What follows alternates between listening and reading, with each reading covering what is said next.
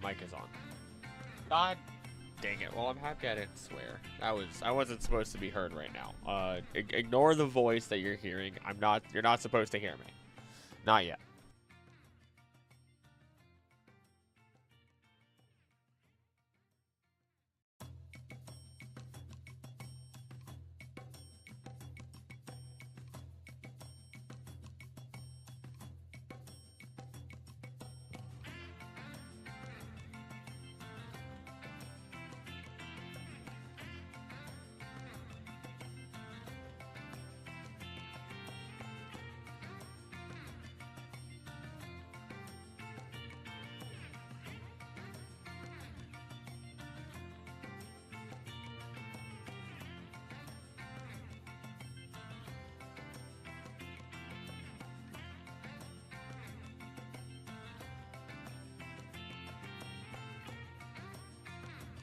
Hello, chats. How are we doing today? Ignore the fact that I totally was talking earlier before you were supposed to hear me.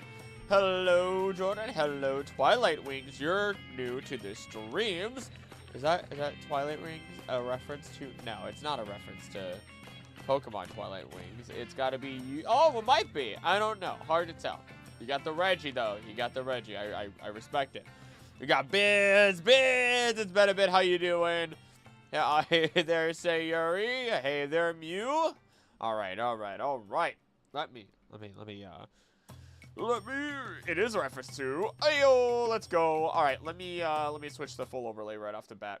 Actually, no. Why am I doing that? Why am I breaking my rules? Also, what color are we feeling today? What color are we feeling? Purple. That's not bright enough. Reds ain't working. Yellow ain't working. I think the blue is really nice. It works really well even with the lighting from outside. And like the girl is looking out the window. Just sub to your channel. I love Pokemon. Oh, you're like new. Well, welcome. Howdy. Hello there. Thank you. I'm working on a bunch of stuff right now. Bada bing. Bada. I want to go blue. The blue is really nice. Ba da da. Ba. I'm feeling ready for warmth. I'm cold. I'm actually kind of cold here as well. Where was the light blue? Bruh. Oh, I gotta tune the color. Hello.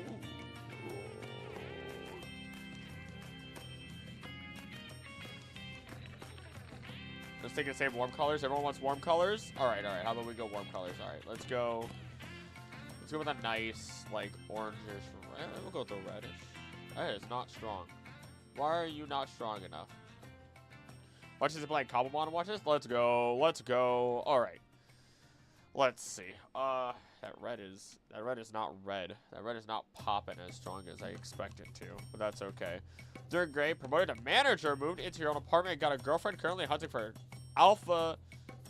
shiny alpha Steelix, I assume. In Pokemon Legends Arceus. My dude, knowing that you love your steel types as much as you do, I hope you get it. I hope you get it. Also, that's a lot of really good news. That's amazing. So nice. All right. So, brain just stuttered for a split second there.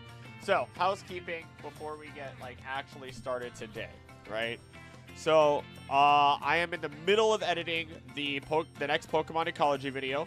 So that's gonna be underway. It's gonna be public on Saturday. So that's just what's gonna have to happen. It's just gonna be live on Saturday. I'm gonna crack it out. Probably finish it on Thursday. If I don't do more work on it today after stream, we'll see how things go. In addition to, as you can see here, or what you're gonna see here, I'm working on the Mega video. Why aren't you strong enough to be talking about my Magikarp? God, why do you give me your toughness battles? Because you are my strongest Magikarp. That shouldn't be that funny. Hey, Crowhoot!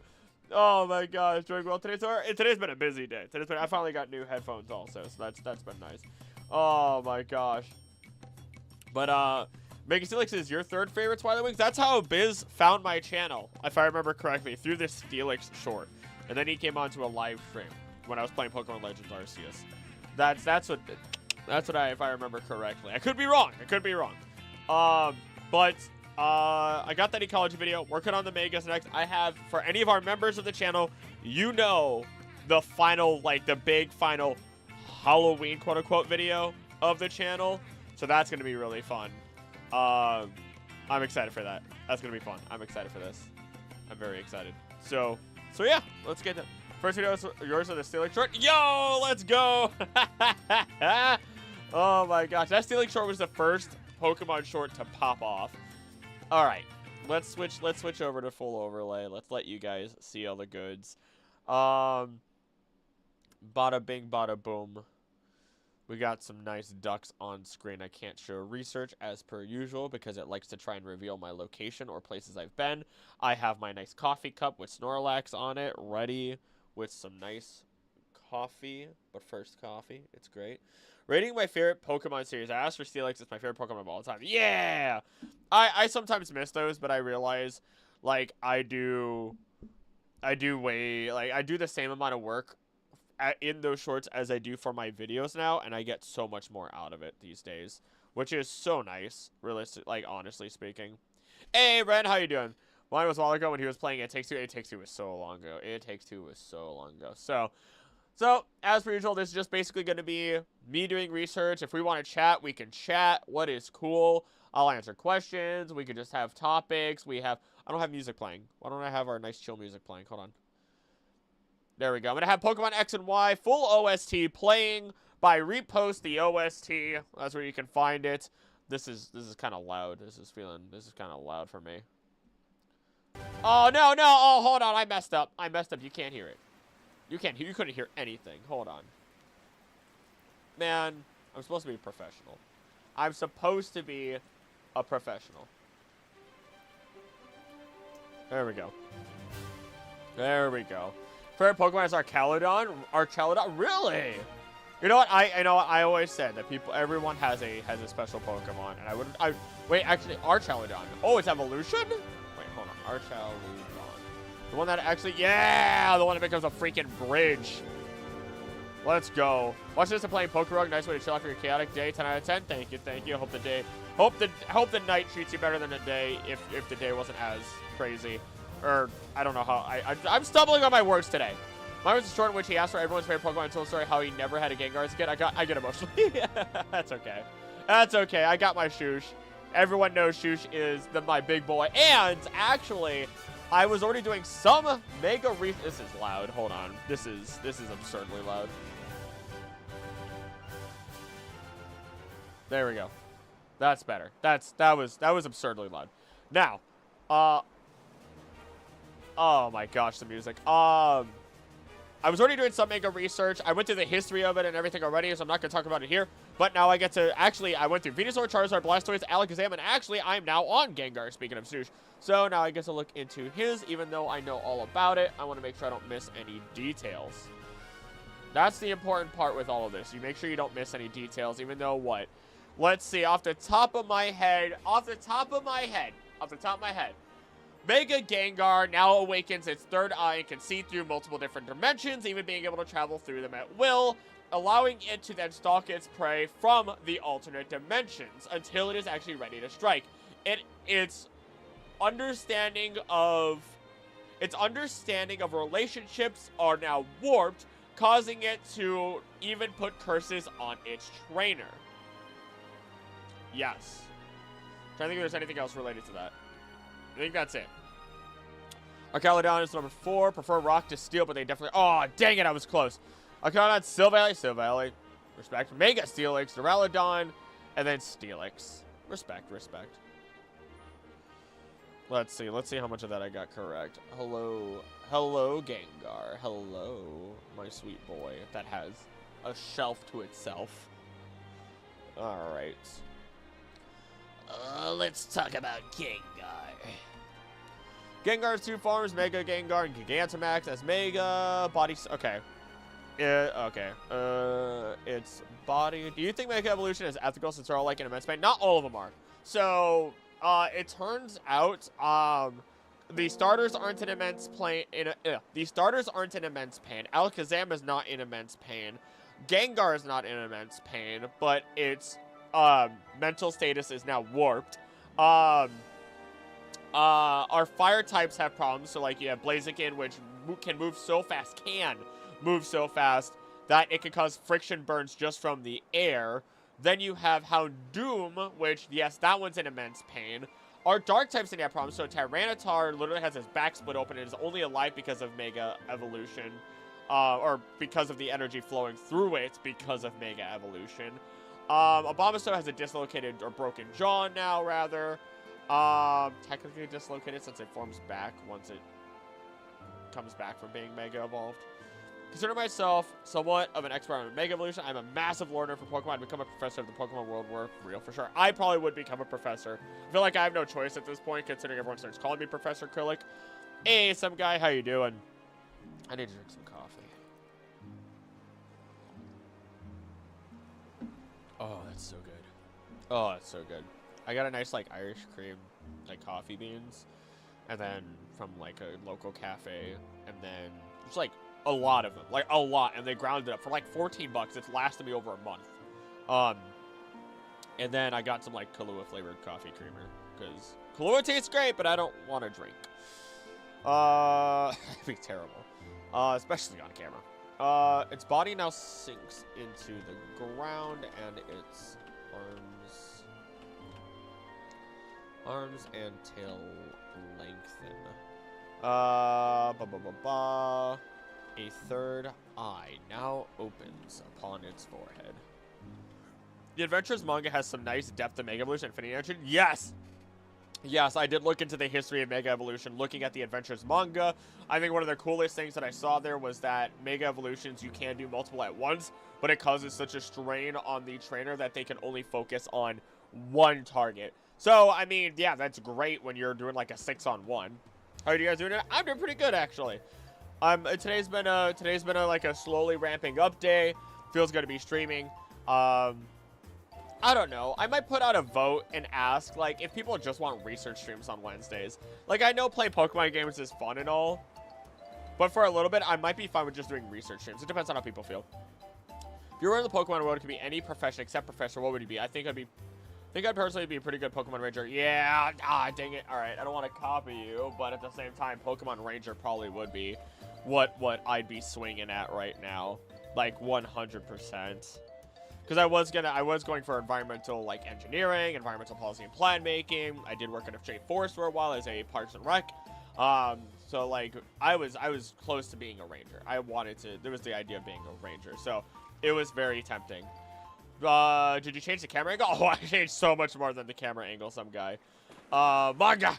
Might be an assistant of sorts drawing the Pokemon environments. You'd be what they call a Pokemon watcher, like Tracy Sketchit. Alternatively, you could just be a Pokemon assistant within the labs. You could still be a professor because there are professors that in the Pokemon world that are considered professors, even though many of them aren't actual professors, that have focused on other areas, and art is incredibly important. That's a conversation I've had, where I actually got angry. All right, I'll put it this way. I actually got angry the other day because, so we finally slowed down, right? We finally slowed down here. I'm not building stuff left, right, and center in the house, that, like, is for the dogs or myself or for my girlfriend or whatever else it is, right? And really, there's only those three things, right? And, like, an island. It was nice to build an island, built some built a dog cage. Like, I didn't do it from scratch, so don't think I'm, like, some great, individual here in terms of, like, I'm not the next Jesus Carpenter.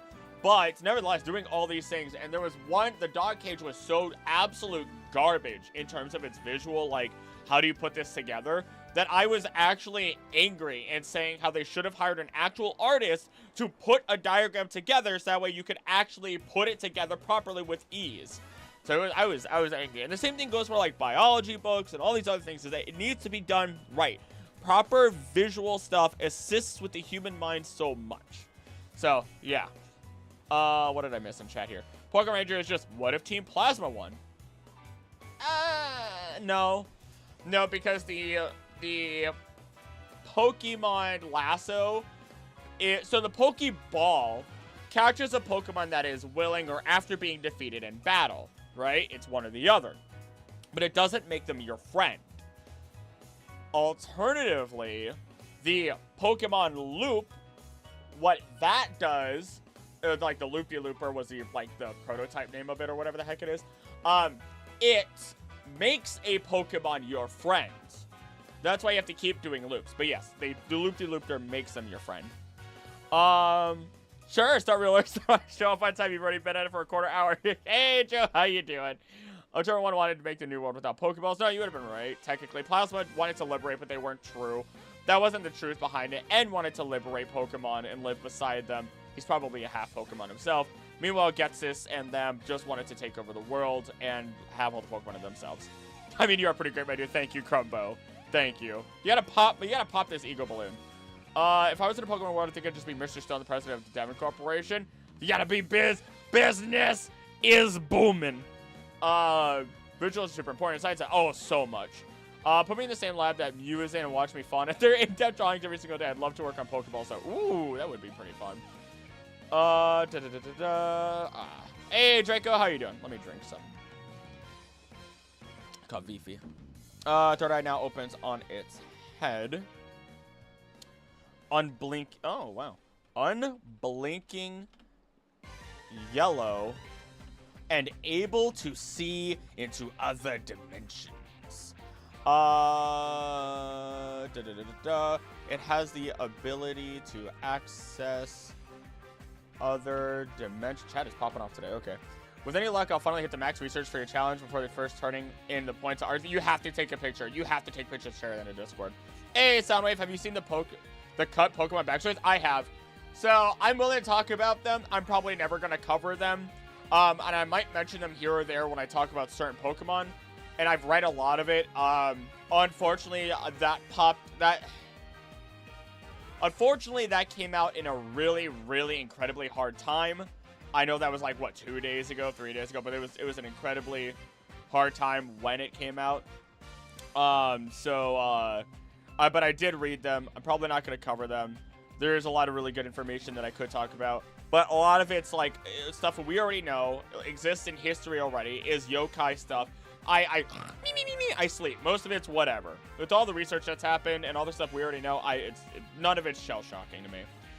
Afraid I must go. I work night shifts and I should have been off to bed at 12. Well, thank you for taking care of yourself and you sleep well, Twilight Wing. See you next time. Max rank is 7, so you can't hit 20k. Huh.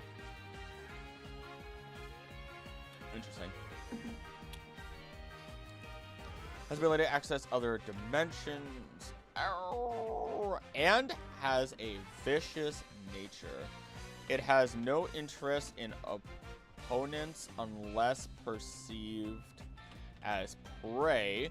Its relationships are warped due to Mega Evolution. It now desires to take and curse. Oh, curse the life of anyone or anything in its path. It may even curse its own trainer. It sinks into another dimension while waiting for a chance to attack. Let's see. The Alpha Snorlax area. What does the Delphox say? Hey there, Aragon. Not even the Typhlosion stuff? No. No, not even the Typhlosion stuff. Because here's... Okay, let's talk about the Typhlosion stuff. The Typhlosion stuff was effectively stuff that you would see... Pocahontas. Okay. Typhlosion is not Pocahontas. I'm just gonna... But it's... Typhlosion is the Pocahontas tale. Older, younger. You want to talk about the other stuff? Let's talk about... Okay, if it's not Pocahontas, let's talk about any other yokai that exists. Let's talk about the Yukiona. The Yukiona appeared before a young man, assuming that the Yukiona was not an incredibly young, but a young woman at the same time. It goes both ways. Double standard. Let's talk about the rest of it while we're at it. How many tales do you have of an older male or older female being a prince or princess going after a younger individual? How many stories are there? Why are we surprised by any of this whatsoever? When we look at mythology, when we look at so many different things, how many gods, how many demigods come down, mate with a human, and I'm gonna say mates because I don't want to say other words, but not consensually, have a child with these humans. I mean, what didn't the angels do? No, the angels fell in love with humans, had giants. The giants, in biblical times, the giants forced themselves upon people, and that's how other children happened.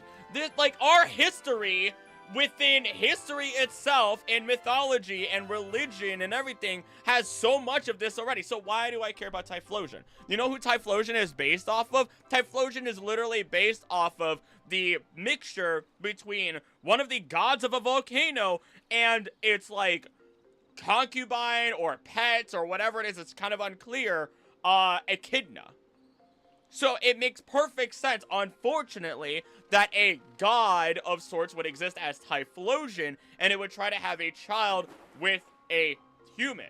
Luckily, while it is still grooming in the case of Typhlosion, luckily, it is implied that she grows up and that was consensual. Then you get into, like, the Slack King story. That was non-consensual. That was very non-consensual. But with looking at that, how many times have we seen stories like that? Go look at Planet of the Apes! Anywho.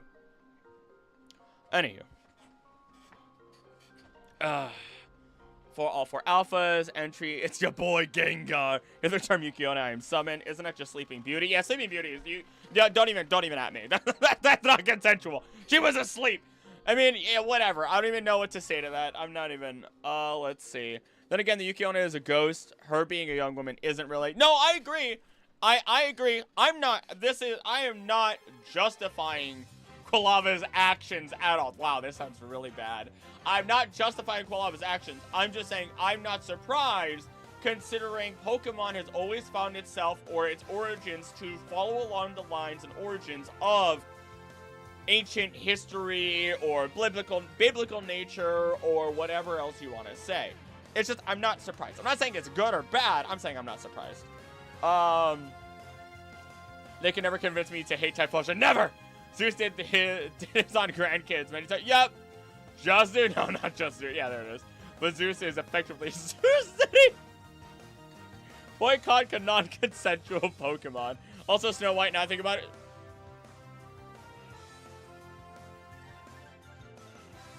I don't know the OG story of Snow White. I don't know. It's also really hard for me to want to do a video on the leak because I'm not a fan of the fact of me getting any money directly off of making a video related to it when that same leak ended up leaking information on past and present, like, employees of that company. So I feel very uncomfortable. I'm willing to talk about it here and there. I'm willing to read stuff that I can find here and there. Beta Pokemon, lore, no stuff that is spoiler for the future of Pokemon. But nevertheless, all these different things. But yeah, it's a bit hard for my brain. Snow White was dead and 16. OG Disney Tales are dark AF. The Prince was in his 30s. Oh, okay, there it is. I do have the original Grimm's Fairy Tales that I should read at some point. I started reading them. I never finished them. Thank you, Barnes & Noble. Non-spawn. Sent to another dimension while waiting for a chance to attack. Jaeger is not up here because he decided he wanted to stay in his cage. And I'm like, are you sure, boy? I'm going to be streaming. And he just sat down there. So maybe I'll grab him later. Maybe. I doubt it. He's probably going to be sleeping. Odie is already sleeping right here. Sending to another dimension while waiting for a chance to do attack. That's pretty much it. Grimm's Fairy Tales are more fascinating than Disney. Oh, absolutely. Well, depending on... Actually, let me correct myself. Depending on which tales we're talking about. Depending on which tales. I realize I haven't said anything. Hello to our VOD watchers. Hello to our lurkers. Thank you for being here. Let's see. What does its Dex entry say? Relationships are warped. Blah, blah, blah.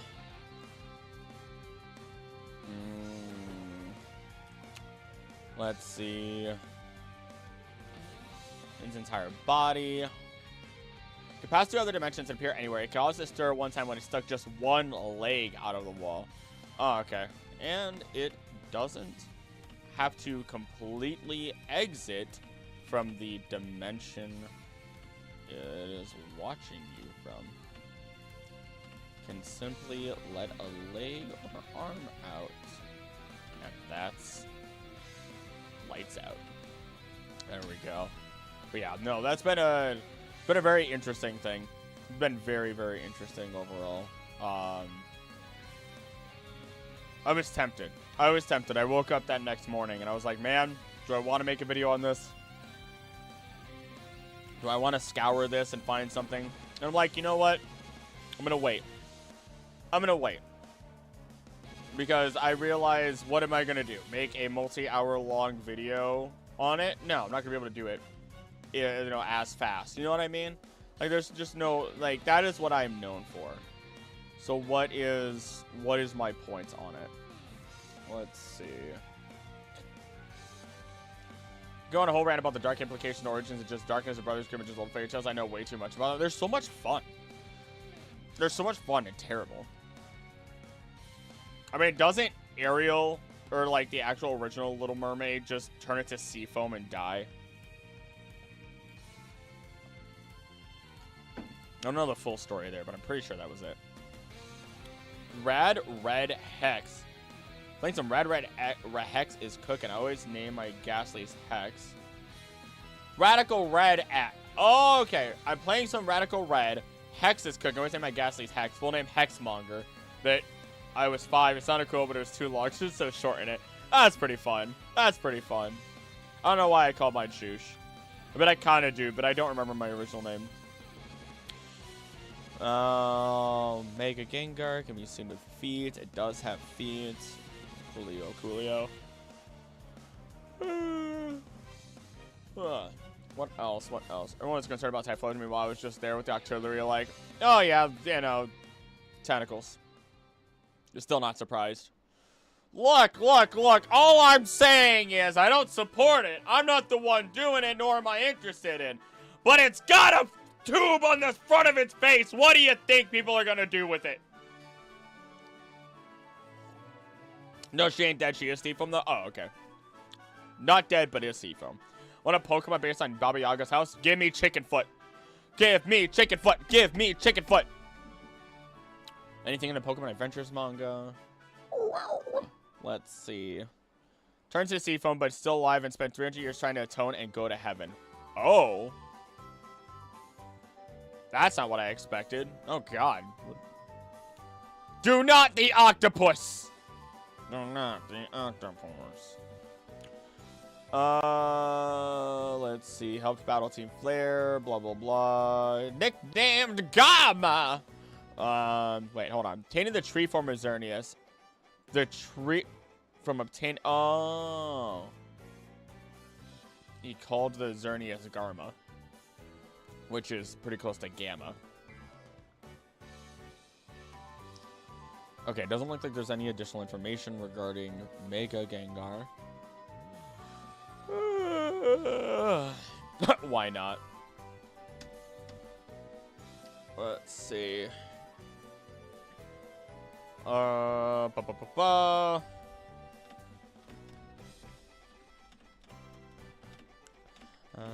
Sorry, I'm typing out stuff that I will not say out loud because you guys don't get to hear my opinions about the Pokemon out loud. For the video. Are you covering Primo Groudon and Kyogre? They're not considered megas, are they? Let me look. Yeah, they're not, they're not considered megas, so the answer would be no. Unless people really think I should. Because otherwise they'll just get their own video. My Pokemon name's the same because I don't believe in dupes. Do you know the worst part of this challenge I'm doing is trying to get research points for a card Pokemon that could only be gotten over level 10, so we'll disobey. Ugh. I know that a little too well with the, not really Mega since they don't require a trainer to evolve. That's also true. Rayquaza also technically doesn't, but also it was worshipped by a bunch of people, so technically it has the bond that it needs to evolve. It's also an incredibly powerful Pokemon because it is implied that. Okay, so Z Crystal Power and Mega Evolution are catalysts for the bond between between trainer and Pokemon that allows infinite energy within a Pokemon to go beyond its limits.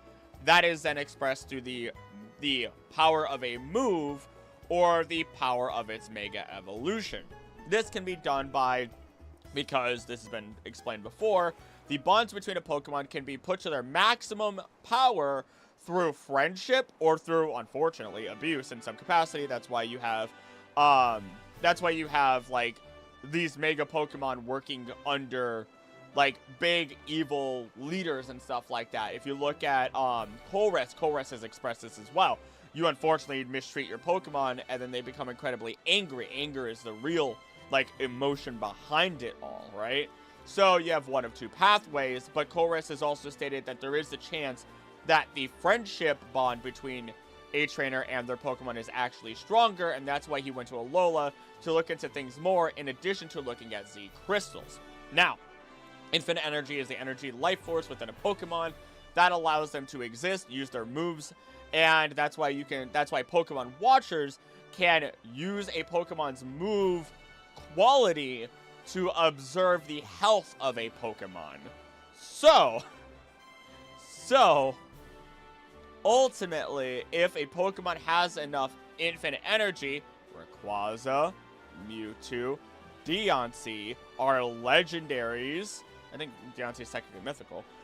They have that ability to go Mega without a trainer. They have way more energy within their bodies, assumedly, but having a trainer would probably assist with it. So yeah, that's pretty much what I've got going on here. Romanian is the one you're working on now, keeps this so bang itself to death. That's funny. Gotta see you. See ya, Erica. Thanks for being here. Hey there, Annie. How you doing? Oh, ooh, the Team Flare music. So yeah, hopefully that makes sense. That's kind of... I have yet to talk about infinite energy in a video yet. Does that mean Bidoof can go Mega without any help?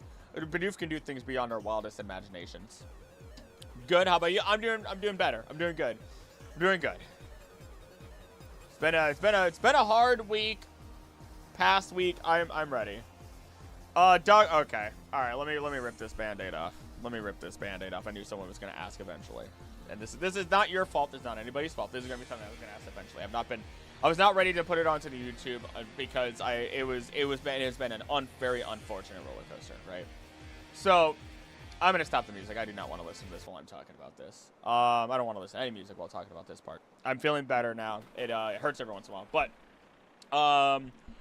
literally the day after I went to the vet with Chi-Chi, she went downhill really hard. I mean, like, she spent the entire day, if she wasn't asleep or being carried like a baby where her head was up, coughing and hacking and sounding like she had like fluid in her lungs. It sounded like if I was having an asthma attack. So I knew exactly how she felt. I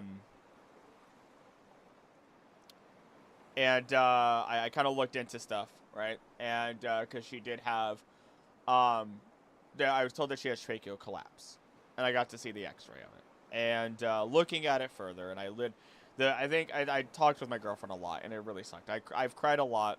I've cried a lot already, and I think the part that hurts the most is I could do all this research. I could do a lot of things. I could do so much. And I wanted to try and find an answer, to find a way out. I've dug and dug and dug and found research and information regarding so many different things. Things that people have not been able to find out. Things that people would otherwise not know about. And I kept digging and finding reliable sources.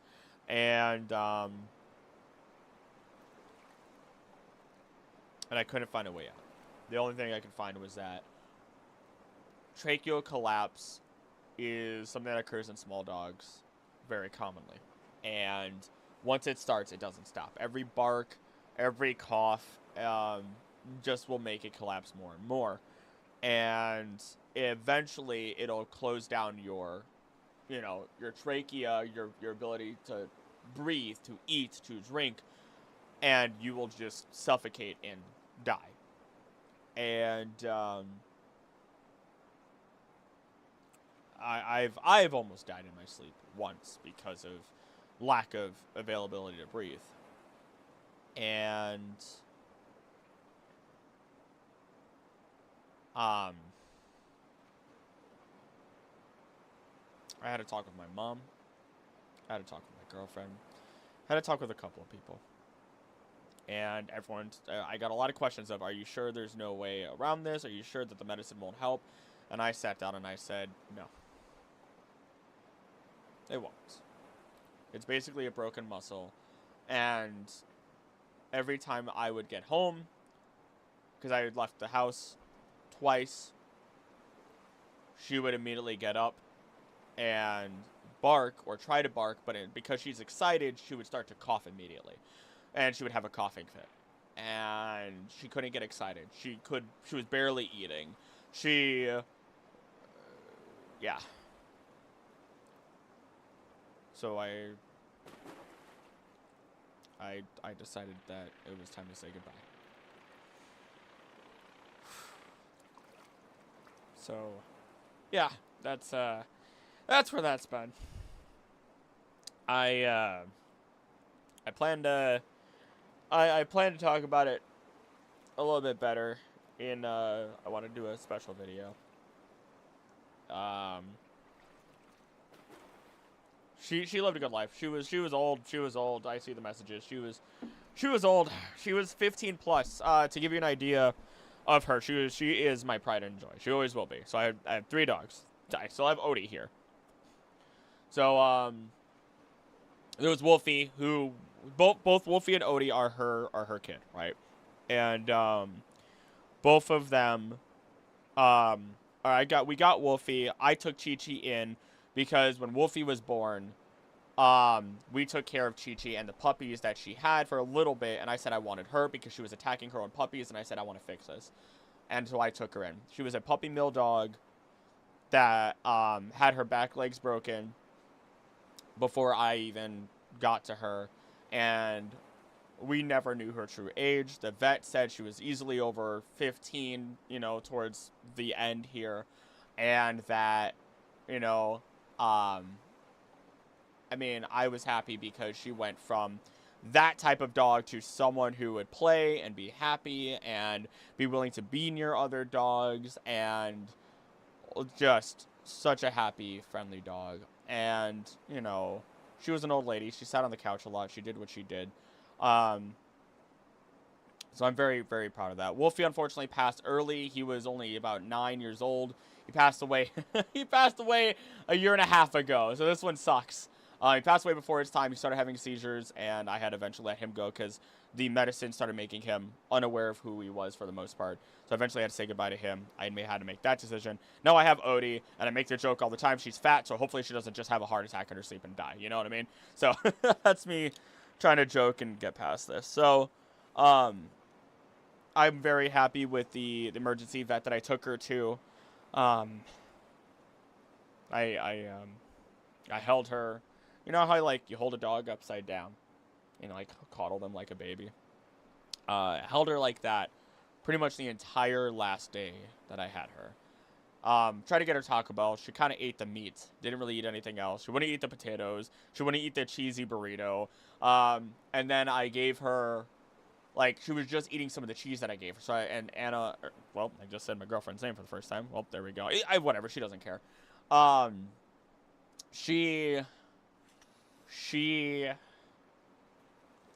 She looked at me and she went, why don't you just give her a whole bowl of cheese? If she's eating the cheese, give her a whole freaking bowl of cheese. So I gave her a full bowl of just shredded cheese, and she ate it.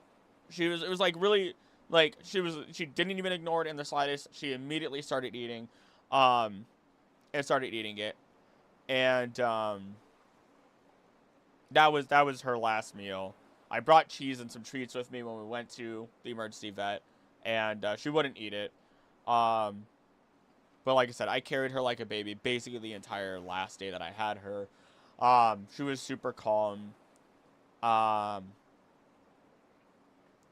and I told the vet, please, please, please hold her as I'm holding her, because the last thing I want is for her to have a coughing fit again. I'm done. She is done having coughing fits.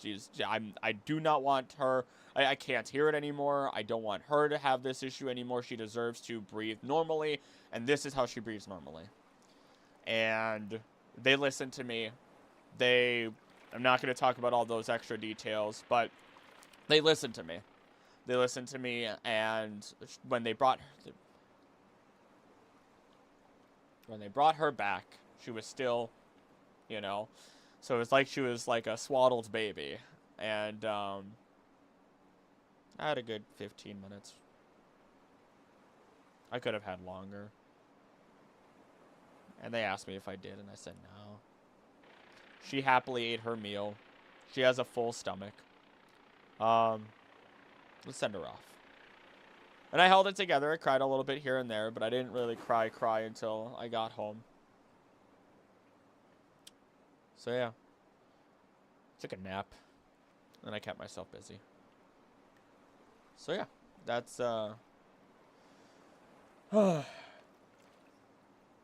that's what happened. This was Dodger's sister. Yeah.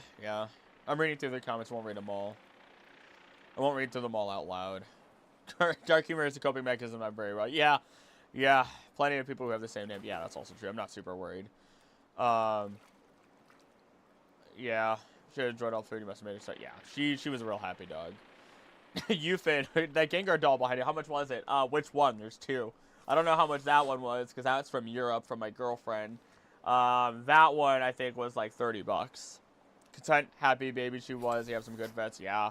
That vet, I'm definitely, if I need to go in the future for emergencies, I know exactly where I need to go. So yeah, there's that. Sorry. Ugh, God. I'm not one to cry on camera, and if I cry, I'm not ugly crying. I'll let the tears run, and I won't be shy about it. But yeah, I'm not gonna ugly cry, so never expect that at any point. I don't do it. I don't ugly cry in front of people. I remember when I was at that vet, I sat there and I was like, nope, I'm still in public. Like right before I was about to break down, I went, I'm still in public. Not yet. I have business to take care of. Still. You know? I'm good at being able to hold myself together in bad situations or when I'm feeling really, really crappy and getting things done so that way later on when I'm by myself or I'm with, you know, the lady or anything else, just gonna cry. Revette doing something while putting my cat down that hurt. She looked up with a bright smile without saying anything. Made me think miraculously got better before she goes. Yeah. That's the hardest part, right? I'll admit, with Wolfie or with Chi-Chi, after I made the decision, after I came to the decision, it was like, no, this is what's happening. I need to do this, and I'm not backing down. There were moments where they were doing incredibly well, and I'd be like, you can't do this to me. You cannot act like you're perfectly fine. You can't do that. That's not okay. You're being a jerk right now. And then they'd start being weird or coughing or whatever it was. Not Wolfie coughing, but Chi-Chi coughing. So, yeah. Yeah. JK, your emotions are extremely valid. Hi, Jay. Thank you for being here, and thank you. I'm good with my emotions. That's the good thing. I'm comfortable with my emotions. I appreciate you guys. I've been tired, of course, lately. It feels very weird because I've had Chi-Chi with me since, I want to say since the end of middle school. That's how long she's been around. I'm putting on the music. Let's go. I'm putting on the music. I'm drinking my coffee. Alright. Okay. Alright. A decade later. Alright. We're good. We are good. We're gonna be fine. Gives the shiny the love it deserves, but Mega of my favorite Pokemon. I will say, at least right now, you know, if anyone's going through a tough time, know that you're not alone. Typically, you can freaking throw a rock and you're gonna hit somebody who's going through a similar situation to yourself, or can at least understand. So, you know, the thing that I'm doing with my life right now, because, you know, obviously Chi-Chi is gone. That sucks. It hurts. I've come to terms with it a little bit better. I've cried a lot of it out already, so I'm doing better. That love doesn't go anywhere. That love still exists. That energy still exists. You got to put that effort somewhere. My effort goes into this channel. My love goes into this channel. I've been cleaning around the house. I've been taking care of stuff. I've been doing more cooking a little bit lately. I've been playing with Jaeger a little bit more. Odie has been around me a lot more because she needs the love and support, considering she's always had Chi-Chi since she was born. And yeah, like I'm just putting my energy into other things now because it's a part of coping and everything. And also, I know that I have people I can talk to. I know I can talk to you guys on Discord, and I know I can talk to my girlfriend, my family, so on and so forth. So it's very nice. Learn your most value. You should feel encouraged to let them know no one here is ever going to judge you. Oh, I understand that. Trust me. I understand that, and I do appreciate it. I also know I'm not going to let myself break down on camera. Will I break down later? There's a small chance, but not necessarily. I'm sure I'll cry later. I'm sure I'll shed a few tears at night, or when I go, like, take a shower, or I might get emotional when I go, like, work out, because that's my alone time. You know, that's just normal. How to get a pumpkin for 18 years. Long-living pets control a hole in your heart when they pass. That's... Yeah, I found a few days ago an old coworker of mine just passed away after multiple consecutive seizures. I've been dealing with that since, so I get the feeling. Joe, we are here. Like I said, like, there's my perfect example of if people are dealing with a situation, know that you're not alone. You are not alone. So, don't be afraid to reach out. My last recommendation for anybody who's dealing with bad situations is, outside of putting that energy into something else, you know, when you lose someone or you lose a pet, whatever it is, put that energy into something else. Make sure you give yourself alone time, but also don't seclude yourself. I think a big part of the healing process is allowing yourself to have alone time, to reflect, but then to also be around people for that support. And that has helped me a lot, because for the first time in years, I not only have, like, you guys, I have a good relationship with my family, but I also have somebody here in person with me that has helped me get past a lot of this. So, when I worked at my local board of elections, when I left, she gave me her contact information if I needed any help, and also insisted I put her down as a work reference. Gotcha. So this one's, I gotcha. I hope that you start to feel better as well, Joe. I hope that, it's hard to talk about that kind of stuff, I guess. But I hope you've given yourself time to let it out. I hope that you've given yourself, you know, that room to let yourself come down a little bit and then slowly bring yourself back up. Recently, had two cats pass away. They were brother and sister, 18 years old, died a few months of each other. I was genuinely scared. I'm sorry for yourself as well. I was genuinely scared because Odie is feeling a little sick, and I'm not sure if that was like sick or depression. So that's been an interesting thing. Therapy honestly will be the first thing to talk about with a professional since her death. I hope the therapy goes well. As much as I can really say. Let's see here.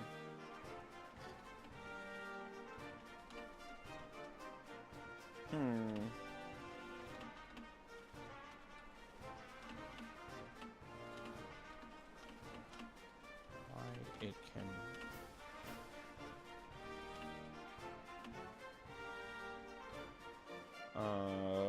I need to move my phone here. I don't know. I also bounce back pretty quickly. That's always the weird thing, and I always feel bad about it sometimes. I bounce back. After a bad situation, I bounce back real fast. It's odd.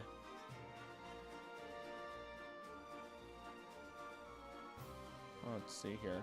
Substitute counselor because mine's on maternity leave. Oh!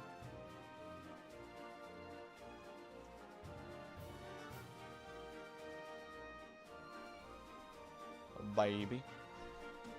Alright, let's... Okay. Alright, I have a responsibility. I have a responsibility here. What do you guys want to... What do we want to... Let's... Anybody else have stuff we want to let out? Might as well. You might as well let your stuff out now. If you want to let stuff out, is the time. Otherwise, we're going to pivot.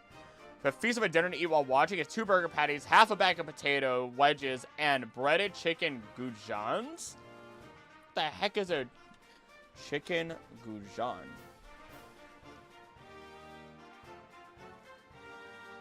Baked chicken goujon. What? That's is that Indian based? They're basically chicken tenders, but not quite. Under the...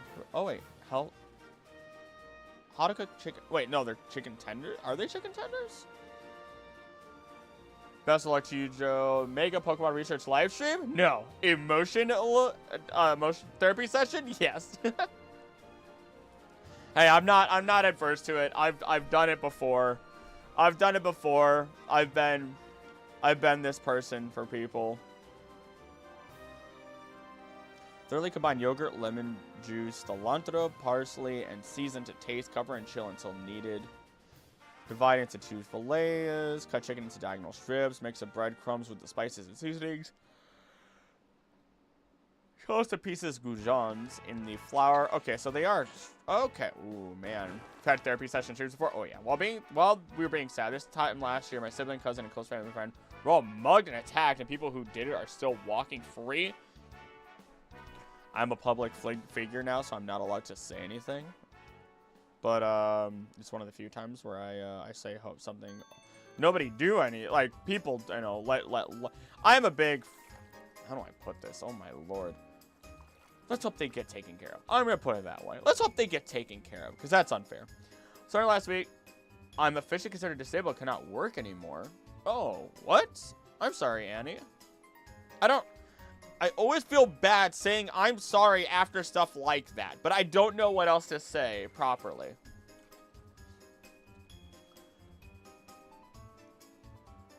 You know what I mean? Also, Annie, you make sure you take care of yourself first. I see that you are a member of the channel. You make sure you take care of yourself first. That is what is most important, please. I don't want to hear that it's only $3. I want you to make sure that you are taking care of yourself. Because worst case scenario, like, I plan on putting out content and I have, you know, ad revenue and everything that'll come through. But at the same time, if anything, if this goes downhill, I'll just go get another job. More fraying than anything, TBH. Okay, we take that. We take that. That's a big plus then. Physical and mental. Mine's mental. I've also experienced physical disability, both preventing me from working. Yeah, well, I don't know what gosh, you can't just say that, Acrylic. I was about to say something that how do I will, I promise. Good. That's all I wanted everybody here. Everyone, you make sure that you are taking care of yourselves first and foremost. Numero uno is yourself, and you come first. I'm always going to put myself first because I can't do what I do unless I'm in peak condition to then provide for others. I got to make sure my cup is full so that way I can pour a little bit into everyone else's. That's the way I play it. One of my dimensions are apply to go through different multiple different dimensions.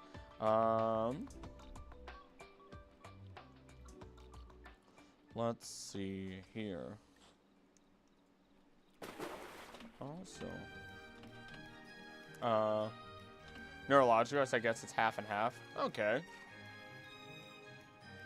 Also wonder if Pokemon like Palkia ever have a problem with it going through these dimensions, or if there is where we might see somehow some naturally occurring Mega Pokemon or Mega Gengar in places such as in places. We'll just say in places. We'll just say in places. Actually, not that much to talk about with them. It's very interesting that the third eye. What is the third eye? Is there another? Third eye's representation of mystical intuition and insight, an inner vision and enlightenment beyond what the physical eyes can see. It is traditionally depicted as being located in the middle of the forehead. I'm just gonna.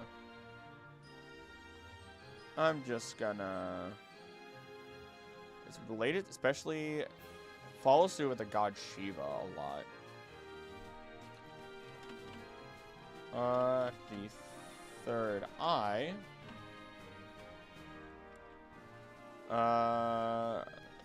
Also often associated with the god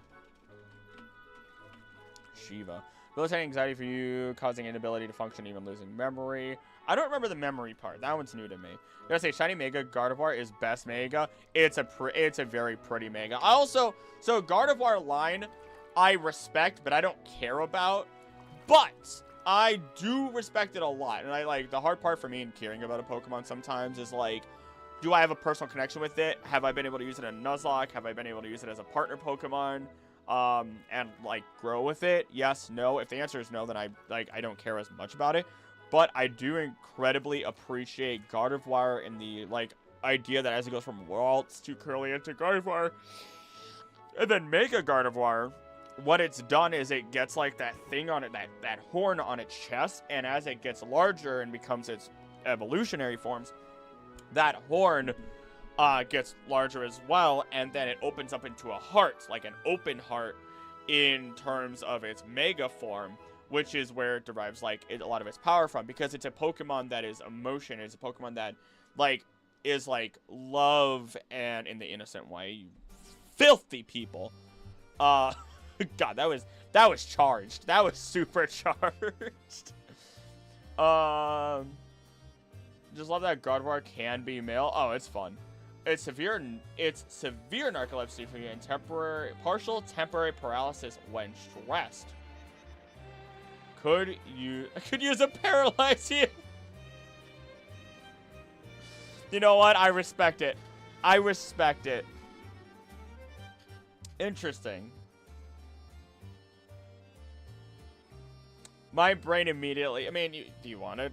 Can we just hook you up with some awakenings? Oh, yeah. Can we just hook you up with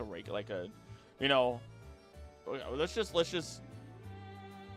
Oh, so we can't. Hold on. We can't give you anxiety to keep you awake at night, because then you'll just get temporary paralysis. And temporary paralysis isn't fun. I've had sleep paralysis, so you know what? I get it.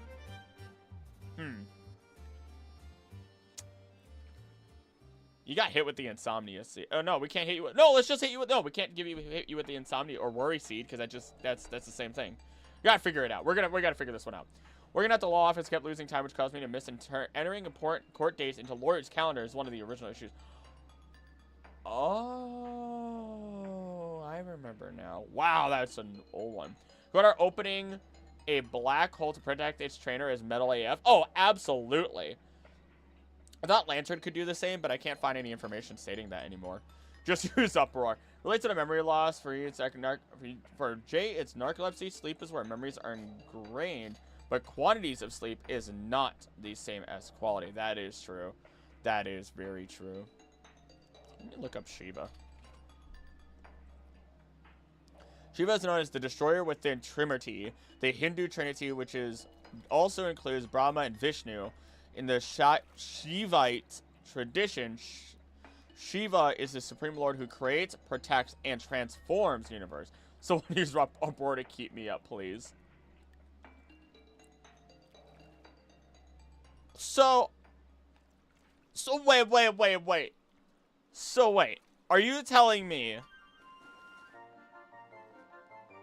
that explains why Mega Gengar is such a, like, well, doesn't care, just goes after anything and everything?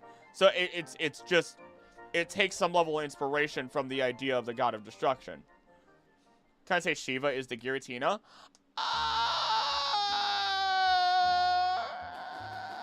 Old Giratina, I would agree.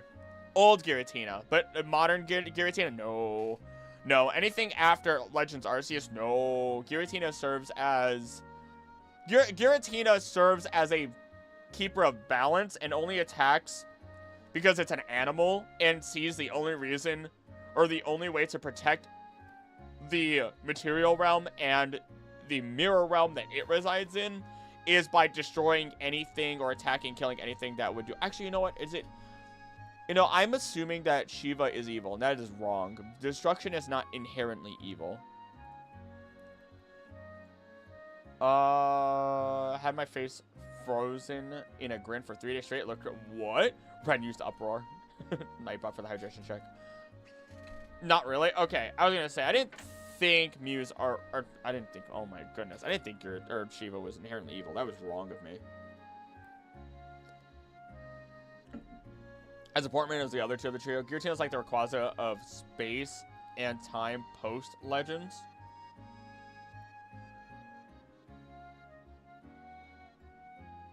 Kind of. Kind of, yeah. Okay, yes. It's antimatter. So, Giratina is the Rayquaza of antimatter. Because it does represent antimatter. Okay, so... is the god... okay. God of destruction. And no, not like evil destruction. Kind of more like general destruction. We could, I mean, if we want to be a weeb about it, think about Beerus. Beerus. Before creation comes destruction. Before creation comes destruction. It's a balancing act. It's a balancing act. All things derive from what has already been created. Think of the laws of matter. Nothing can be created nor destroyed truly. Everything is basically... Oh wait, it's not laws of matter. Oh my goodness. Law of... That is a mass.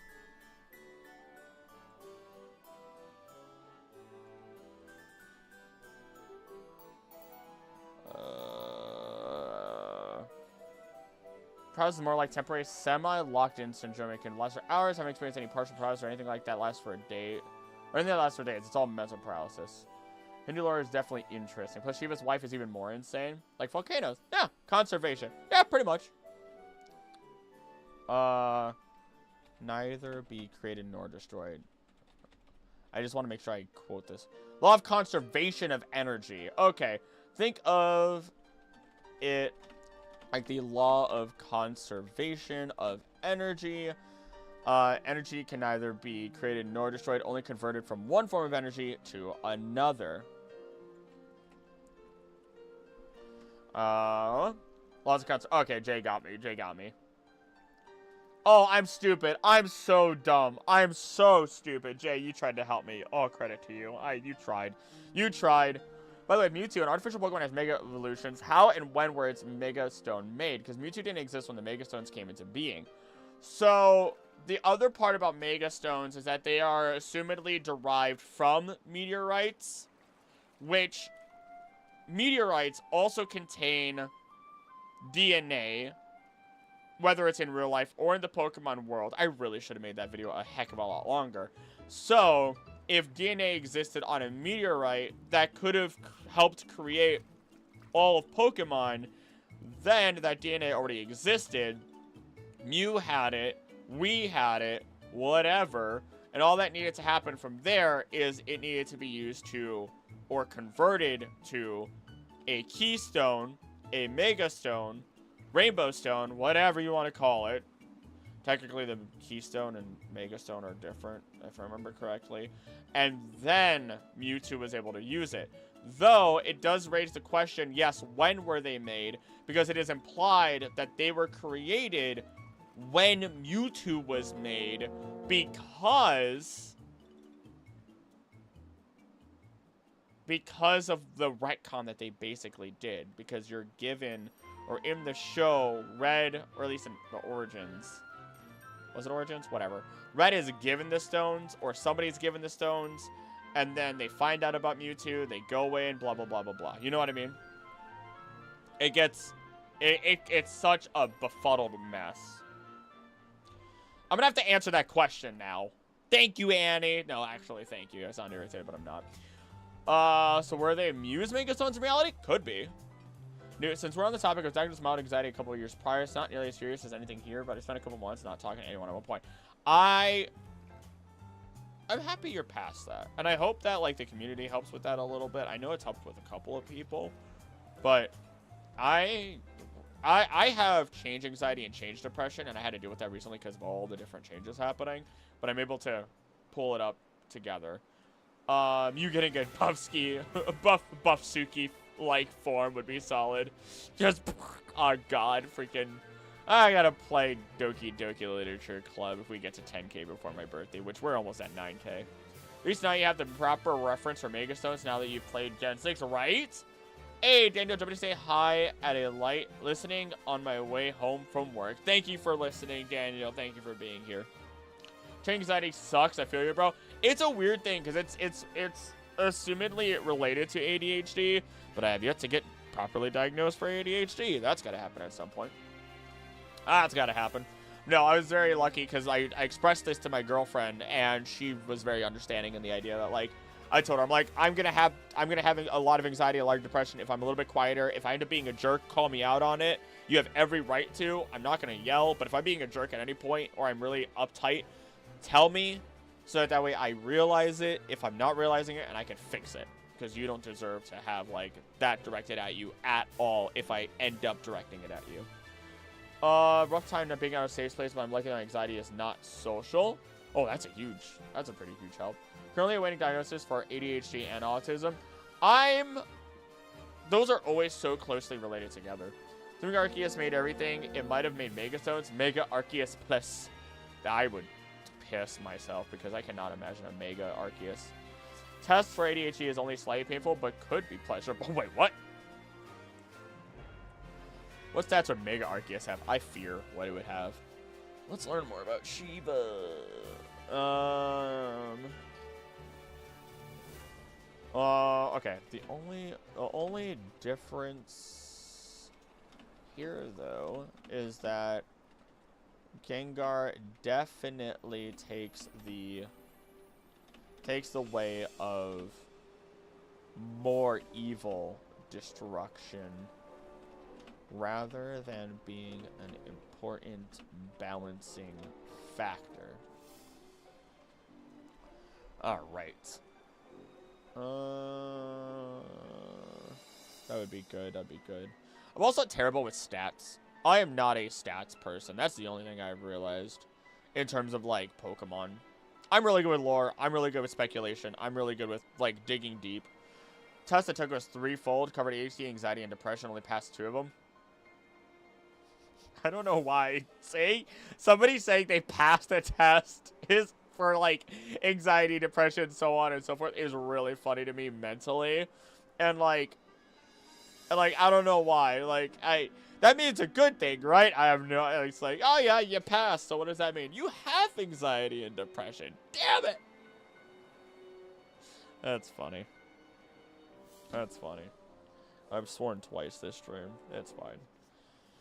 Fortunately, I got angry at myself and it went outwards. It happens. Like, that's the one thing.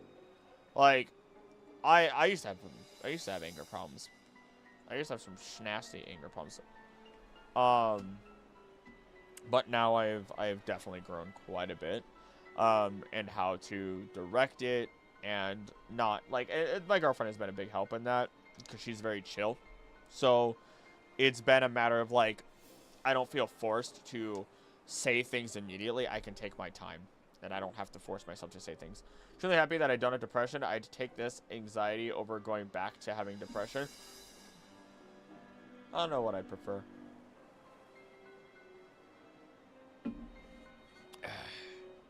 I think I have anxiety most of it. Or, I don't know if I have anxiety most of the time. I was about to say that, but I don't know if that's true.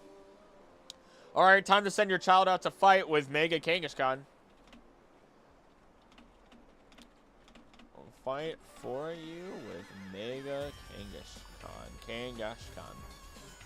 Out of my safe spaces more often, but I'm constantly still worried of being taken for a fool. Then it circles being afraid of being afraid, and it sucks hard. Ah, yes, the what is called the hell loop. You have recognized what it is, and one of the ways that you can get past it in a really weird way is to simply say out loud what your emotion is. Like, when I was incredibly angry over something I will not talk about on stream, unrelated to, like, family, my girlfriend, friends, or anything along those lines, I flat out said, I'm upset, I'm angry, I don't want to be angry, and it helped me actually calm down. I wasn't yelling it or anything like that. For some reason, the human brain just works that way. And same thing goes for, like, anxiety, like, some level of anxiety, some level of sadness, and just to mentally, or to say it out loud somehow helps work with it. It helps break that loop somehow. Thinking that since Eternus goes into Eternamax form due to the overflow of energy, as we were told, would it be possible to push it into Eternamax via Mega Evolution if you had the Mega Stone for it? I think I'm gonna dare say, okay, we're gonna talk about the leak for a little bit. I'm going to make the assumption, because is Eternamax actually a Pokemon? If it is not, it is one of the giants that Arceus fought when it broke out of the egg. I'm in a lore of Gen 5 to my partner today, at least 20 minutes away, but I can't learn what Pokemon knows what moves. That I have pretty locked into my brain, oddly enough. Kangaskhan War Criminal confirmed. Only existed while I only existed while I was committed, but there's no life to be seen. That felt like I was dead while experiencing it. I see exactly what you mean then. Just found. Oh, hi, Lazy Hippo. You're new here, I think. No, I've talked to you once before. Just found out that what I thought was just me being lazy was actually mild catatonia. Now I'm on Adamant 3 times a day. I can actually do things. Yo! Let's go for useful diagnoses and proper like assistance. That's a win. That's a win. I hope Game Tunes do Billy Bust Up soon. Hey there, Mark Reed. I think you're also new here. Billy Bust Up is it's happening to my knowledge. Hey Nit, how'd everything go? Just a lurker? Gotcha. Well, thank you for lurking. Time to send out a child to fight for you with Mega Kangaskhan. While the mother goes unchanged, the baby temporarily grows and gains some new features. Raised patches on its body, spiked growths under the ears, and it is now feisty, hates to lose, and will boldly challenge its opponents to protect its mother.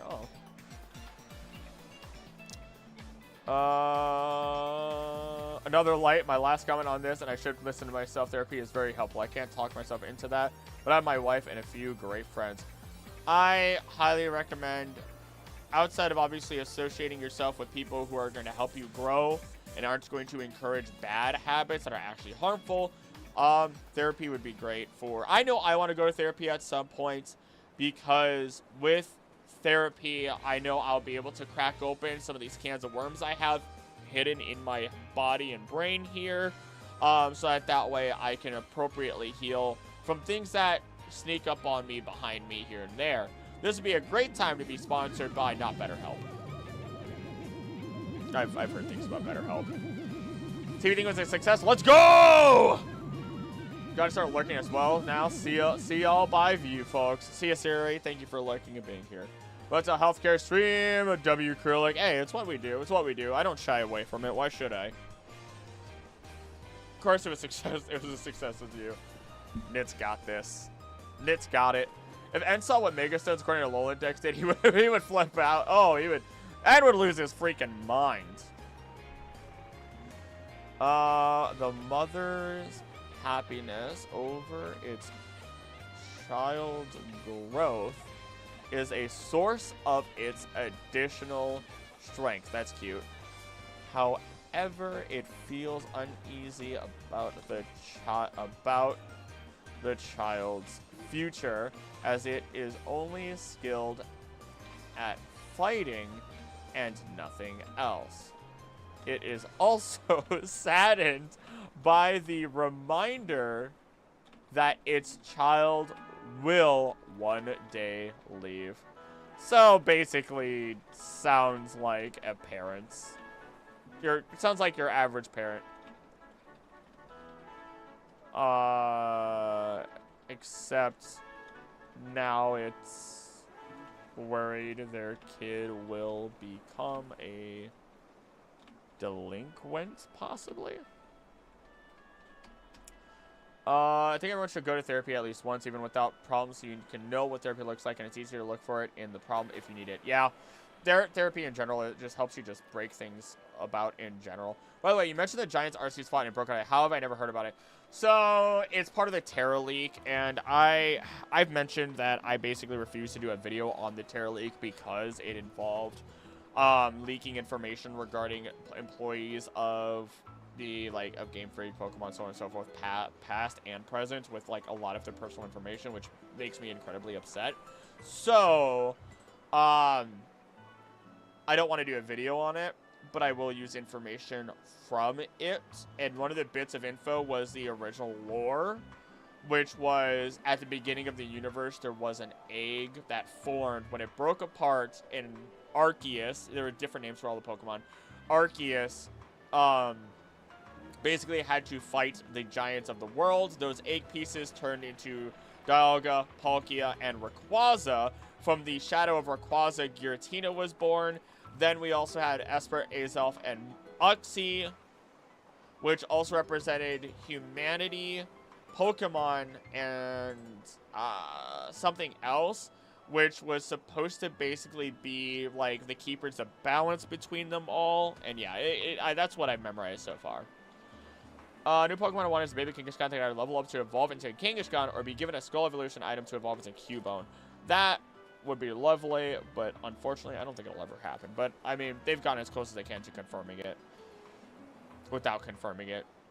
A lot of people don't realize how things can be so stressful and look so normal. Talking to someone with an outside perspective, even just a one-off session, can be helpful, yes. It's important to talk to somebody close to you, like very close to you, somebody who is just a friend, and somebody who is removed from the situation completely. By using those three things, you can associate the situation towards finding proper solutions or insights that you would have otherwise not been able to see. One more comment. I haven't relapsed because of the people I surround myself with, but I still need therapy. You're winning. You're winning. You haven't relapsed. You're winning. You're winning. And even if a relapse happens, you will continue to get better. We are not going to encourage a relapse, but yeah, there you go. Every little step is a win. Shadow of Rayquaza? Yeah, Shadow of Rayquaza. It was like from the shadow of this being the creature of blank was born that flew through, the creature that flew through the sky and protected the skies, its shadow was born into a new Pokemon. Which is interesting because that also implies the idea that that by flying so close to the sun, it was such a large shadow, because Rayquaza can, go through space and everything like that, that the shadow grew its own life. Every little step is a win. Recovery isn't linear. It has no written map. Has no written map. Facts. Going back to lurking. Take care, everyone. Take care, Lazy Hippo. Thank you for being here. Let's see here. Kept my head above water before I started seeing her. My doctor was contemplating institutionalized because I was that bad and falling fast. I'm happy. First off, thank you for being here. Happy you weren't institutionalized and that things got better. And this is why I don't show my stuff on screen. Because I just saw 3 ads for places I have been. Not even recently. I just was generally around it.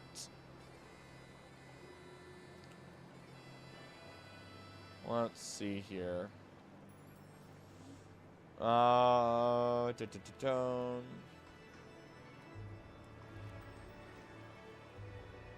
Okay, so I'm not. It was in the Pokemon Adventures manga, but I'm not seeing anything else. No, it is using X's. Little Kanga can Mega Evolve and fight on Mother's behalf. They both debuted. Okay.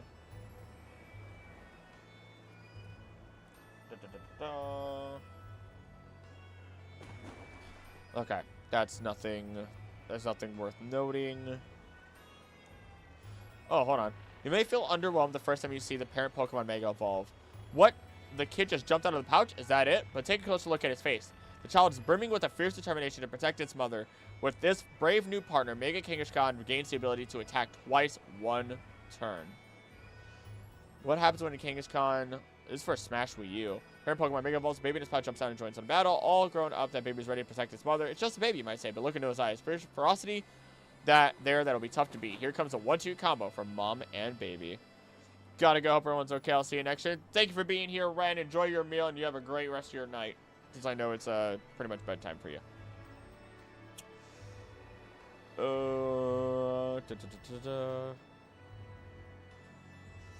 Some early Pokédex entries specifically mention female Kangaskhan. The female raises its offspring in a pouch on its belly. From Japanese Pokemon Red and Green, as well as Fire Red, the female raises its young in its belly pouch for around 3 years. And then in Stadium, this may apply. There are male Kangaskhan as well, although they are not seen in Pokemon media. Huh. Very scary ability of Mega Kangaskhan. Yeah. Yeah. Yeah. The one that broke everything. Interesting, though. This is just classic worry. Within parenting. And let's see, what else do we have here?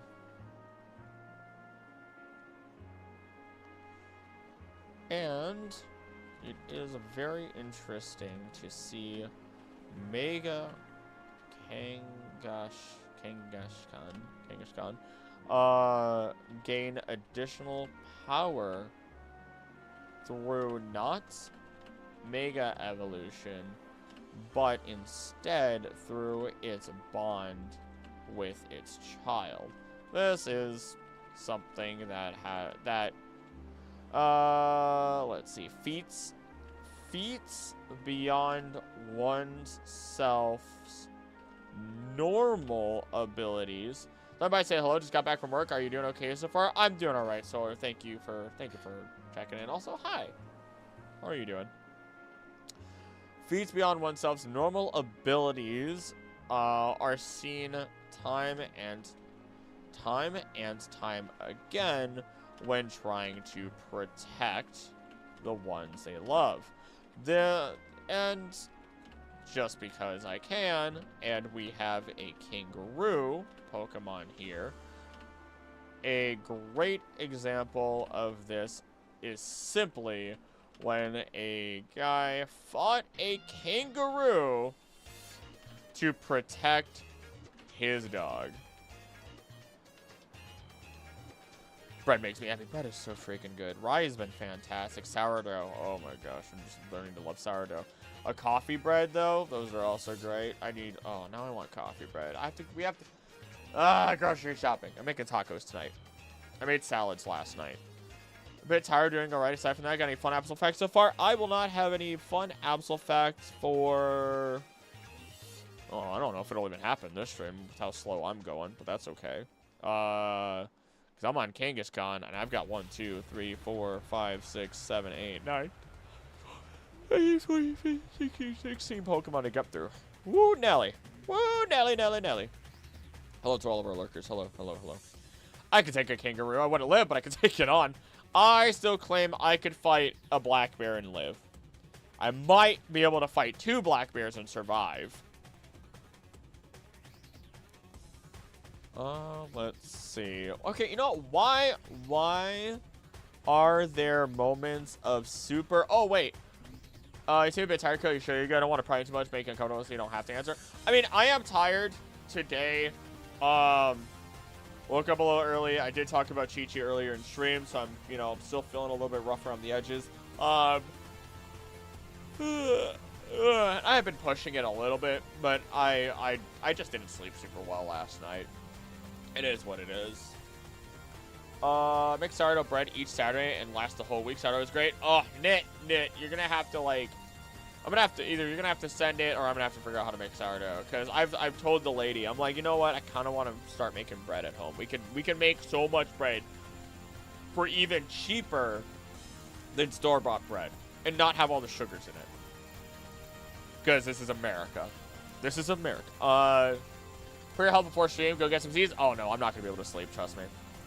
Why are there moments of I know it's like related to adrenaline.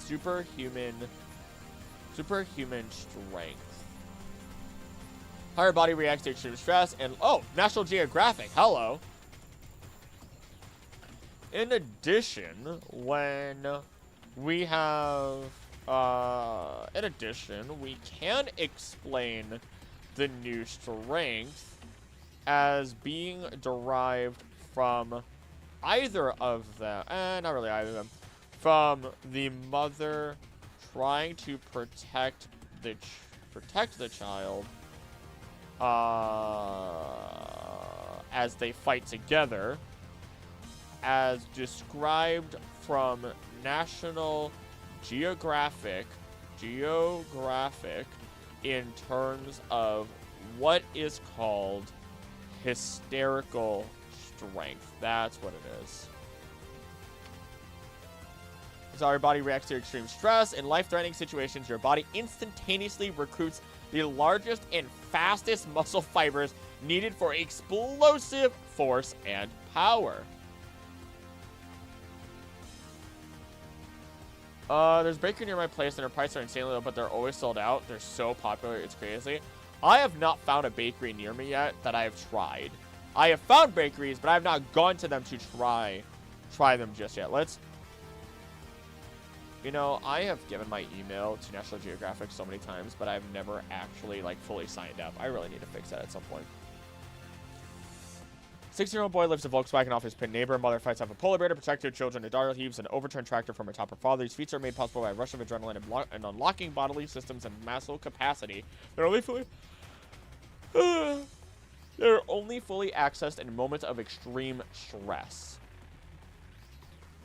All right, let's quote both of those together. While these incidents are so-called hysterical strengths are real, the phenomenon is tricky to study in the lab. Doing so would be dangerous to our participants. Instead, neuroscientists build on what's known about the brain and body's fight-or-flight response and the stress feedback mechanisms associated with that to fuel these acts of extreme strength.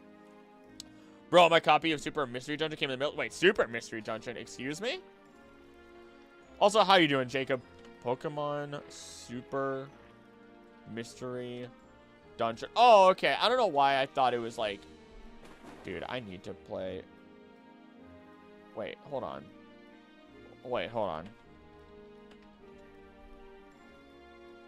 That has Mega Pokemon in it. The 3DS one? Bruh.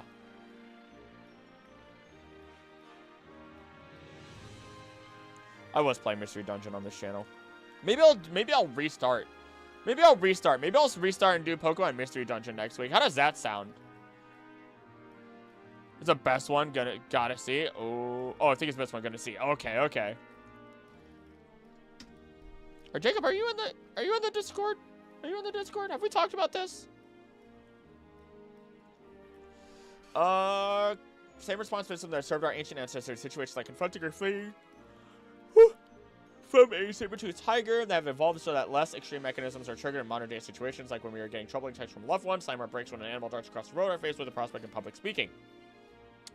I think so. I never see Discord notifications. Okay. I just wasn't sure. I try to encourage people to be in there.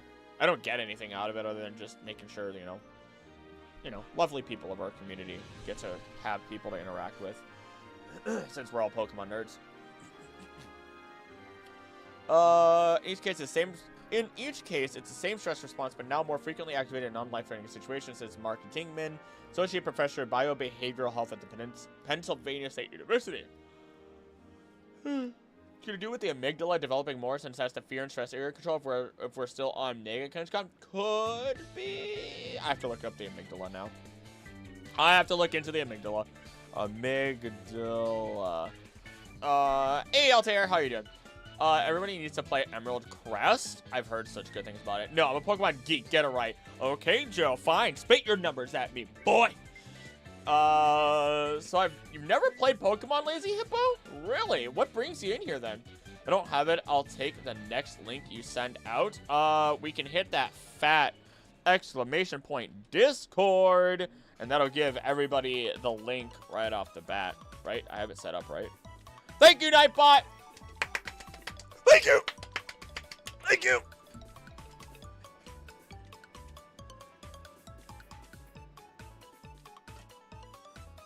Small part of your brain, but it has a big job. It's a major processing center for emotions. Also links your emotions and many other brain abilities, especially memories, learning, and your senses.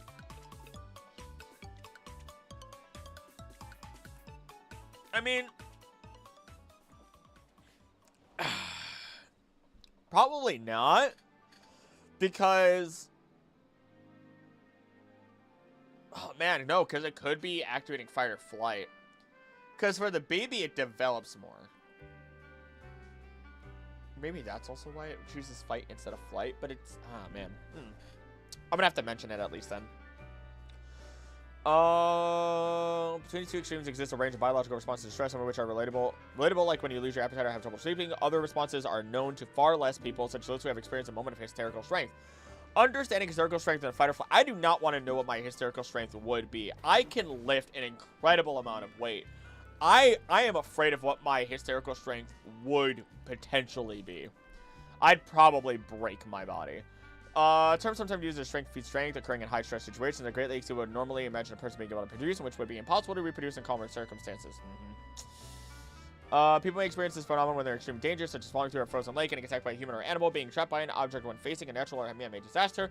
Same response can also occur when intervening to protect another person in danger, so it's not only for self-protection, says Massimo Testa, a sports medicine physician at Intermountain Medical Group in Utah.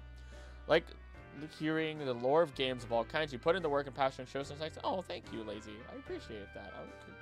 I appreciate that. Last Pokemon game I played was Soul Silver, and I still enjoy Poketube. You'll be fine, Lazy Hippo. It's nice here. Gosh dang it, guys. Okay, thank you, Ned, as well.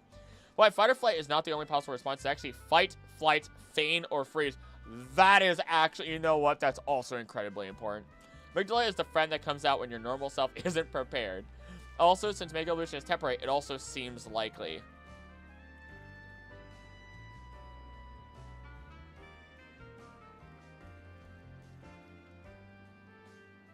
Yeah, it's a possibility. The more you guys are talking about it, the more I could see it as a possibility. Interesting. Interesting. Nope. Nope. Nope. Nope. Nope. Nope. Nope. Nope. No sad music. No sad music. There we go. Much better.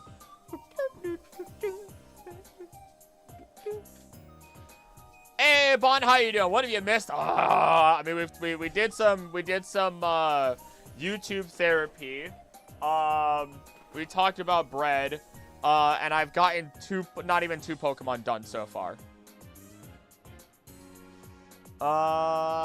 Let's see here.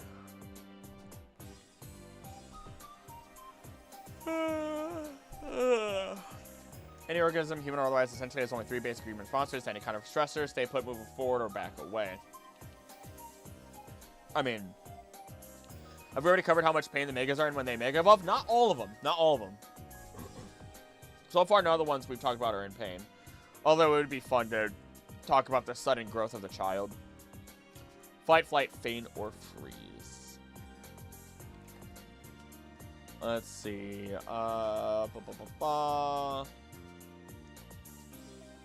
Research shows there are multiple inherent safeguards that specifically prevent muscles from being overloaded during an emergency. However, Lynch explains that these safeguards can be overwritten to enable an instantaneous recoupment of the largest and fastest muscle fibers needed for explosive force and power for the muscle's truest potential to be realized. Okay, why don't I replace what I have partially for that? Professor made me lose again. Bro! Had an accident and my finger was cut off. Adrenaline is wonderful. No pain, clear mind, but it runs out in half an hour. Oh, but it was reattached. I remember you mentioning that, actually, in the Discord. That's insane to me. I don't get that. Like, I have gotten, like, where blood is just... Like, I had to get stitches on my thumb. I still have the mark. It was, like, a nice flap. Not, like, a big cut or anything like that. But, like, as soon as it happened, the glass shattered on my hand while I was, like, very hot water, very thin glass. Shattered on my hand. And I pulled my hand out, and I went, great. Walked away, went to my mom, went, I need to get, I'm going to have to get stitches. I looked at her, and just blood pouring down. She's like, okay, all right, here we go, I guess, because apparently you don't react, like, what is this? And I go, I don't know, it's blood. What do you want from me? I'm not going to die from it, but at the same time, you know I need stitches now. Amygdala is a source of anxiety, and personal responses tend to be part of a fight, flight, or freeze variety. Gonna dip out for a bit. We'll be back later. See ya, Mew. See you later. Fight or fun? There's no between for me. Let me just. Also, fawn. I know what you meant, but I immediately thought you meant like, ooh, like you fawn over somebody. Like, oh, you scared me. Now I'm attracted to you. Part hormones play. Fight or flight responses like these originate in amygdala, a complex brain structure which processes your experiences for their emotional content. Says Donald Katz, a psychologist and behavioral neuroscientist at Brandeis University in Massachusetts, explains that when the structure is confronted by a stressor, it sends a distress signal to an area of the brain called the hypothalamus. Hypothalamus is like a command center for the autonomic nervous system, a system that has two divisions known as the sympathetic nervous system and the parasympathetic nervous system. These systems control multiple involuntary bodily functions, including cardiovascular and respiratory performance, and the constriction and dilation of key blood vessels and small airway in the lungs. Airways in the lungs. When a stress response is activated in the hypothalamus, neurotransmitters are released from neurons throughout the body, and a signal is sent to the adrenal glands, which are located on top of both kidneys. I could just direct quote all of that, honestly. I know that's a lot, but it's a video on the megas, so why not?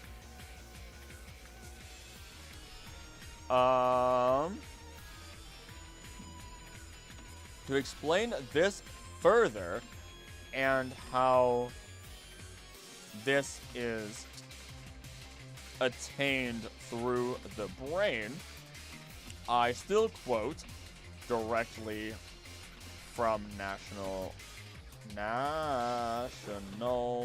Geographic. Similar experience with me, but I ran into a pole as a kid and got stitches on the cheek. Flashbulb memory for sure.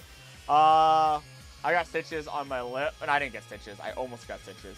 Because I never went on the monkey bars as a kid, but then I went on them, slipped, almost hit the pole. Then I was like, whoa! And then I told my friends about it, and then I demonstrated to them what almost happened to me, and then I slammed into the pole, and if this tooth wasn't set back, I have crooked teeth, and these two teeth are set back, I would have had to get stitches. Fellow tree with a branch ended up getting a piece of wood half an inch by 2 inches removed from my head. Jesus! Gotta love Bloodborne's amygdala. How hard did you hit that pole? A pretty good point, yeah.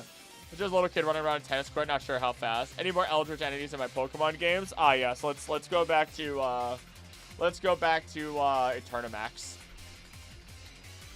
What else? There was another Pokemon I literally mentioned being... Oh, Mimikyu. Mimikyu is Eldritch. Mimikyu is absolutely. From there, a rapid release of hormones adrenaline, epinephrine, and noradrenaline, norepinephrine occurs. This hormone release increases heart rate and blood pressure, expands the air passages to maximize oxygen, triggers the blood vessels to contract, which helps it to redirect blood toward major muscle groups, including the heart and lungs, says Harvey Blake. Senses related to touch, sight, and sound are also heightened by release of these and other hormones, which will serve to help you better process and respond to any changes in your environment. FYI, until the human brain develops the frontal lobe enough, the brain's decisions run through the amygdala. This is why children are psychopaths. Oh my gosh. You know, actually, wait. That fits really well here. So while our parents' Pokemon is likely freaking out about a number of different things, we alternatively have the possibility that the child is just being a psychopath. Hold on.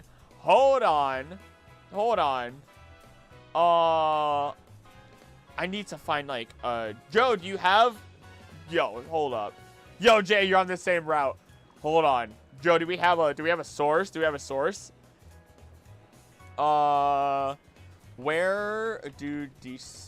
Where does decision making happen in the brain for a child? Decision making, logical thinking, all those things happen because the frontal lobe, prefrontal cortex is associated with planning and problem solving. MIT's young adult development product explains its whole point against part of the brain. Aren't all children psychos? Agreed. Unique interactions between prefrontal cortex, striatal, and salience processing system during adolescence both constrain and amplify. Oh, okay. New wave of developmental research takes neuroeconomic approach to specify what processes are changing during adolescence, along what trajectory they are changing, what neurodevelopmental processes support these changes. Evidence is mounting to suggest that multiple decision processes are tuned differently in adolescents and adults, including reward reactivity. Oh gosh, I'm sorry. Uncertainty tolerance, delayed discounting, and experiential assessments of value and risk. Unique interactions between prefrontal, cortical, striatal, and salience processing systems during adolescence both constrain and amplify various component processes of mature decision making. Can't listen to you while driving, at least not Wednesday. I'm laughing too hard. Runs through the limbic system, mainly the amygdala. Now you know, if you're gonna fight, throw a baby and he's got you. Let the little monster run! Phase lifespan known as lifespan begins around the time of physical puberty, and as well the assumption of adult levels like autonomy relative to childhood. Adolescents are faced with more frequent and complex demands on independent decision making through adolescence, and typically a phase of robust physical health. Adolescents in many Western societies face prominent health risks at STEM. At least apart from their own choices, adolescents spend more time unmonitored by guardians, having growing access to risky, ambiguous situations that involve potential negative outcomes such as illegal substance, part of opportunities to take physical and complex peer-related decisions that can impact their social status. Okay, this isn't helping me at all. Search for amygdala. Raisingchildren.net. Search for amygdala. Gotta look for the amygdala.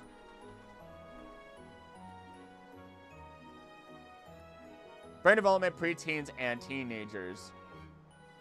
Children's brains have massive growth spurt when they're very young. By the time they're 6, their brains are already 90-95% adult size. And early years are critical time for brain development, but the brain still needs lots of remodeling before it can function as an adult brain. This brain remodeling happens intensely during adolescence. During until your child is in their mid-20s, brain change development depends on age, experience, and hormonal changes in puberty. Inside of this, adolescence is a time of significant growth, blah, blah, blah. Main change is that unused connections in the thinking and processing part of the child's brain, called the gray matter, are pruned away. At the same time, other connections in the brain, the white matter, are strengthened. This is the brain's way of becoming more efficient based on a use it or lose it principle. This pruning begins in the back of the brain, the front of your brain, the front of your brain. The prefrontal cortex is remodeled last. The prefrontal cortex is the decision-making part of the brain. It's responsible for your child's ability to plan and think about the consequence of actions, solve problems, and control impulses. Changes in this part of the brain continue into early adulthood. Because the prefrontal cortex is still developing, preteens and teenagers might rely on the part of the brain called the amygdala to make decisions and solve problems more than adults do. The amygdala is associated with emotions, impulses, aggression, and instinctive behavior. Yo, let's go. Get it good, Joe. Get it good. Oh my gosh. Oh, that's so good. While streaming, Chet and I were trying to figure out a logical reasoning behind these strengths and behaviors.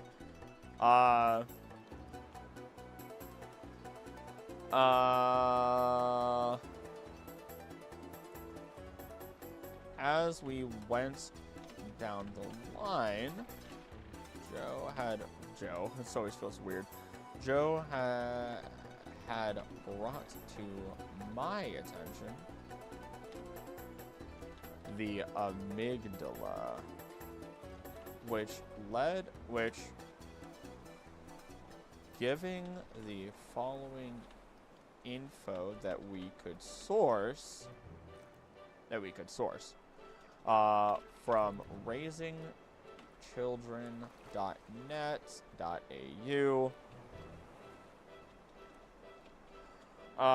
Which this in turn, and then quoting all of that, which this in turn explains our little monstrous, combative, emotionally charged towards thankfulness for protection, but wanting to be independent and protect its mother, baby Kangaskhan. Honestly, it's the cause of all the reactions kids have that are colloquially considered childish, such as the tantrums. That makes way more sense. You know what's been really interesting? So Jaeger is very childish. Jaeger's he's a puppy, right?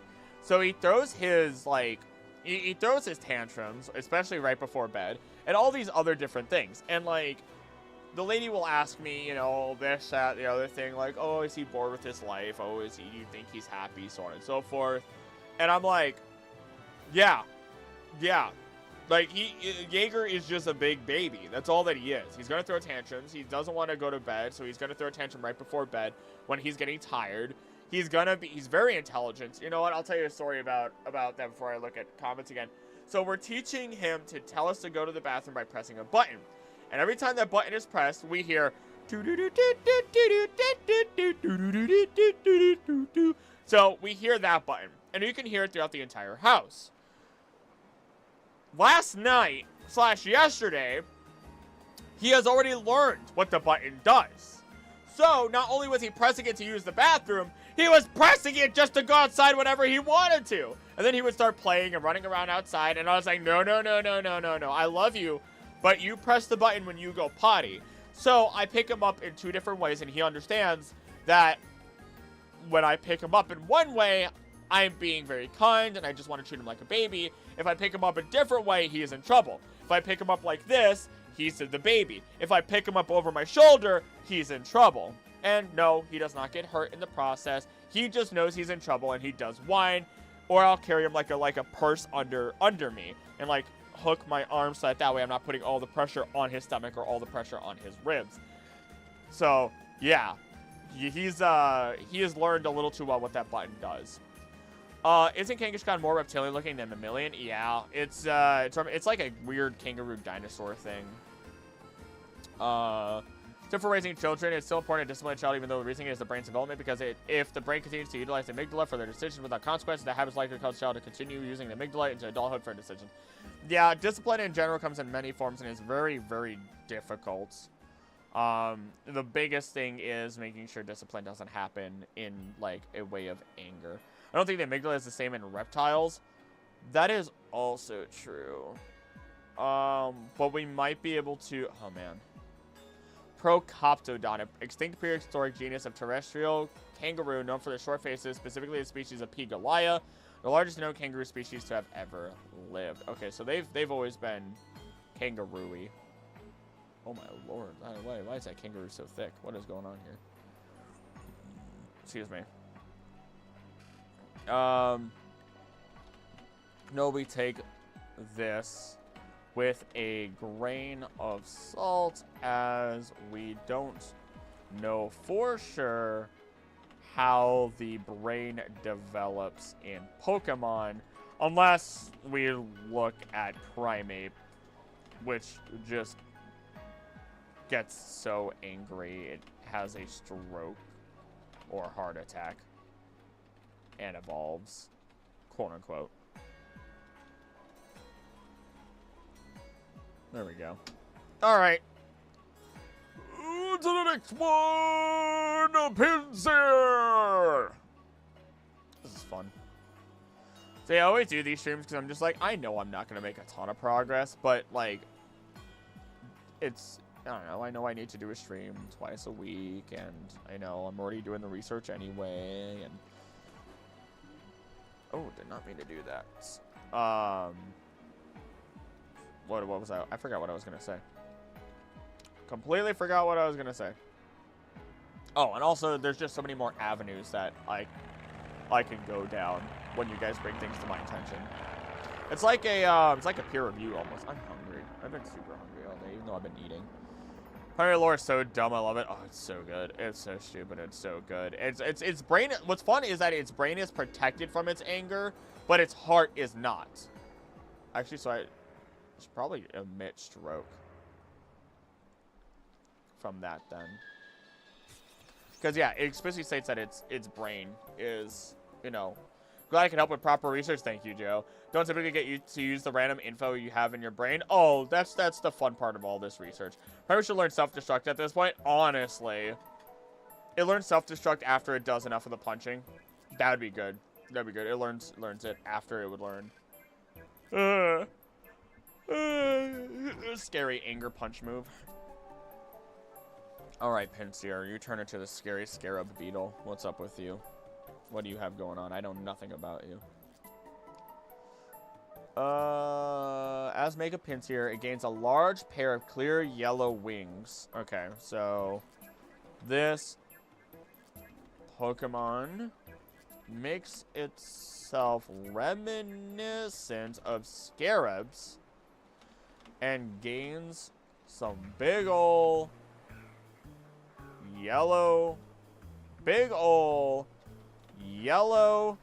veiny wings. Also, with some brown elytra. And no, that's not just a Minecraft thing, haha. Elytra are... I think they're just the coverings, but I don't want to get it wrong. Modified hardened forewing of beetles.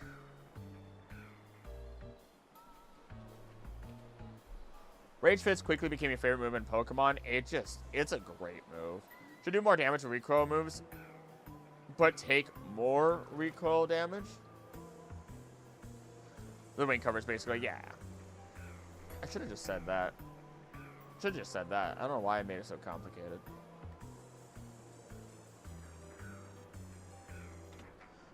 Essentially hardened wing covers. I don't know why I made it so complicated. Thank you for keeping me honest. Additionally, a set of brown elytra appears. Slicing through each elytron is a pair of orange blades. Slicing through each elytron is a pair of orange blades. Its arms become longer, and it has a T-shaped spike on each forearm. Don't hug this thing. Oh my lord. Don't hug it. Don't hug this thing. Don't hug this thing. You will feel like you fell into a pit trap. I fear Game Freak will nerf Rage Fist in future games. Hope that fear doesn't come true. I mean, hold on. Rage Fist. How bad is it? Inflicts damage. Its power increases by 50 each time the user is hit during the battle by a move that causes direct damage up to a maximum of 350 after 6 hits. This includes moves used by either allies or opponents. It includes moves that do not actually deplete HP, such as those that activate a disguise. However, it does not increase if the user attacks itself due to confusion, nor does it increase when the user substitute struck. Each strike from a multi-struck move counts as 1 hit. Each strike from a multi-strike move counts as 1 hit. Switching out of fainting does not reset the hit counter. Transform copies the target's hit counter. They might change the multi-strike, otherwise I feel like it's balanced enough that it'll be fine. A sword bug Pokemon, but the elytra is sheathed for blade-like wings? Ooh, crave more bug types?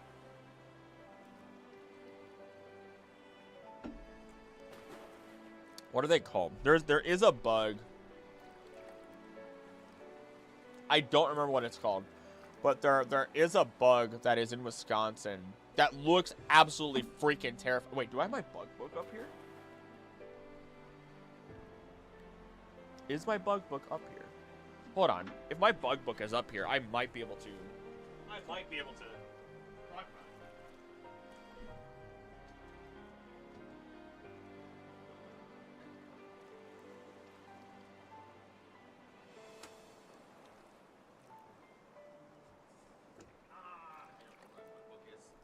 Okay. I don't know where my bug book is. Assassin bug? No, it's a weird, like, it's attracted to light, and there are 3 versions of it here in Wisconsin. It's just this weirdly big bug that you would expect to really eat a lot of things or sting you or something, because it is huge. Looks like pincers, but they're just antennae. But then there is a male version that does have a giant freaking pincer, and they're this big. They're a good 3 inches long, 2 to 3 inches long. So, yeah, you know, they could be kind of schnasty. They could be a little bit schnasty. Oh. Yeah, I just have to deposit a recon sky for Pokedexes to count. A distribution of shiny Meloetta has begun in Pokemon Home if you've completed the Paldea, Kitakami, and Blueberry Academy Pokedexes. Oof. Oof, that's an oofda. Let's see here. Nightleaf is my primary raid Pokemon only because of Rage Fist. Oh, that's the #1 reason to use it. Phenomenal reasoning to use it. It'll stay alive for so long in those battles. And even if it doesn't, it comes back and it still doesn't lose it. Oh, where's my notes? There it is. Now that it took me over an hour to make it home on a 10-minute drive, were those new headphones or did you duct tape them? They're new ones. Earwigs? Maybe ash borers? Ash borers? Ooh, hold on. You know what? Hold on. Large Wisconsin bug. It's not a water bug, is it? No. BS. No, it's not. It is... Large Wisconsin bug attracted to light. They are new headphones. I did just buy them today. Large. Crane fly? They're not a crane fly. I know they're not a crane fly. You want a bug book, the Yokai book Quaidon that you read the Yukino story from has a random section at the end talking about all the bugs, types of bugs in your pet. That's cute. Oh wait, no, you mentioned that. I remember that now. I do have a book. I have 2 books on bees, one being a shorter read. I have the study on insect populations rather than just their populations and masses dying down that I have yet to read. And then there it is, the Dobson fly. The Dobson fly. That's it. That's it. That's the one. That's the one right there. I'll show it on screen. Put it to my downloads. If you don't like bugs, prepare yourself. I think this one in particular... Oh, that's such a tiny image. Oh, never mind. There we go. Look at that thing. Look at that thing right there. I think that's an Eastern Dobson fly. Cordalis cornutus. Cornuta. I don't know the full name. I can't see it all. But I think that one in particular... There's like male and female versions, and I think that one in particular... Yeah, that one in particular has the big freaking thing to use as pincers, but then you have other ones that don't. But they look like they should, and it's like the antennae are really long. There it is. This is the one. These are the other ones. Let me save image as. I wonder if I save it as the one. Nothing other tarantula hawk. Cradadalids. There it is. There they are. So with these, I'm used to the one directly below me, and then the one right there. The one below, I think the bottom right is the weird one I'm not used to seeing.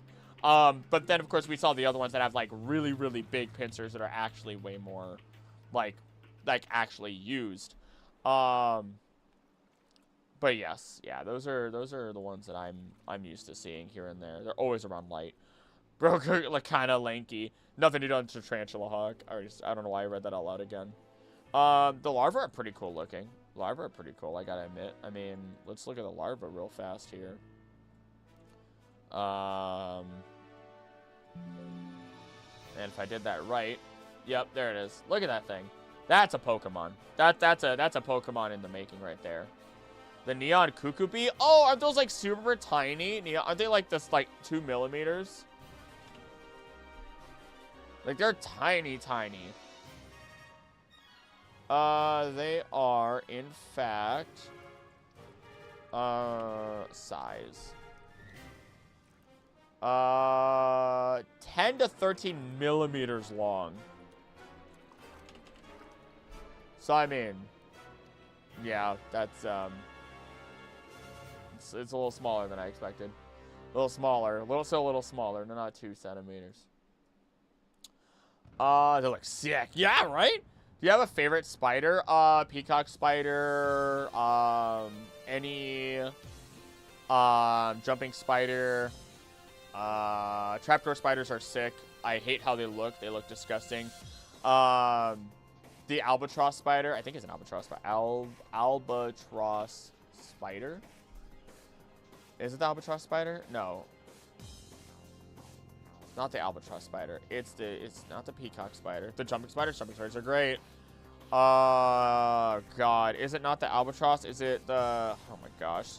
Spider with long beak. The pelican spider. You guys want to see a goofy spider? I'm going to show you a goofy spider. Let's look at a goofy spider.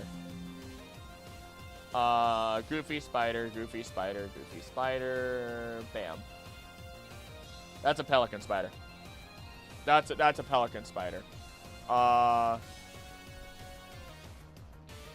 And then if you want to look at something that's a little less ugly, I don't know why it looks like that. Its pedipalps are freaking weird. It is very odd. But then there's this guy. I love the way they dance and move. They're beautiful. They're freaking great. Jumping spiders dance. Let's go. Let's go. Are peacock spiders a type of jumping spider? Are they? Peacock spiders are small, 2 to 6 millimeter jumping spiders. Let's go! Best spider! Belongs to the genus Meratus, a group endemic to Australia. Okay, Australia, you got it going on. Males generally have a conspicuously colorful abdomens as well as elongated third legs that are, yeah, third leg, yeah, you call it that all you want, are brown, black, and often tipped with white brushes. Oh, that's cute. I love it. I love it. They're cute. They're cute. They're so cute. Did you watch the video about the jumping spiders? I did not. I have not done that yet, and I don't know why I forgot. I also haven't watched a video on painting the free run yet, and that needs to happen too. That's what needs to happen. Small enemy spider. Also safe for humans to handle, not to mention they can be very sociable, though they're easily spooked. They're so cute. I love them so much. They're so freaking great. You know, I bring that one back just for some of these spiders. Wow, we went from pincer to jumping spiders. This is where life takes us, huh?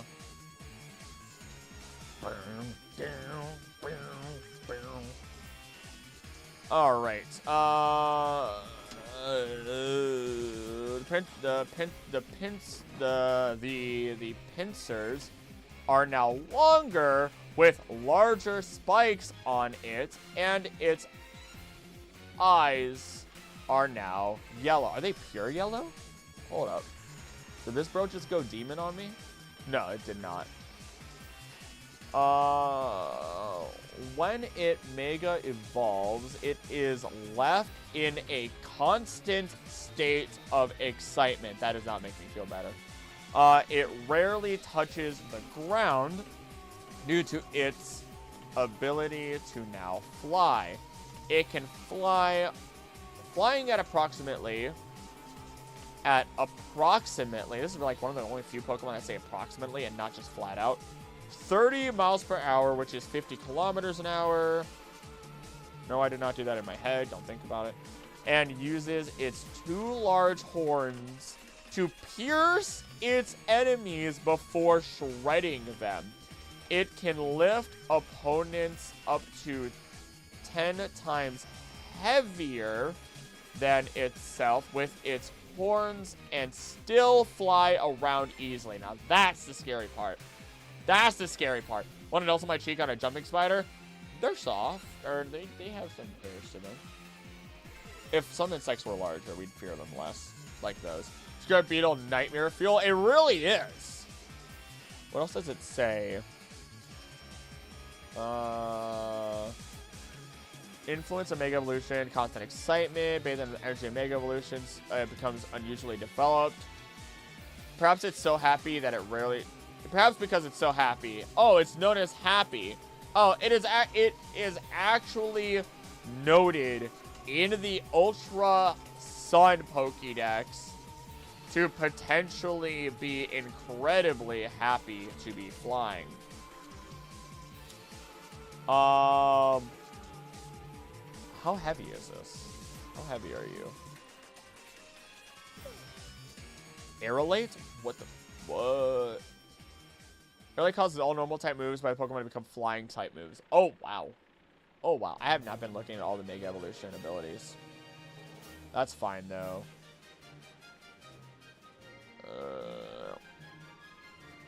Shadow Tag. Okay. That's pretty cool. Trace. Mega Launcher. Draughts. Tough Claws. Tough Claws. Approximately 30% stronger claws. Okay. Okay, I need to go back to my other Pokemon that I covered now because I messed that up. That's all the history of Mega Evolution. Gonna get past that. Let's see. Those claws are also stronger as it has the ability Tough Claws. And then we look at Y, which has Draughts. Pokemon with Draw descend on the same turn as no Pokemon ability picks the weather. Interesting that Y has Draughts. That's really weird. This in turn is a visual representation of its own ability, Draught, which summons harsh sunlight. Doesn't that ruin water moves?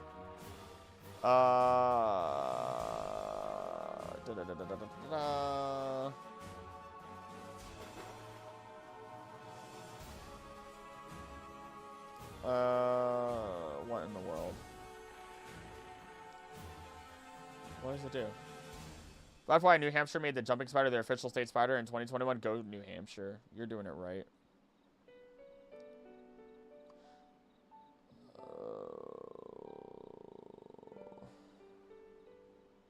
Increases the damage of fire type moves by 50%, decreases water by 50%. Okay. Causing fire to burn better and water to evaporate faster.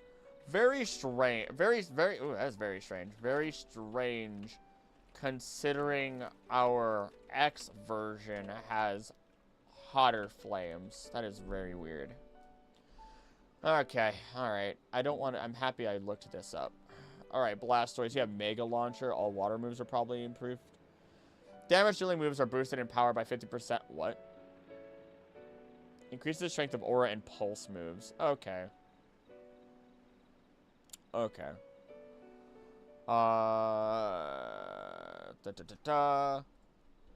This is reflected with its ability Mega Launcher. Mega Launcher, which boosts the strength of aura and pulse moves used by Blastoise. Blastoise. Have you done Alamanala yet? Lamamamala? Just wait, what? Just try looking up, can't find what fish it is specifically supposed to be. Saltwater angel, maybe? Is it not? Alomamola. I have not covered it. What does Bulbapedia suspect? Bulbapedia suspects ocean sun. Oh, it is an ocean sunfish. Ah, I love them, but I hate them. Because of the Mola Mola, which is, yes, the ocean sunfish. Yep. If you look up the Mola Mola, so the Mola Mola sunfish, or the Great Mola Mola sunfish, is a Pokemon. It might as well be a Pokemon. So it's a fish that's incredibly large, is not tasted in any other Pokemon, is not even eaten. Its fins are used as, like, fins are used as frisbees by seals. They lay, like, millions of eggs a year, which is the only reason that they even survive. They're hard, bony, and the only reason you can even eat them is if you cook them down to a gelatin. They don't have a proper swim bladder. So if they get tipped over, they just float up to the surface, where they get picked on and landed on and everything by birds, which don't even really eat them. They are... What else was it? They tip over easy. They are not good swimmers. They're like a giant dinner plate, and they've killed a few people just by landing on them. That's it. They're too stupid to even realize they're in pain half the time. They're incredibly stupid. Play Pineapple now. How the flip does Rapidash learn Iron Tail? Its tail is made from fire. You gotta melt down the iron somehow, and then it gets coated in by accident. Look way different than the 7 freshwater angels I have. I wonder if a variant of them would look more different than just color, kind of like Meowth and Berserker, but closer. They're my OPs. The baby ones are so cute, though. Baby ones are so cute, though. They're my OPs? Eh? What am I missing here? I might have jumped between sentences a little bit too much. But yeah, giants, Mola. The ocean sunfish. How big are they? They're 540 to 4,400 pounds. They're the largest version of them, and are on average 1.8 meters, 5 feet 11, and a fin-to-fin length of 2.5 meters, 8 foot 2 inches. Opposition's current length. Oh, okay. Oh, they're going extinct, though?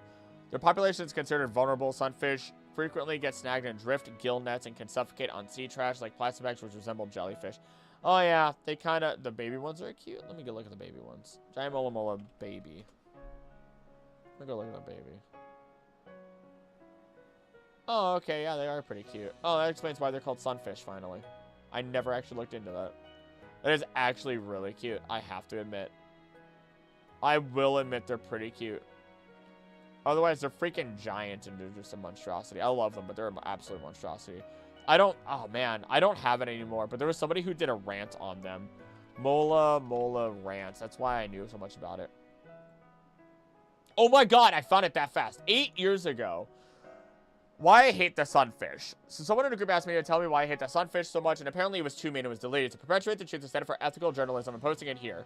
I'm gonna skip on the swearing myself, but sunfish, duh. Was there an angelfish one though? Let me look at the angelfish too. Angelfish. There is a pink angelfish, the glowfish starfire red. I believe that one's injected though. I mean the fins. I mean, let me look at the fins here. Manbu may be a combination of mama and manbu.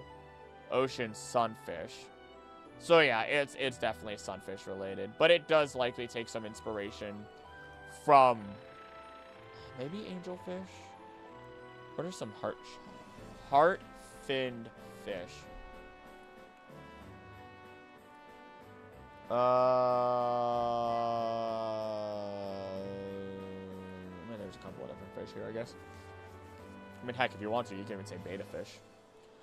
Reminds me of the anime, the weakest tamer began a journey to pick up trash, where slime species are so delicate that they die if a slight breeze comes by. Oh no! That's adorable, but terrible. Disclaimer, I care more about Balloon Life than I care about anything else, for real, except this big dumb idiot. It's not like an ironic thing. I mean, it is hilarious to me, and they are the biggest joke plant on Earth, but I seriously effing hate them. The Mola Mola fish, or ocean sunfish. They're the world's largest bony fish, weighing up to 5,000 pounds, and since they have very little girth, that just makes them absolutely giant effing dinner plates that God must have accidentally dropped while washing dishes one day and shrugged his shoulders at because no one could have imagined this would happen. And with no purpose, every pound of that is a wasted pound, and every foot of it, 10 foot by 14 foot, is wasted space. They are so completely useless that scientists debate on how they move. They have little control other than some minor wiggling. Some say they might just push water out of their mouths for a direction, question mark. They could use their back fin, except guess what? It doesn't effing grow. It just continually folds in on itself, so the freaking cells are being made. So as they're being made, this piece of floating garbage just doesn't put them where they need to effing go. They don't have swim bladders, you know, the one thing that every fish has to make sure it doesn't sink to the bottom of the ocean when they stop moving, and can stay the right side up. This creature that can barely move to begin with can never stop its continuous tour of idiocy across the ocean, or else it'll sink, except when they get stuck on top of the water, which apparently happens frequently, because without the whole swim bladder thing, if the ocean pushes over the thinnest but largest, most toppable fish on the planet, it's out of luck! There is no creature on this earth that needs a swim bladder more than this spit in the face of nature, and yet, some scientists have speculated that when they do eat, they are absorbing energy from the sun because no one freaking knows how they manage to get any real energy to begin with. So, they need the sun, I guess. But good news, when they end up stuck like that, it gives birds a chance to land on their goddamn island of a body and eat the bugs and parasites out of its skin, because it's basically a slowly migrating cesspool. Pros and cons. It's a cute anime. It should have been Lovesick's Evolution, agreed. Thought it was supposed to be at one time like Arbok to Seviper, but they pulled some shady stuff. Probably. I think we're all in agreement on that. If they're so huge, they must at least be decent predators. No, the most dangerous thing about them is that, as you guessed, their stupidity. They have caused the death of one person before because it jumped onto a boat on a human. And in 2005, it decided to relive its mighty glory days and do it again. This time, landing on a 4-year-old boy. There's nothing funny about a fish landing on a child. Luckily, Byron sustained no injuries. Way to go, fish. Great job. They mostly eat only jellyfish because of course they do. They can only eat something that has no brain and possibility of drifting into their mouths, I guess. Everything they do eat has almost zero nutritional value, and because it's so stupidly effing big, it has to eat a ton of almost no nutritional value to stay alive. Dumb. See that ridiculous open mouth? This is actually why this is my favorite picture of one, and I have had it saved in my phone for 3 years. Oh no, what could have happened? How could this be? Do not let that expression fool you. They don't have the ability to close their mouths because their teeth are fused together. And you know what? It is good it floats around with such a clueless expression on his face because it is in fact clueless as all heck. They do sometimes get eaten though, but hardly. No animal truly uses them as food source, but instead, will usually just maim the heck out of them for kicks. Seals have been playing with their fins like frisbees, probably the most useful thing to ever come from them. Wow, you raised some good points here. This fish is proof that God has abandoned us. Yes, thank you. But if they're so bad at literally anything, why haven't they gone extinct? Great question. Because this thing is so worthless, it doesn't realize it should not exist. It is so unaware of literally everything that it doesn't realize that it's doing maybe the worst job of being a fish, or debatably the worst job of being a cluster of cells than any other cluster of cells. So what does it do? It lays the most eggs out of everything. Besides some bugs, there are some ants and stuff that'll lay more. The Mola giant sunfish will lay 300 million eggs at one time. 300 million. It survives because it would be statistically improbable, dare I say impossible, that there wouldn't be at least one of those 300 million, that is each time they lay eggs, left surviving at the end of the day. And this concludes why this person hates the absolute heck out of this complete failure of evolution, the ocean sunfish. If they ever see one, they will throw rocks at it. So there you go. Two of the angels are glowfish, but there are the jellyfish DNA ones. What? I started watching a Otome anime because I realized that I have an extremely low amount of Josei anime that I enjoy. I found one I really liked. Just find out it was only Otome that's a shonen. All the ones I have now are the ones bred with jellyfish DNA. That is so weird to think about. I had the knockoff ones as a kid and got to 20 when I stopped feeding them the color food. I was gonna say, yeah, they're it's like a dye going through their body or something. Yeah, this was a rant from 8 years ago that some dude did. On r/rants of Reddit. Thank you, Hitachi13. I have had this rant ready and in my back pocket for years. Possibly a full 8 years. Wow.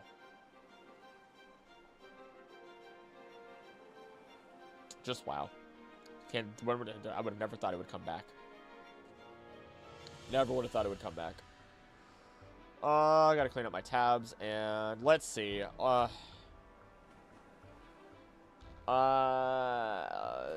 I gotta cover Gengar's ability. Gengar's ability, blah, blah, blah, blah.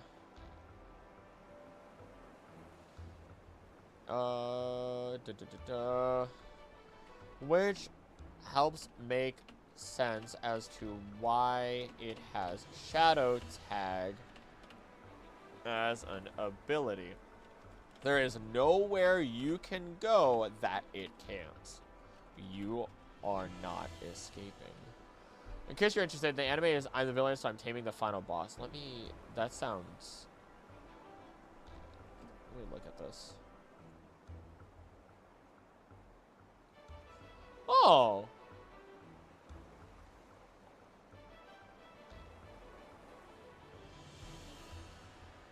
This looks cute. This looks cute. I have not watched any anime recently. I only just started listening to my podcast again today. I just haven't had time.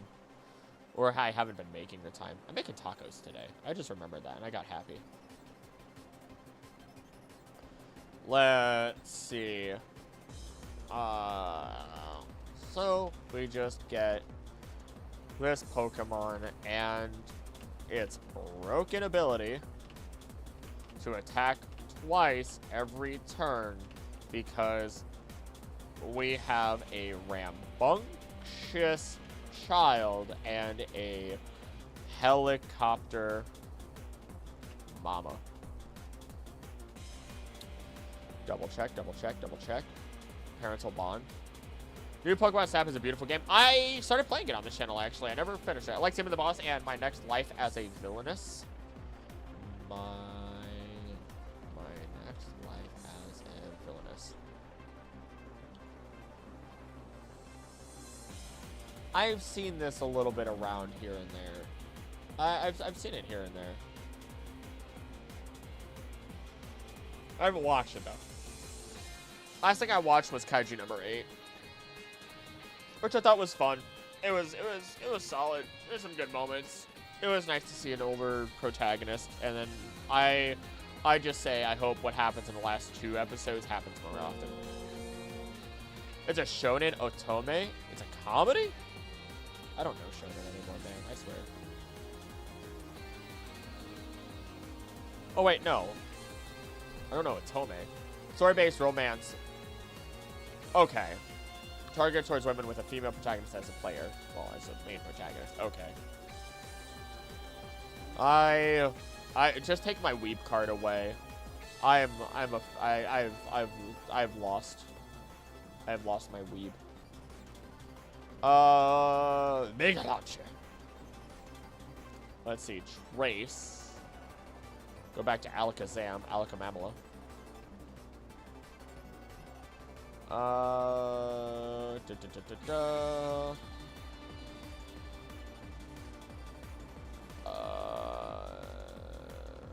Let's see. Trace makes sense. Oh wait, hold on. Put that earlier.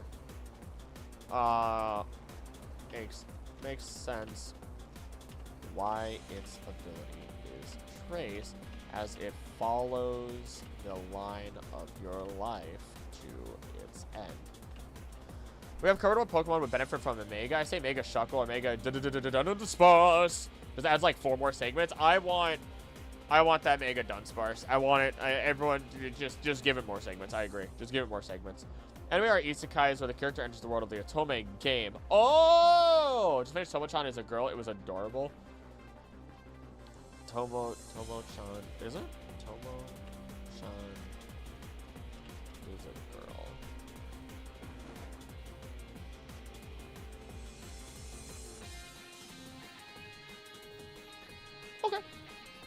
Okay. Respect.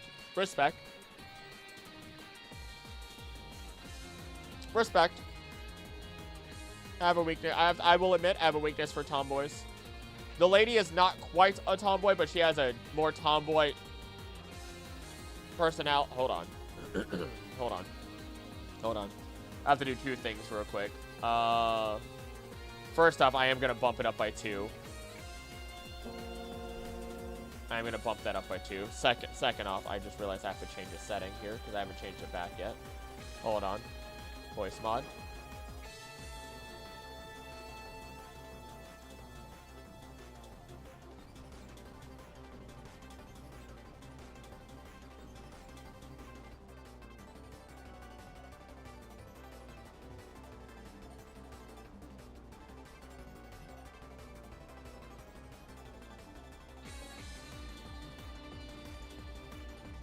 Okay. Now I can be heard again. Don't worry about that. Now I can do what needs to be done. Hello, there it is! Daniel Trube! Thank you for donating $5 to whoever donated in my name last week. This one is for you! Thank you for supporting the channel, Daniel. I appreciate it greatly. Also, all routes lead to Doom is considered a shoujo, while taming the final boss is considered a shonen. All routes lead to Doom. All routes lead to Doom. Oh, that's the alternate name? Oh, okay. Oh, it's the full name. I thought it was a shoujo. Good to know. Says Nick. Yeah, no, she was a little bit of a tomboy. Just a little bit in personality.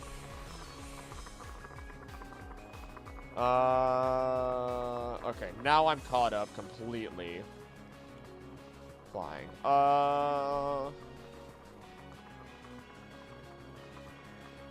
Let's see. How heavy is this book? Also, let's see. You are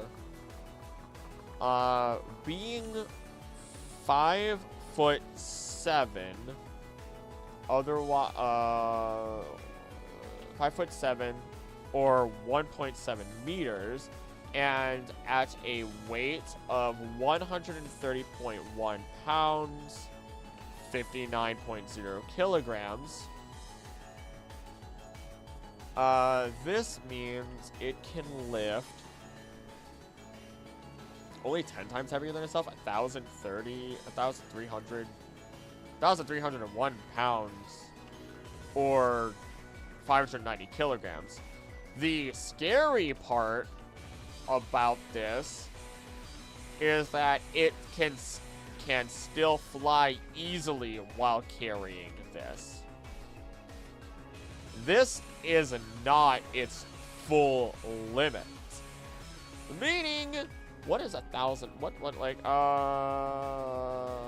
average car weight? Okay, that's 4,000 pounds. What's things that are 1,000 pounds? I need to know. Approximately 222 bricks, 11 packs of cement. Male reindeer are 1,000 pounds? What? How big are male reindeer? What? Reindeer are 28 to 53 inches tall at shoulder height. Females weigh 121 to 380 pounds, and males weigh 140 to 550 pounds, depending on the time of year. Okay, I didn't think so. I was like, it does not weigh 1,000 pounds. Thank you, PBS. I was about to say, there's no freaking way. There's absolutely no way. San Diego Animals and Plants. Let's double check. I know PBS is fairly reliable. Yeah, okay, okay. Okay, Google. Okay, oh, it was from Kiora. Shut up, Kiora. Mollis, all routes lead to shoujo while anime planet considers Josei. How to find Josei, only ones that are known are Chihahafaru and Princess Tutu. If you're a nice one, share. Oh, okay. It's cute to see people talking. I don't know why I said it was cute, but it warms my heart when I see it.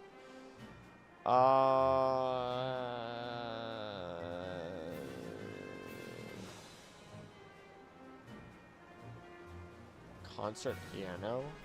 How heavy is a concert piano? Okay. M. Steinert and Sons claims it puts a concert piano. Large grand pianos are usually from 6'5" in length up to 7'4". Approximate weight 650 to 850. Concert grand pianos usually go from 7'4" to 9'6" in length, though some go even longer. Approximate weight being 900 to 1,200 pounds, though some are as heavy as 1,400. That means, okay. So let's put that into perspective. As per M. Steinert and Sons, quote, Canadian Anger Eldritch Deer, also known as moose or meeses plural. Moose! It's a meese! Could weigh about 1K. Really? Is a moose. Oh, crap. Yeah, look at that. Moose. Moose can also weigh, on average, between 840. Can weigh up to 1,500 pounds if male. Thank you for the fact on that one, Bon. And those are huge animals.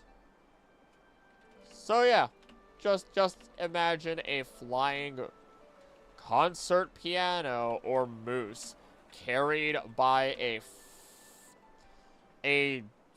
5'7" scarab beetle. Ugh, terrifying.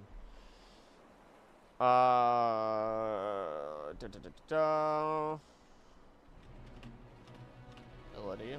All of its flying attacks are stronger. Robs because it has the momentum.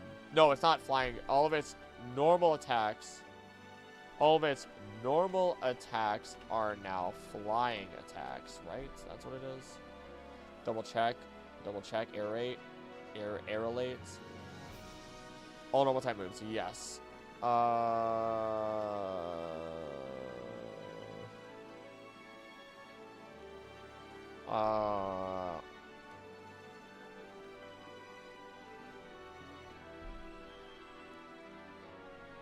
Okay, and it helps that with its ability. Okay. However, the shoujo and anime planet list of strong anime making one of the Kyo Karamo, which is like top 5 anime of all time. I was gonna say, I'm so terrible with remembering names, but I hear these things and I'm like, oh. Oh man. Let's see here. So that's Pinsir. I always say Pinsir, not Pincer. Don't know why. Gyarados. Wait, was that the last song? That was way too dramatic. No, it wasn't. Gyarados. He gets Mold Breaker with its ability as a mega. Or I scroll. That one's the one that I might have to watch one day. You know what I started watching? Because like I started watching Always Sunny in Philadelphia. Terrible people in that show, but it is funny. But that's the whole point. It's a show about bad people. Mega Gyarados doesn't gain any heights, but it gains weights. Interesting. I think that's one of the few megas that do that. Hello to my lurkers. Hello to my lurkers. Do a little president's wave. Okay. Becoming not taller. Nah, becoming not longer, but instead gaining. How much? Yeah, gaining some thickness. There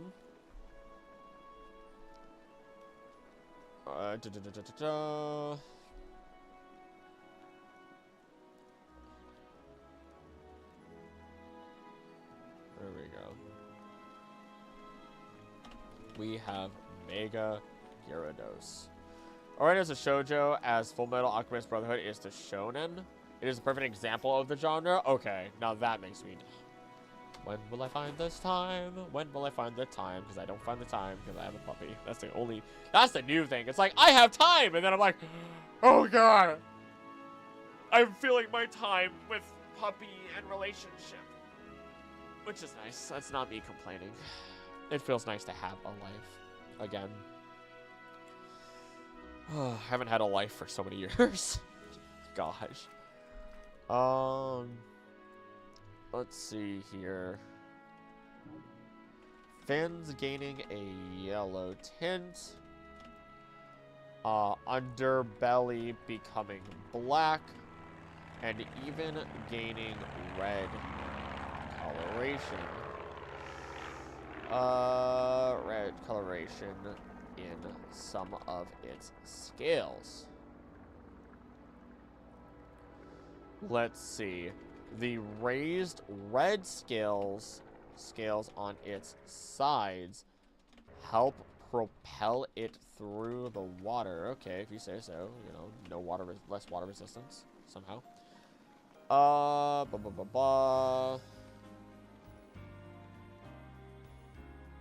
Let's see. And most other fins disappear, being replaced by 2 rows of blue spikes, with additional yellow spikes near the tail fin. 90 points from research rank 7. 14,910 if your count is correct. You been counting? What? Let's see. Oh, here it is. Don't think they're perfect. They're just demographics. You don't even know if it is action, comedy, drama, romantic by genre.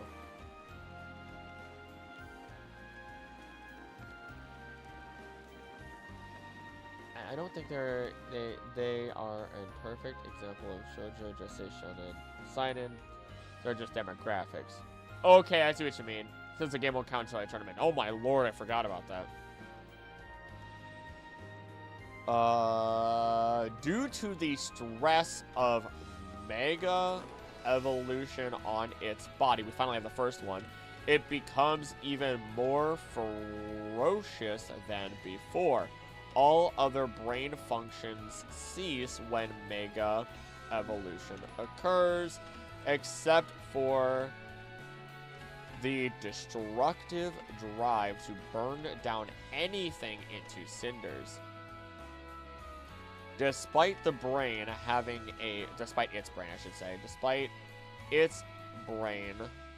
having a powerful destructive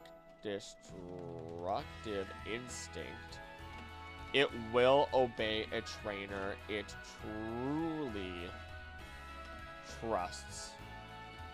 It can launch at Mach speed by using its orifices. Wait. Multiple hold on. To release water from both sides. Are you telling me Mega Gyarados is projectile peeing, full force gale peeing, or pooping, to launch itself in a direction of its choice?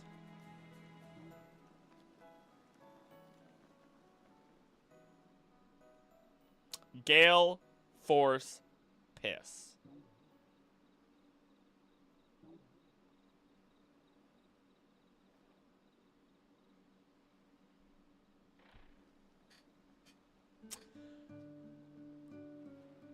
Okay. It's not uncommon. It is a thing that some creatures do. Actually, I think plenty of water-based creatures do that. Interesting. With this speed, it has enough power to split large ships in two. It is tied with Mega... Well, sorry, not Mega. Oh my goodness. Hoopa Unbound as the tallest Dark-type Pokemon. So, what does that amount to, then? What does that really amount to? Gosh. So, large ship. Large ship category. Large ships are anything that can contain 2,500 to 3,499 passengers, but that's for Cruise Critic. So, Can I get a visual representation of this?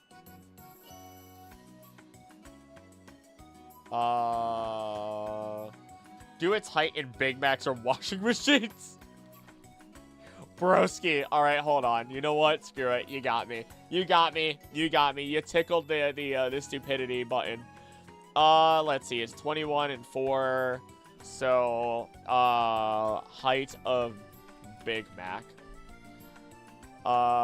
Big Mac actual size. How big is the Big Mac size? 1.0, 1.6. Nope. Nope. Nope. Height. I want a height. Big Mac actual size. The average Big Mac is around 3.6 inches.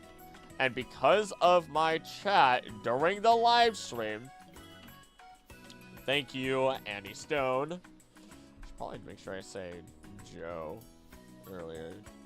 Joe Heron. There we go. That's a bit better. Scrolling back down. Anything but metric system. That's what America's about. Thank you, Annie Stone. A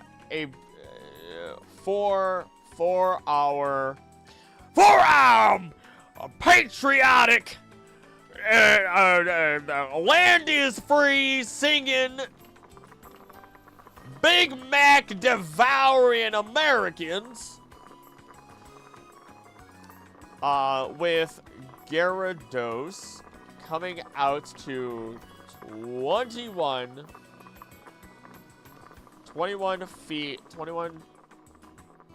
feet 4 inches, and because we refuse to use the metric system and will measure in anything else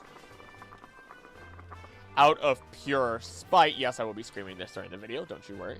I gotta save it for the video. I gotta make you guys want to watch the video after all, right? Anything else out of pure spite. The average Big Mac height amounts to 3.6 inches. 3.6 inches. So 21 times 3.6. I'm not doing that in my head right now. 3.6 times 21 plus 4. So that brings it to 79.6 inches. Convert Gyarados to pure inches at 75.6. And we have... Wait, did I do 3.6? Then why did I do it that way? I'm stupid. That is not what I meant to do. 21 times 12 would have been 144 plus 12, which is 156, plus 4, 160. God dang it. 160. And we have the height of, what, 160 divided by 3.6. 160 divided by, no! 160 divided by 3.6. 44.4 repeating. 44.4 repeating Big Macs.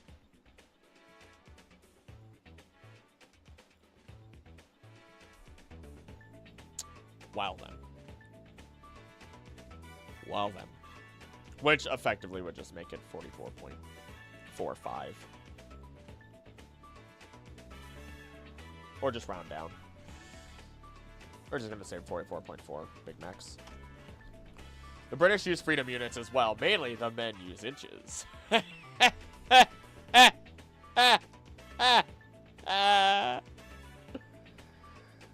Oh my lord. I'm hungry. I'm getting hungry.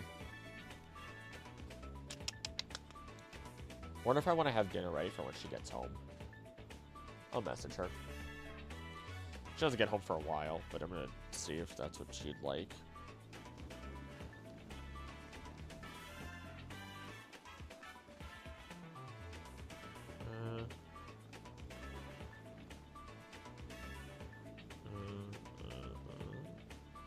There we go. So proud of that joke. You're on the Discord. I love that. That's exactly where this goes next. He is his phantom. There he is. There he is. Let's see. So, what other information? Leaving no other function except as destructive. Okay. All other brain functions cease to exist. Interesting. So it actually, that's very relevant. Oh, wow. So, now that we think about it, it is very fitting that we talked about the amygdala earlier, because that could be the final and only source of brain. Oh my gosh! The final and only place where Gyarados' brain is still on and running. Supported by. Double check. Hold on. Double check the amygdala.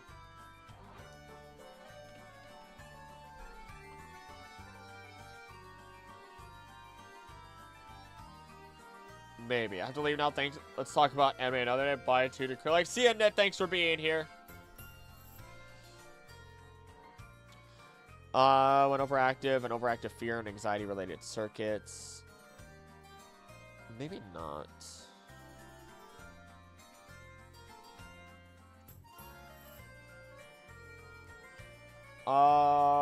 What part of the brain controls? Yeah, we'll say breathing. Medulla oblongata, bottommost part of your brain. Okay. Heartbeat, breathing, and blood pressure.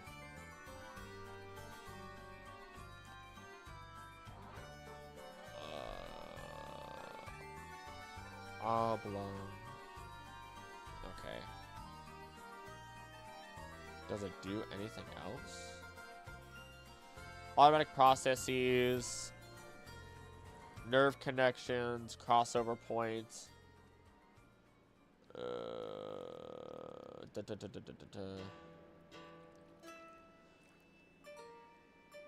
Controls your gag reflex.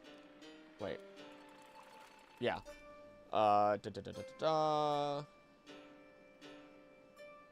Intestinal muscle movements. Control signals for your muscles of your larynx, voice box, and the muscles you to swallow. Muscles on neck and upper back. Muscles help you turn your head or shrug your shoulders. Nerve vital for your ability to speak and swallow.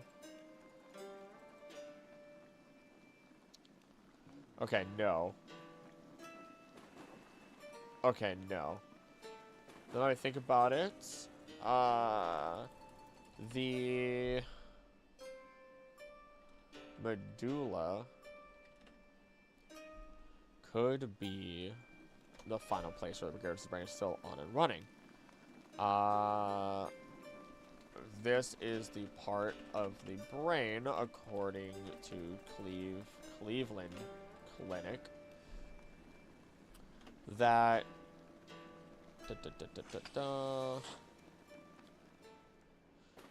let's see.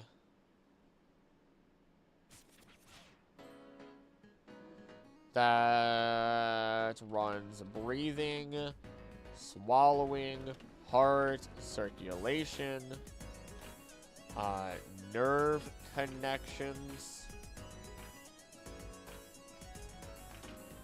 automatic processes such as coughing, sneezing, vomiting, maintaining balance,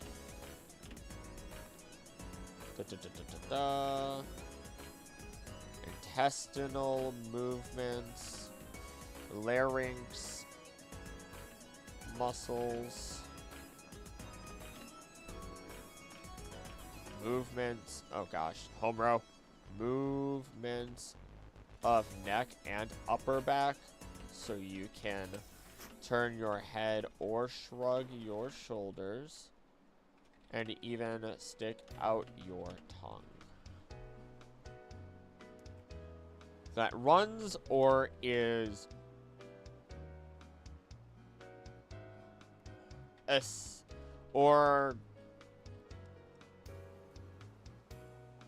is a part of, I should say, is more inaccurate. Watched Wisteria. Started strong, but the second part, episode 5 felt too much of a mirror to the first 4 episodes and made me feel like the show was lazy. The final 4 episodes were fine. Middle forward lazy rank just lost you. Hysteria. Okay. Show. Okay.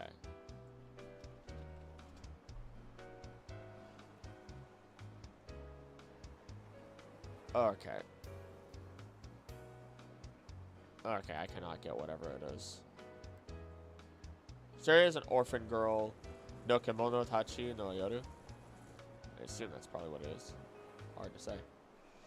What else is here? Mixed up your anime names. Blood damages the area, most like stroke, cuts off blood, nervous. Affected damage syndrome, Reynolds syndrome, no.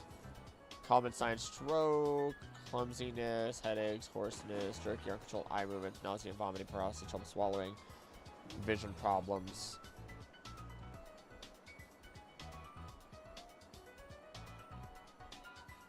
The medulla doesn't control aggressive behavior, anger, or similar emotions. These emotions rely on two other areas of your brain, particularly your limbic system. Medulla's only role in aggression is how it manages your heart rate, breathing, and other autonomic processes.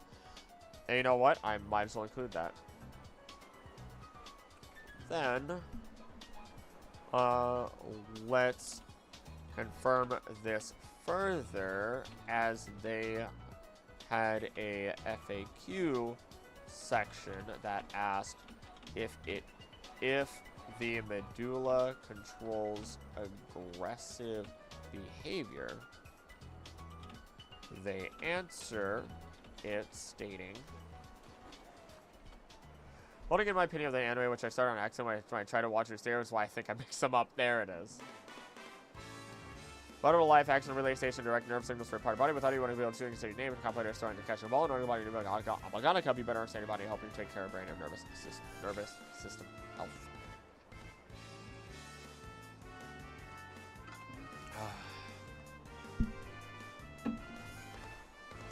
So there's a salsa, like, and I would prefer to make like certain salsas and everything at home, but sometimes you just can't beat, you know.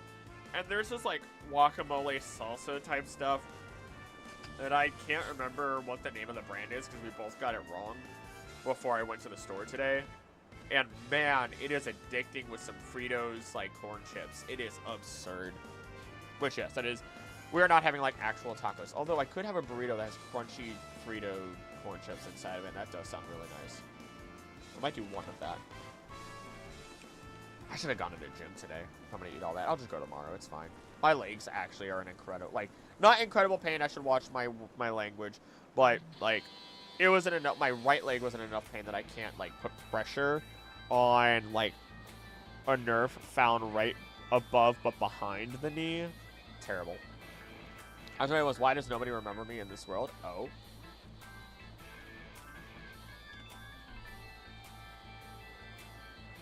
That feels vaguely like Bonnie Senpai. In terms of like, I don't know why. Incredibly vaguely, especially as I'm looking at some of the stuff that I'm seeing here.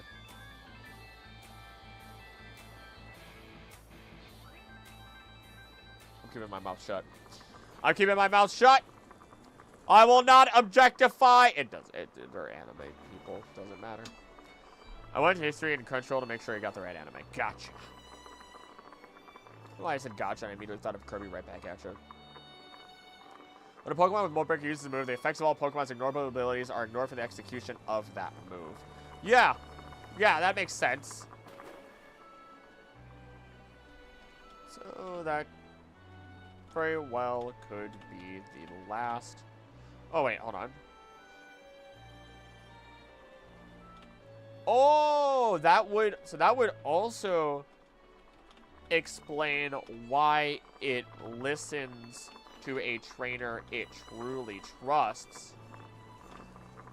That it doesn't think about whether it trusts them or not. It just automatically does. Which is a bit of a stretch.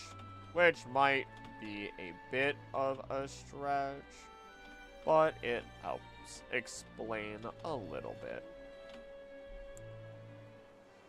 Da-da-da-da-da-da.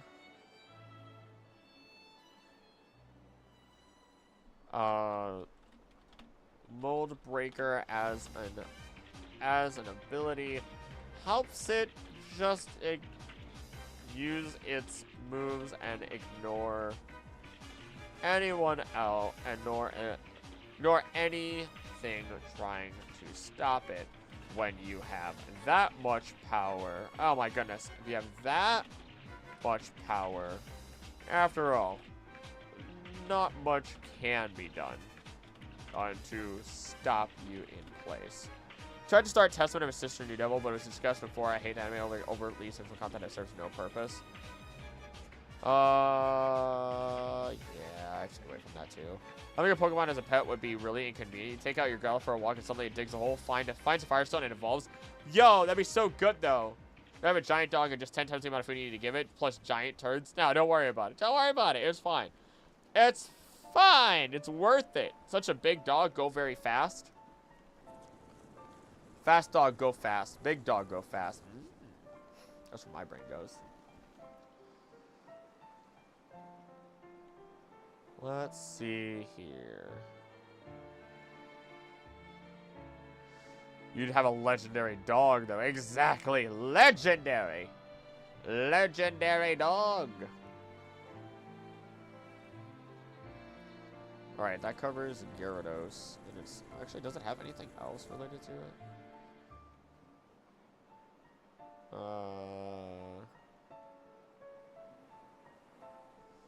Let's see here. There was a shiny Mega Gyarados in the Pokemon series? Holy crap! Big bad Lysander.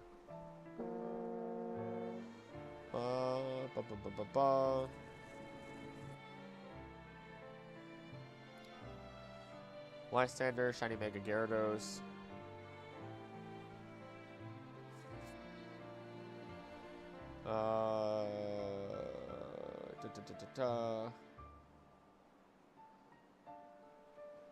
Imagine your adult state getting hungry and suddenly prove hours of work on your PC gone. Oh, that would be terrible. Actually, wait, hold on. Joltik, help.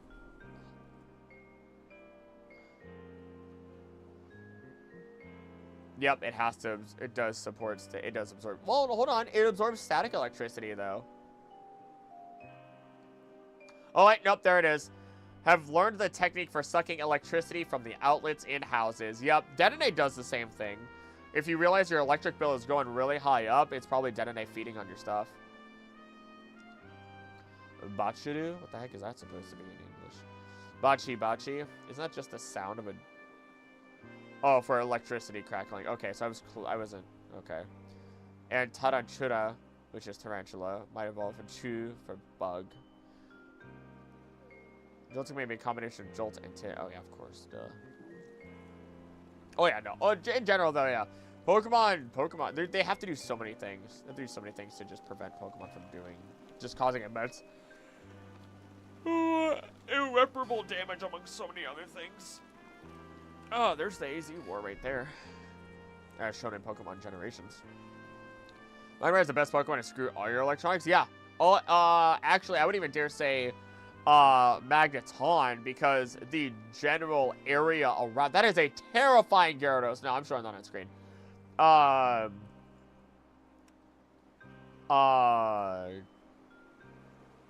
What was I saying? Oh yeah, Magneton will do that and more within a certain radius, evaporating all water within a radius of itself even. Or not water, not evaporating either. Completely getting rid of moisture in the air within a radius of itself.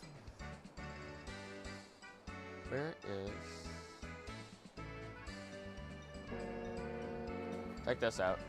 Look at that. Electric Tail of Pikachu. That is a scary, scary one. Misty owns a Gyarados. That was Misty's Gyarados? That's horror.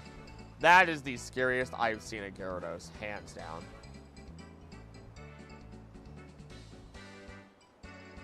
Fire a hyper beam from its mouth. Of course it can. Ghost Pokemon rarely seen in the wild. When it does appear, it's usually running rampant and so destructive rage behavior that is an unfortunate side effect of leaving whole cities and its ruin. It said when the humans begin conflict, Gyarados incinerates the towns of both warring parties. There are records of a Gyarados rampage lasting as long as a month. Its pre-evolution form is magic type.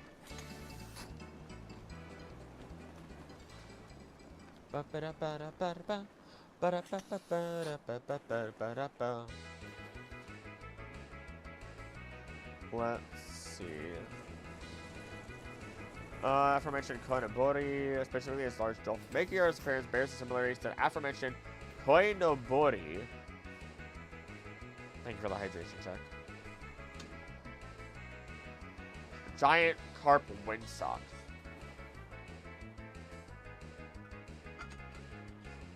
Level 5 Pikachu could destroy level 25 Gyarados.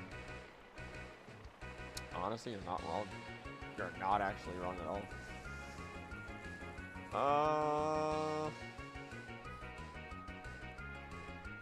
We can look a little better at its origins. One of which being fairly similar to the Koinobori.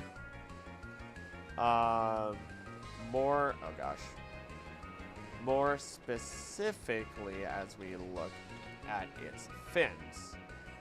In addition, it, of course, looks similar to the unnamed, quote-unquote, legendary water Pokemon shown in the anime. Blah, blah, blah. Which may have inspired it. Let's see, December 2018, the beta sprite for Gyarados was showcased on an NHK broadcast. Japan bearing the resemblance of a worm-like body with a mouthful of sharp teeth, barbels on top of a head, and multiple fins on the side of its body. Inspiration for the original design may be related to myth of Namazu, or Olamazu. From the 16th century in Japan, Namazu was known as a catfish that could destroy cities with earthquakes and appears during times of human conflict, much like Gyarados' Pokédex entries in original first-generation games. Namazu's history as a mythos is also directly tied to Lake Biwa, the real-life version of Lake of Rage, where said earthquakes would have said to appear. And he was replaced with Dragon Gate myth and rehashed gently as the inspiration of Wishcash, appropriately named Namazu. Okay. You know what? And because I can't state it any better than Bulbapedia has it, I'm just gonna quote it. There's no reason not to. There is zero. I want to learn more about the Namazu, though. Namazu. Oh, yeah, that is a super catfish. Oh, yeah, look at that thing. Oh, Namazu. It's omnivorous, lives in rivers, seas, oceans.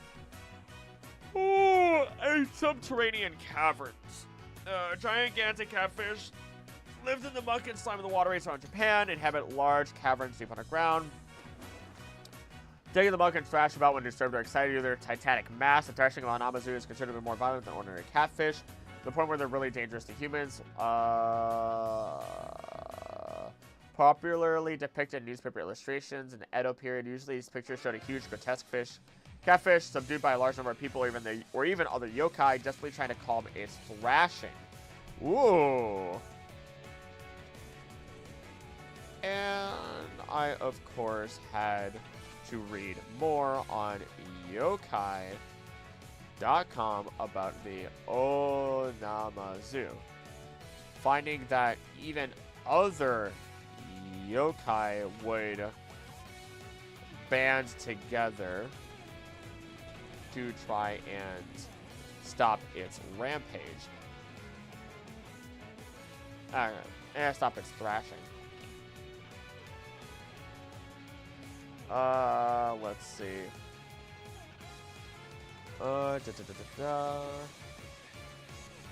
Deity of the shrine, patron deity, subdued one, blah, blah, blah, blah, blah. Okay. Okay. Is thrashing Gyarados' signature move? Or originally it was signature move? Let's see here. Gonna rewatch Weakest Tamer after this stream. It's an anime that shows that humans can be very cruel, but also has the capacity for great kindness. Weakest Tamer anime. Oh. Oh, this looks cute. Oh, this looks cute. Oh, that looks evil.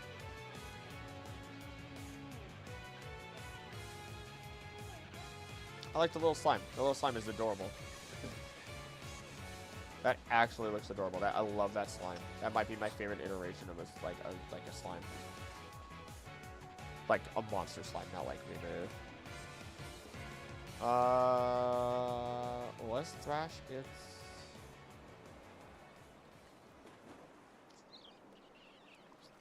Am I wrong? Thrash. I have to thrash about I need to. I have to thrash about I need to. Thrash, okay, it is not. Mention about the breeze could kill. Okay, been lurking, but gotta go catch you later. Thank you for being here, Jay. You have yourself a great rest of your day. See ya. I was scratching my arm, so I couldn't quite, like, salute with my left hand.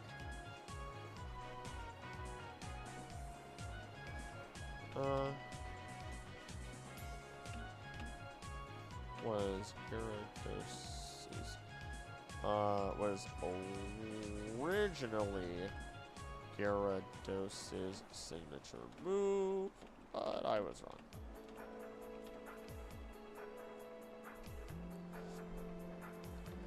This marks the first Pokemon whose Mega Evolution causes some pretty big changes that are negative to its overall health. Yeah, to its overall health.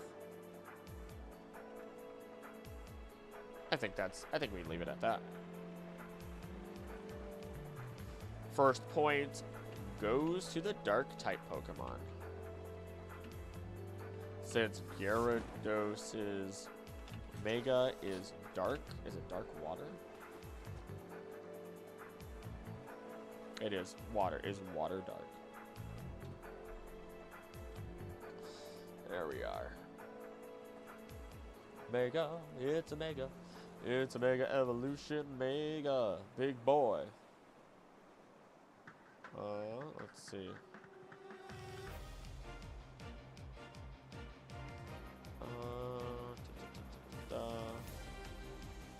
Say Annihilape's evolution is the harshest evolution to its health since it dies. I mean, Tyranitar is only kept alive because of Mega Evolution energy. So I'd agree. I'd follow with that. I'd follow with it. Ooh, we get Aerodactyl next.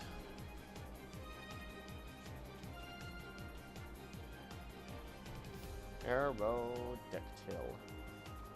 I did not mean to do that. I just clicked on the full image.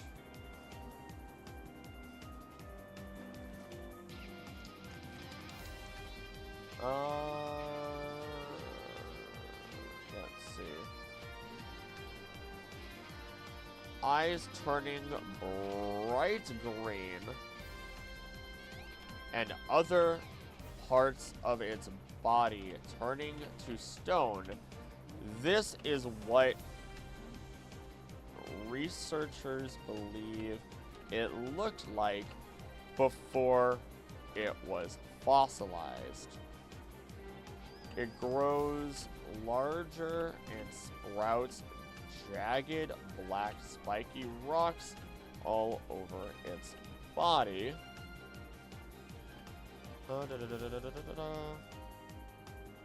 And the spikes it already has also turned stony.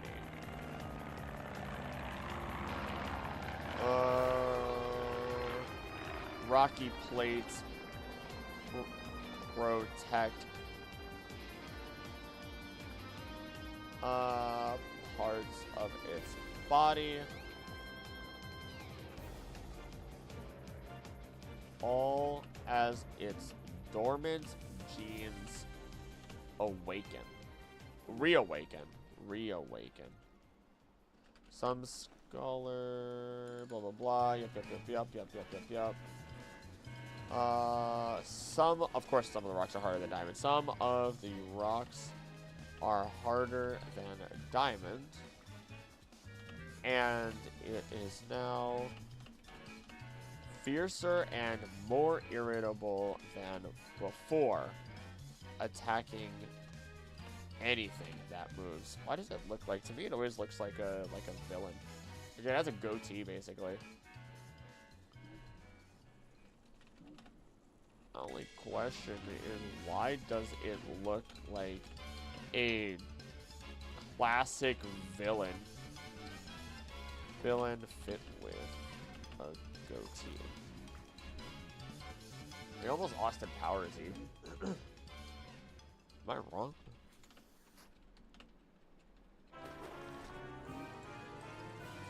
Let's see here.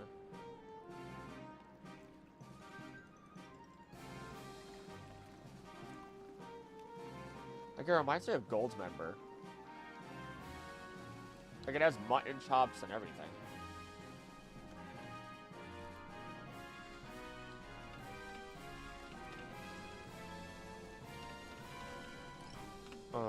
Goldmember from Austin Powers. What else is special about you, Aerodactyl?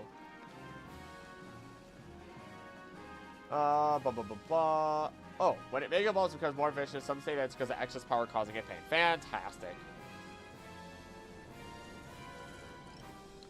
Irritable and vicious than before.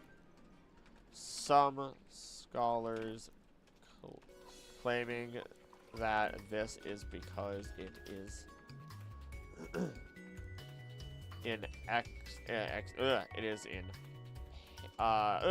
because the excess power is causing it pain. Since the evolution is a burden on its body. Okay, fantastic. That's number 2. That's the second one that hurts it. That's the second one that is harmed by Mega Evolution now. It's bound to happen eventually.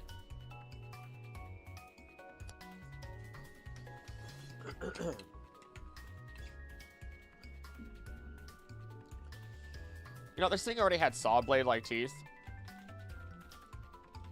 It already had saw blade-like teeth. Did it really need to Mega Evolve and get scarier? What is your ability? On Tough Claws. It also gets Tough Claws.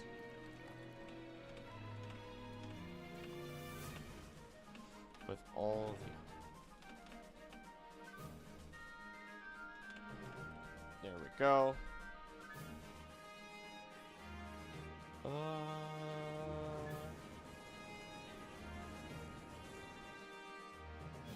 don't think there's anything else incredible about it.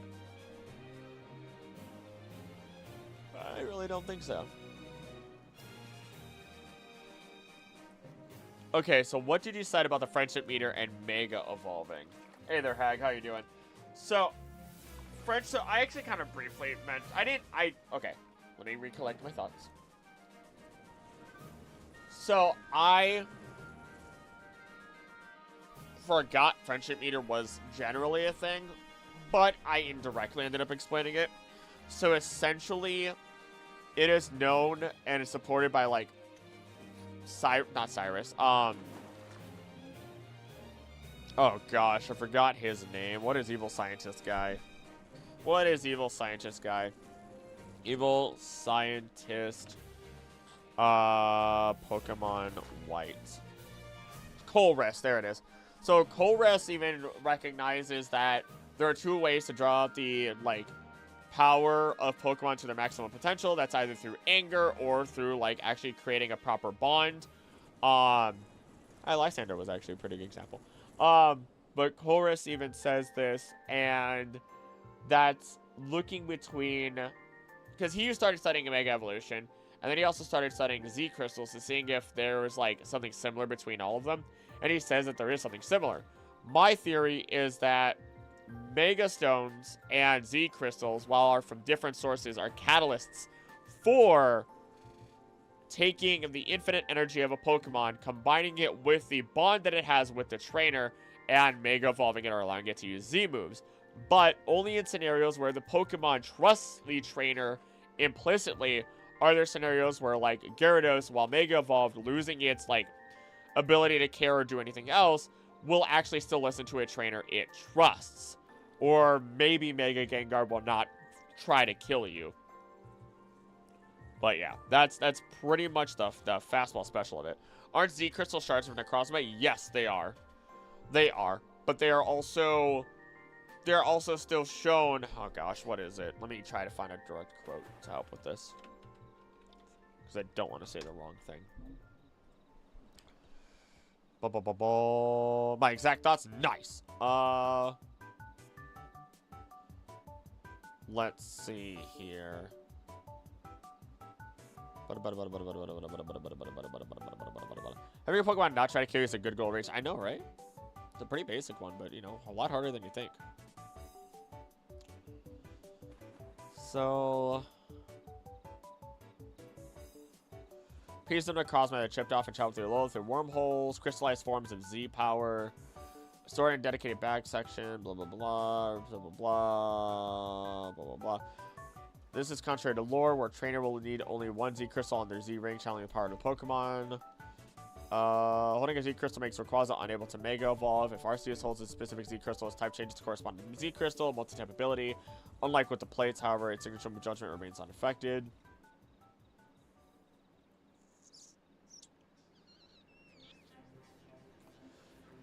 Let's see.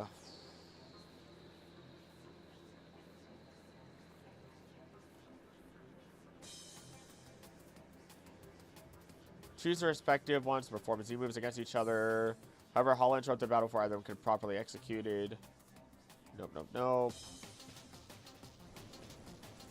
Z move pose.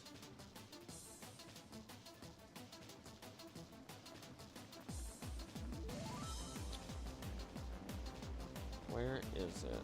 I know I read this. Do I have to look at Colress's information now?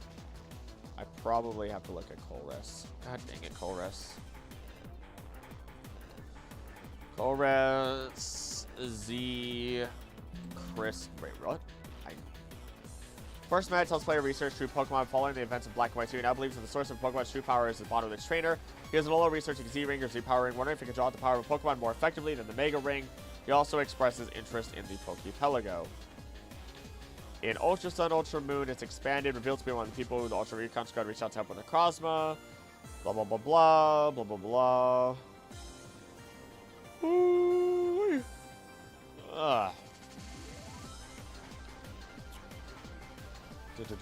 Visibility device. Chorus machine. He goes back to his own world. Own universe, really. Untangled dimensions. We're at the castle back. Chorus is easily, like, arguably the smartest individual of all of Pokemon. And he is, like, he is true neutral. Broski is all about his own science. Neutral evil. Selfish. Let's see. So I have a random article I want to read. Genomic inference of a severe human bottleneck during the early to middle Pleistocene area. So basically, you're saying something else could have just absolutely smashed something down and caused this to be what we are today just because of this one thing. You know, light reading. Because he's one of the few people to actually travel across the multiverse like Giovanni. He is one of the few people who did it and caused it to happen himself, for himself. And Giovanni also did it for himself. Whereas everyone else was grabbed by Giovanni, so yes.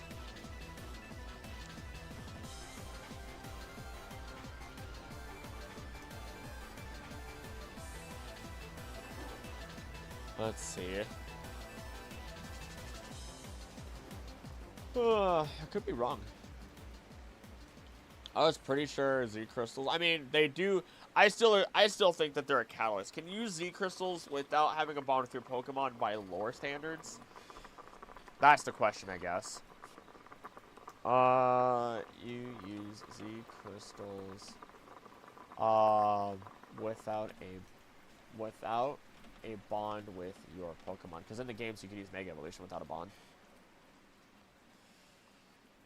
Special type of move, blah, blah, blah, blah, blah, blah. History. Largely shot in mystery, however, information from Kukui and Burnett indicates Z-Power may be related to the energy produced by Ultra Wormholes. Reveal Z-Power surrounds the user and their Pokemon when using a Z-move, and the aura that surrounds total Pokemon are result in a Cosmos light shining down on Alola long ago. Lola legends found in Melee Library also indicate Solgaleo Lunala gifted a Tapunium Z to the Guardian Deities after fighting against them.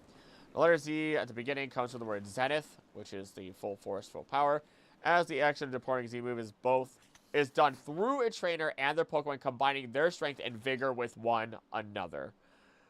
That is the only hint to running towards that being what, yeah. But that's not even fully conclusive, but that's pretty much it.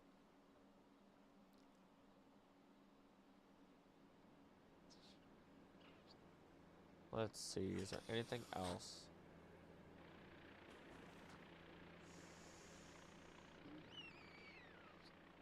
That's all power. Those are all the poses. How fun.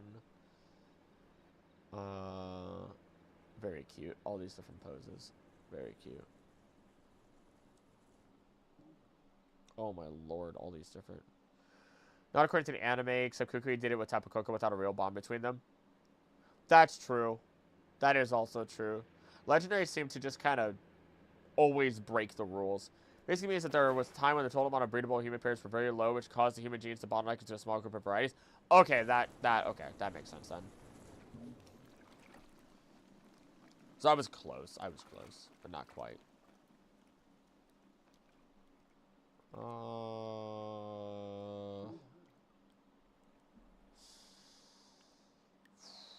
Only trainers, okay.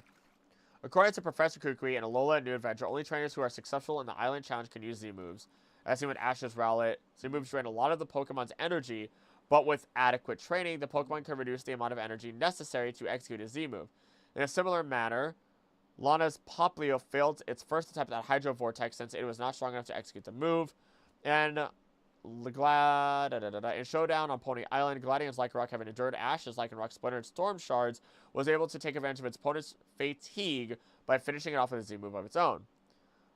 Used to wipe out many targets at once. Blah, blah, blah. Z-move can receive Z-power from multiple other people and the Pokemon, provided they do the Z-move pose as well. But they also, and the additional participants do not need the Z-ring or crystal to contribute. And the Z-Rocket Trio primarily does that. That's cute. That's great. Blah, blah, blah. Let's see. Weaken everyone's Z-moves on beatable levels. Become impossible. Their Pokemon's hearts must be in perfect sync in order for a Z-move to properly succeed. As revealed in the Pokemon series Sun and Moon, and Pokemon Journeys, the series, in all of the time. Ash's first performed Z-move with his Pikachu, Gigavolt Havoc, thanks to Z-Ring. Blah, blah, blah. After attack, the electric Z-Ums shatter, preventing Ash from using the move again until he started a new one. Okay. There we go. I was close. Not really, but I was close. Remember that James was a quarterfinalist in the freaking league. James is a phenomenal, one of the best trainers of all time. Don't at me. Actually, at me. I dare you. Know that it's true. Know that I am correct. James is arguably one of the best trainers of all time. And I don't, Red, eat your heart out. Okay. So, yeah. So, it is supported. There goes Joe. I knew Joe. Joe, I knew you would do it. So, it is supported very much so that, there, I had it you. That,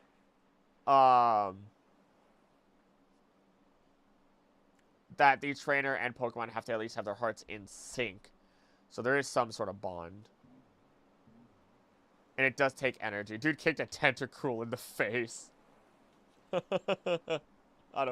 Yeah, he did. Internal data in the games also refer to Z-move as Zenroku Waza, which literally means full-powered move. Interesting.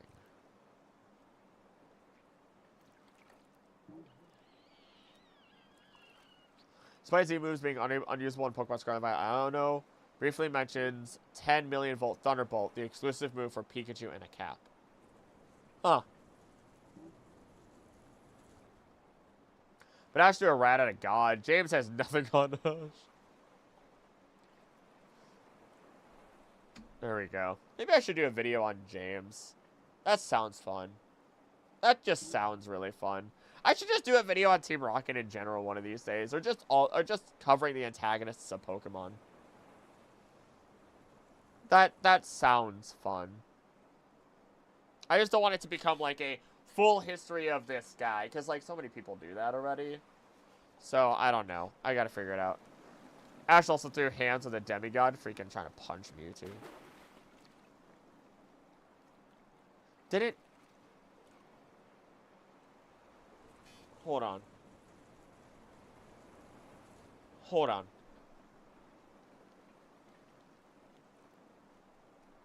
Never mind.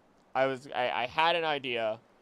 I had an idea, but I was wrong. I had an idea, but I was wrong. I was thinking of a different show or something. Yep, I was thinking of Gravity Falls. And I'm like, didn't at some point he try to punch a Pokemon that was being a jerk other than Mewtwo? And it put up a shield. And no, I was thinking of Gravity Falls when Dipper tried to punch Bill Cipher. That's what happened. That's what happened. Okay, well there we go. The Tapus are able to restore energy to the Z crystals, or at least the Pokemon and trainers, so they can use their Z move again too. Would make sense for Necrozma to be able to do that more than them. It would. Maybe the only reason they can do it is because because Z crystals or the oh, gosh. So okay, all right, hold on. Oh, we're not even talking about Z crystals and Z moves, but here we are. So, basically, if my understanding is correct on the chain of events here, the Necrozma loses pieces of the Z crystals.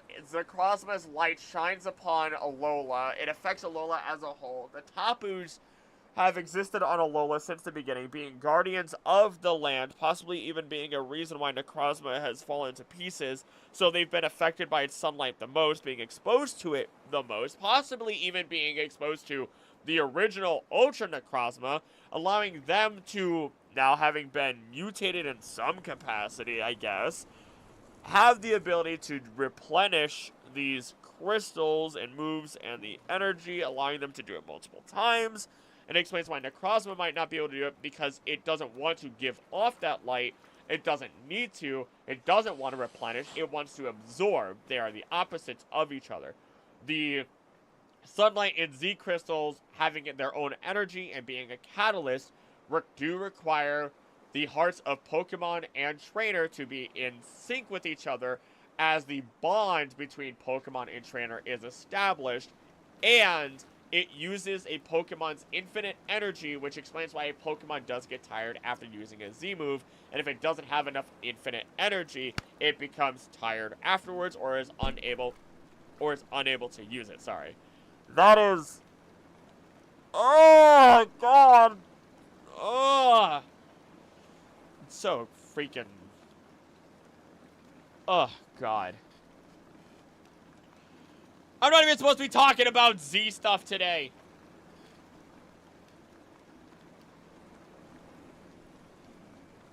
Not even supposed to be talking about Z stuff today, yet here we are. I have done 1, 2, 3, 4, 5 Pokemon in 3.5 hours. That's fine, though. That's fine, though. Research streams are fun. We're on Mewtwo, though. God dang. Logic is so difficult, man. Let me tell you. Logic is way more difficult than it should be.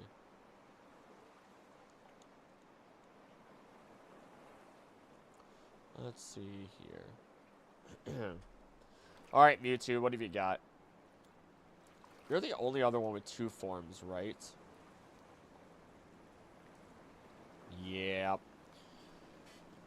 The only other current Pokemon. You guys want to see something? You know what? You guys are this late into the stream. I should have shown it earlier. You guys want to see something? All my members have seen it already. But let me show you. Let me show you. Screw it. I'm going to show you guys because you're here and I find it fun. I find it fun. To my lurkers, I'll tell you when it's on screen. Where is it? Where is it?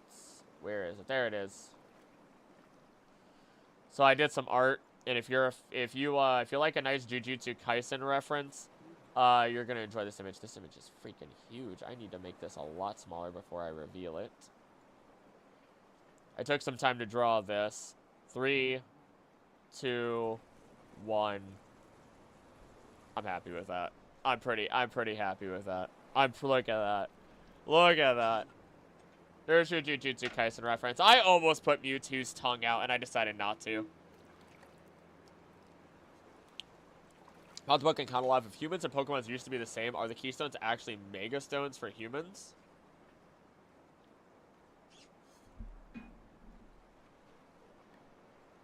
Wait, what? Keystones? Pokemon? Are they... Oh, got it. It might be. It might be? Might be. Also, thank you. Keystone inside of personal accessories such as a Mega Ring, Mega Bracelet. Maybe. Could a super intelligent Pokemon like Mewtwo reverse the process? I'm gonna take that back off screen now. Mega Evolve, it's human.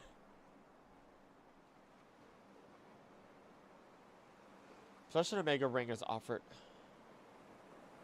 You're asking questions that I can't just answer, and I can't just ignore it, and I have to immediately try to answer it. Blah, blah, blah. Maze is a Mega Charm, chain of cream bows with the keystone embedded. In that line of thought, as humans and Pokemon used to be the same thing, did humans evolve typing? Oh, absolutely. That one I can say. Very curious person. I mean, you're in the right place, at least. We have Mega Stick Pin, Pendant, Anchor, Glasses, Tiara, Anklets, Mega Rings.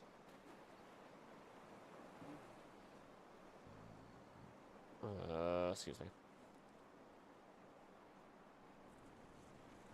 Huh.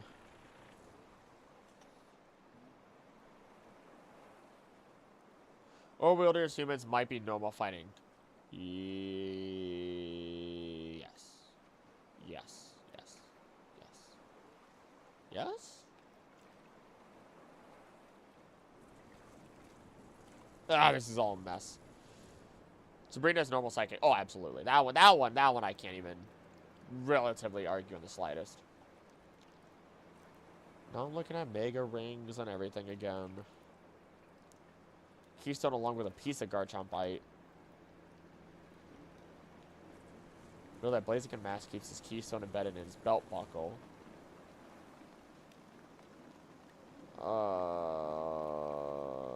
Misty has it in her hair. Brock has it in a necklace under his shirt. Cynthia has one embedded in her lipstick. Okay, that's insane. Style on him, girl. Style on him.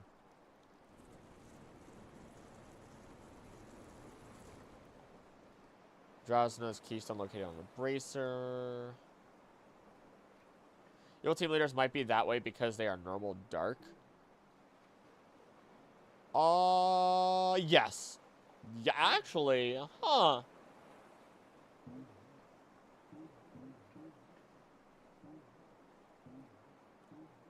Yeah, the whole underhandedness of them all.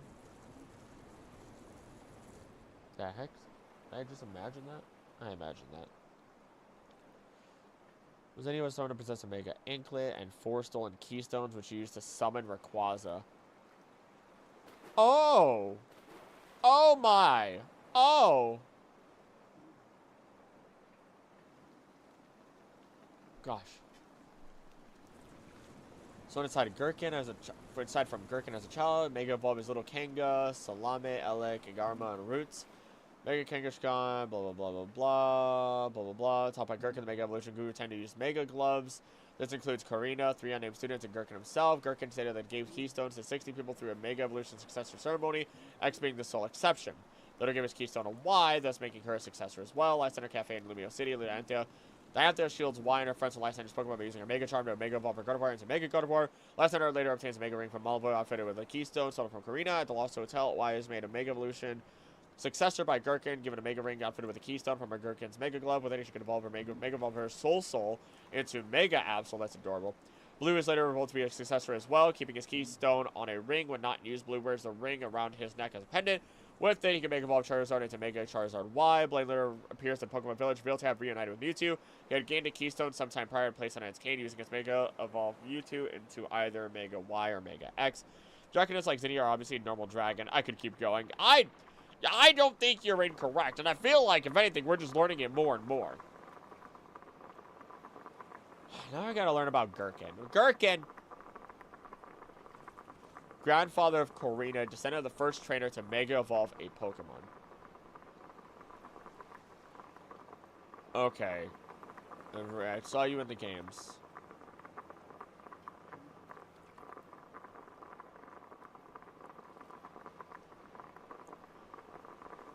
What in the world?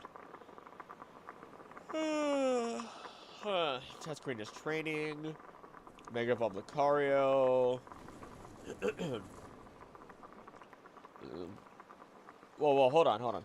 When the strain of transformation caused Lucario to go berserk, Gherkin sent his own Lucario out to stop Korrina's Lucario. Later, Gherkin decided to teach Korrina a lesson as to why their Mega Evolution went wrong by challenging her Mega Lucario with his own. Gherkin's Lucario easily had the upper hand of the entire fight, while Korrina's Lucario went berserk once again. Gherkin had his Lucario knock out Korrina's, turning it back to normal in the process. He then scolded her for the failure to control the power of Mega Evolution before sending her on a quest to Pumice Mountain, where an old mentor of his could teach Korrina to master Mega Evolution.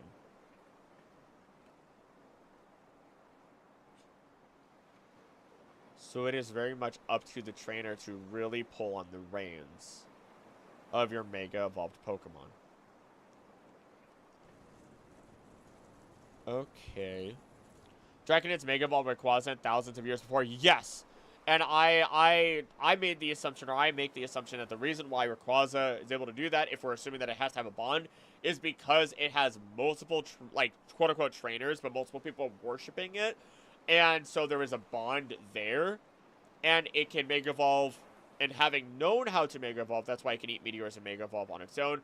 Though the Draconids are always around and always have a religion based around it, essentially. So it will always have that bond somehow. But, like, that's the only way I can explain it through them. Let's see. Play Mega Evolution and go.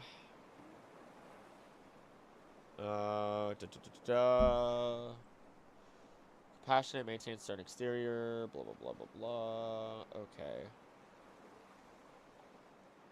Pokemon Adventures.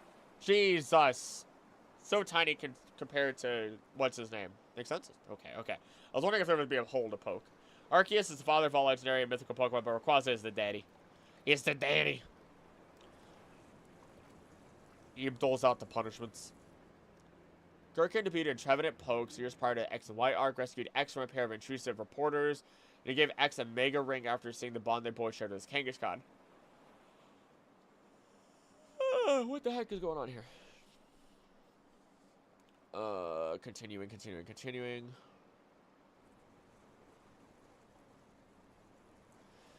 Blah blah blah blah blah blah blah blah blah blah blah blah blah. Taking a hospital. Blah blah blah. Nothing to worry about here.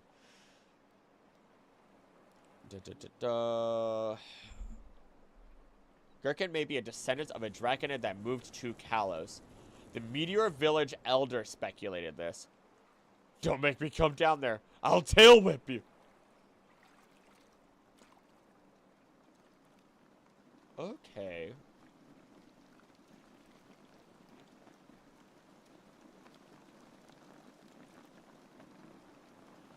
Huh.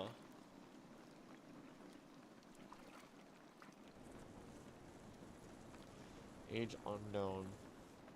Relatives Korrina. Interesting. Very interesting. Just to say the least. That took me down a line. Time to remember that when I talk about Lucario. There's Battle Bond, the anime keeps saying it's similar to Mega Evolution. Yeah, it absolutely is, because, yeah, 1000%. I even almost mentioned that in this script, and then I opted not to. Which was, it was a tough call. I opted not to mention it in this script. It was, like, super early on, and then I was like, man, do I want to introduce the idea of Battle Bond to people and then talk about that? Because it is weird that, like, none of the starters got the Battle Bond except for Greninja, and then none of the 3 got Mega Evolutions, despite being, like, in the Mega Evolution game. Instead, first-gen Pokemon got it. So, like, why? That's the big, you know, question. Maybe they'll get an evolution in the new game that'll be coming out. Hard to say. Very hard to say, but it is incredibly strange, to say the very least. Alright.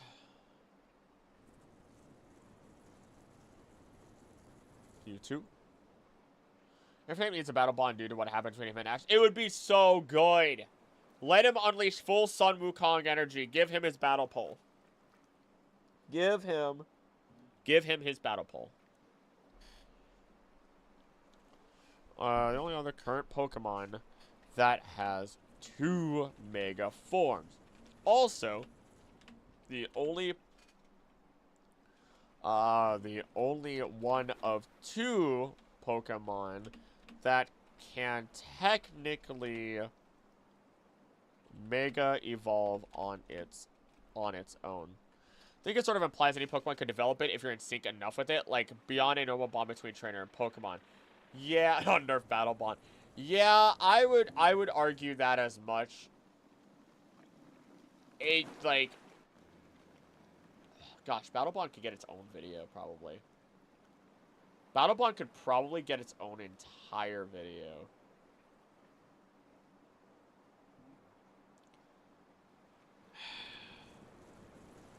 I don't know. I've also have 14K 990. Infinite Energy is another video I could be working on. So many videos. So many videos. So many videos. So many videos.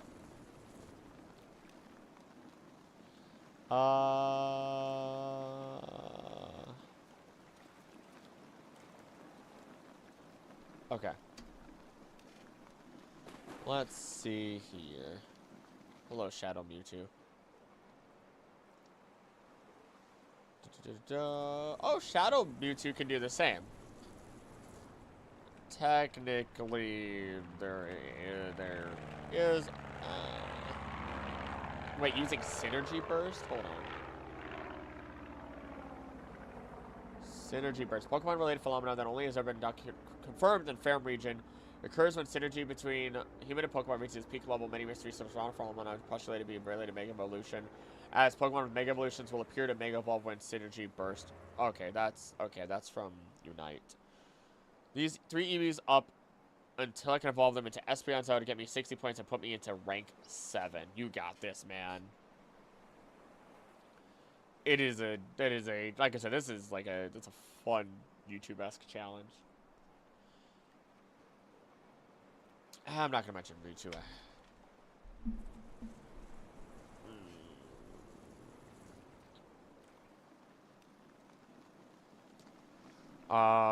X form is bulkier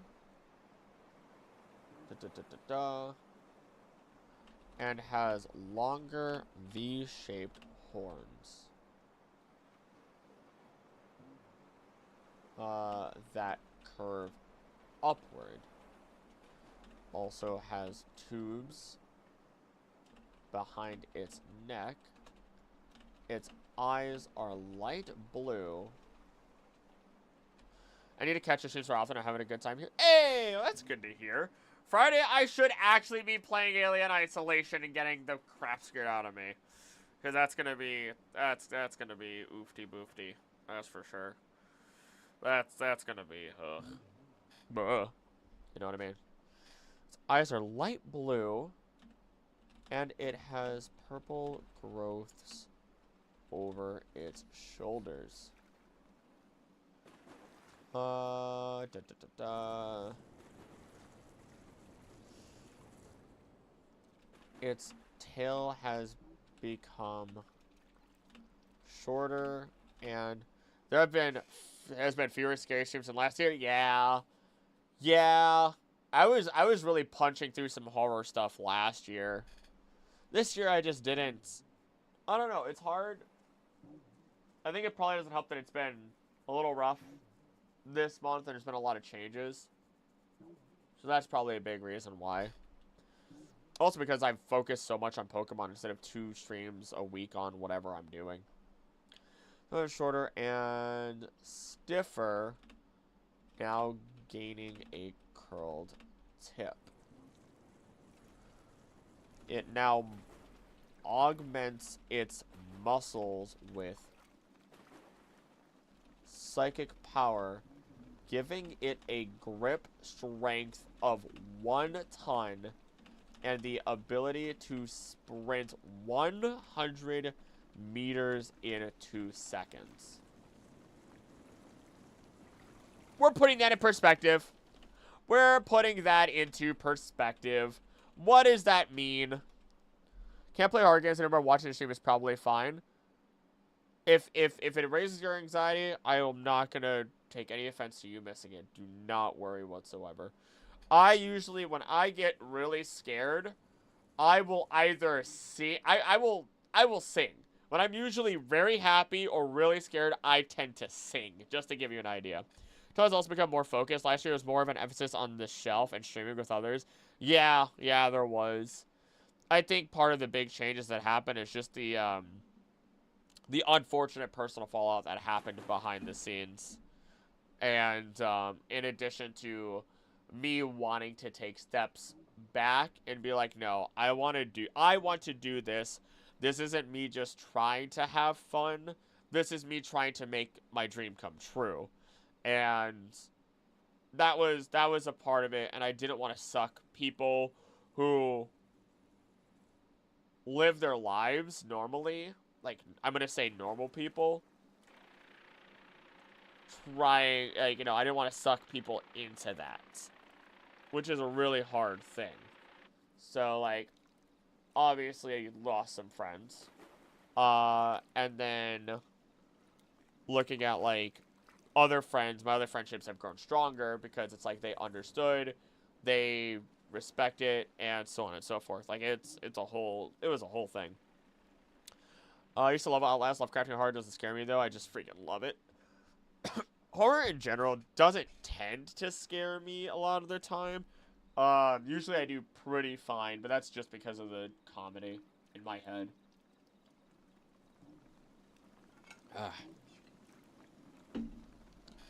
Alright, 100 meters in 2 seconds. Alright, alright, 100 meters, 2 seconds, 2 seconds.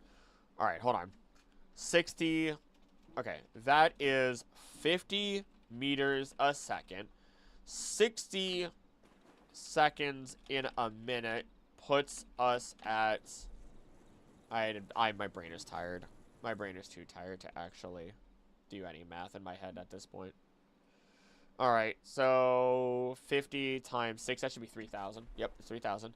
So that 3,000 meters a minute, which, yeah, 3,000 meters a minute,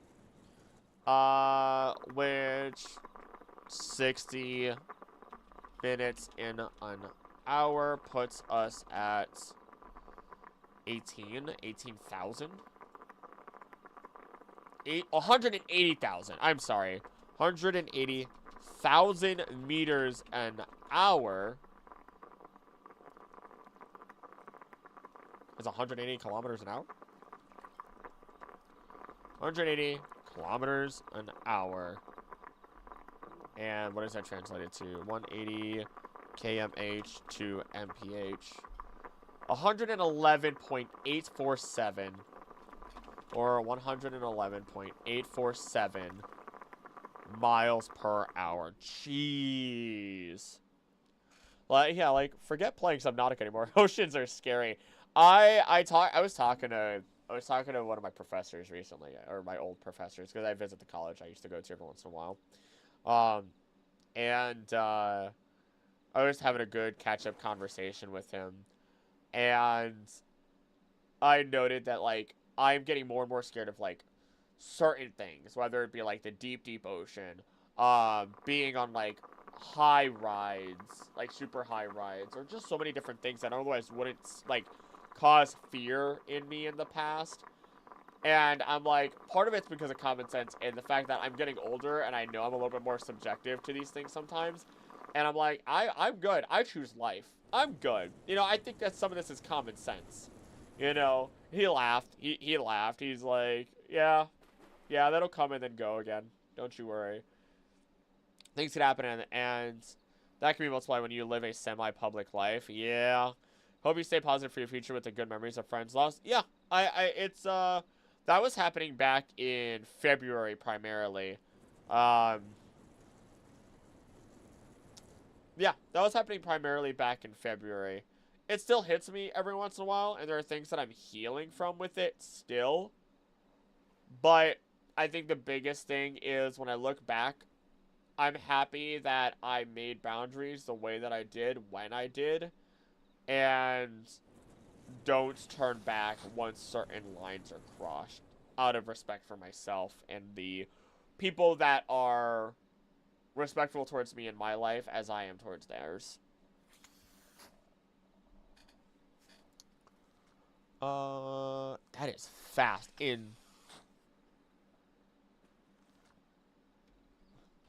Oceans are Halloween puddles, especially when you get really deep into them. Oh my gosh.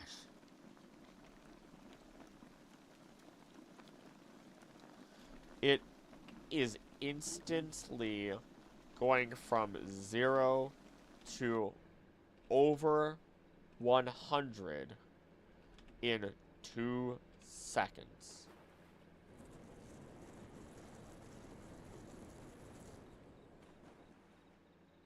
That is insane.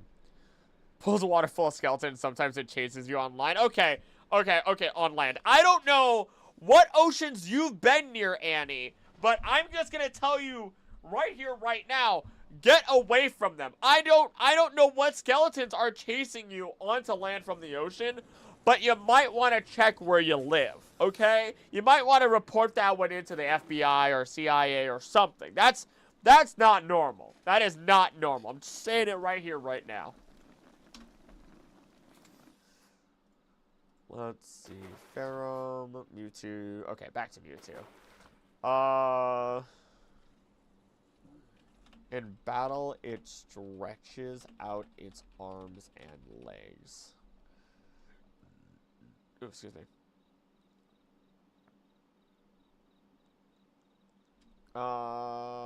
It's now a psychic fighting type with Steadfast as the ability.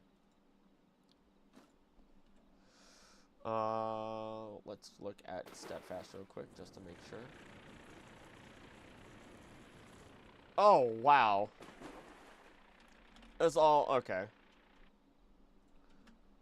Which explains why Steadfast is its ability, since every time it flinches, it would up its speed by 1 stage. All in all, this just makes me think of Mob Psycho. Parentheses, talk about Mob Psycho. Alright. As for Y form, it does the opposite.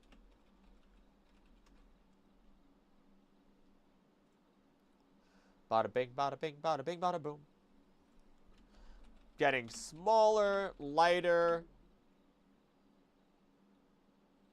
and getting a long head tentacle thing in place of its tail fit with 2 horns and a ring.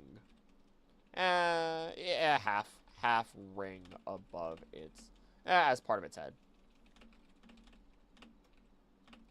Like a circlet, almost. Ba-ba-ba-ba. Da-da-da-da-da-da. Its eyes are now red and a bit larger. There's a meteor strike near my place a few years back. People kept saying that they saw it crash. It looked awesome and all. Turns out the meteor crater was some kids who exploded a propane tank. Holy crap! That's insane! That's a huge do not do that. I don't care. If anyone's watching this as a bot, I don't care. Do not do that. But that's crazy. I can't imagine the boom from that. The sounds of explosions are so incredibly loud. It is absurd. Like, actually absurd. Oh my gosh, the shrapnel from that must have been awful.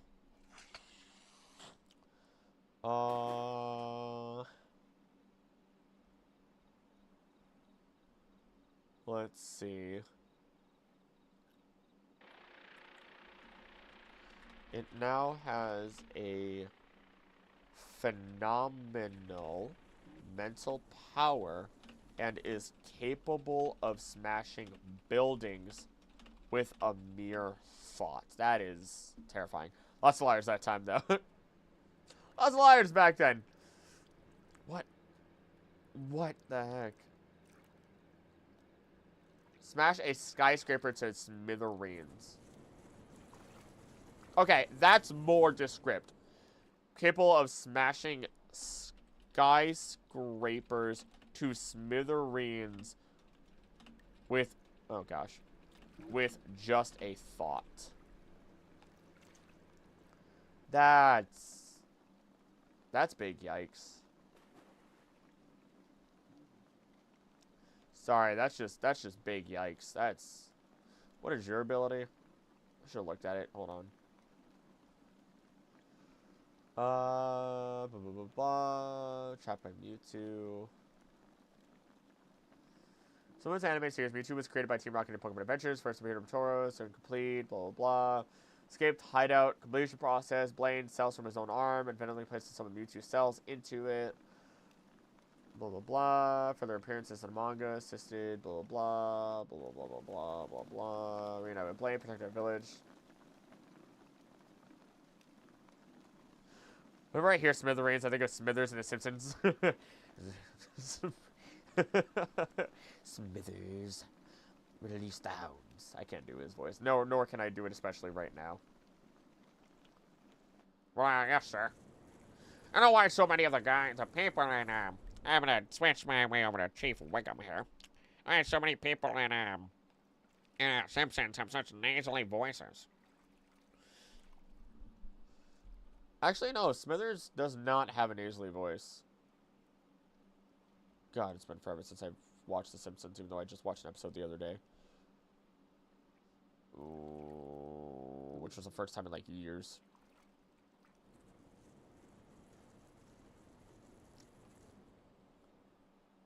Mega Mewtwo Y was the first one revealed to the public.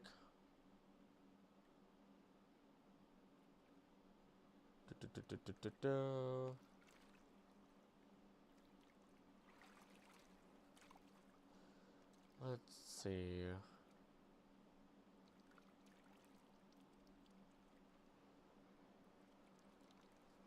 Mega Mewtwo Y, much like Mew, has characteristics of a vertebrate embryo. You know what? Yeah. You know what?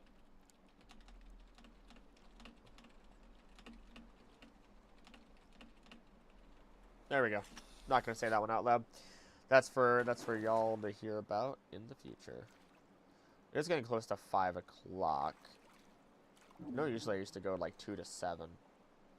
But I've also been having to edit and do so much other stuff just to make sure I'm keeping up with the YouTube stuff.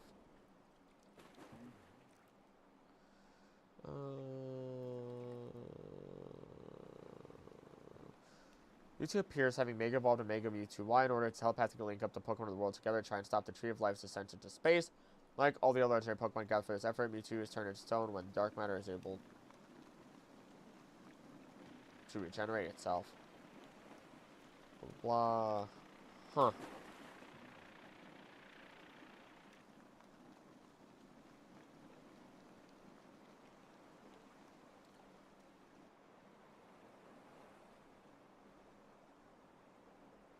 I'm not finding anything. I'm not finding...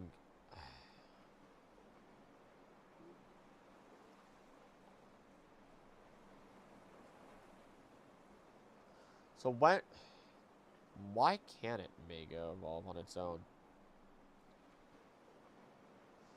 Opponent roll during series, picking Mewtwo strike back. Da, da, da, da, da.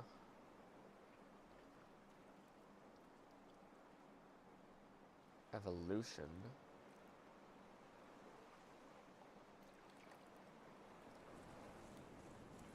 Genesect Legend of Awakened. Zone A! Zone, how you doing? Would a Gallaudet or a Gardevoir work on Iron Valiant? Tyranitar with Iron Thorn, Salamence with Roaring Moon? I could say for sure they wouldn't, because they are not the same species. And oh shoot, wait, hold on. If the people in the alternate parallel universes actually made them using the genes of those Pokemon and made it so that they would function with it, there is the possibility. There is the possibility.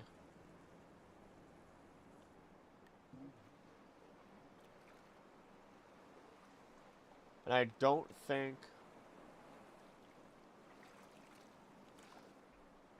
And the weird thing is, Mega Salamence and its Paradox form are very similar.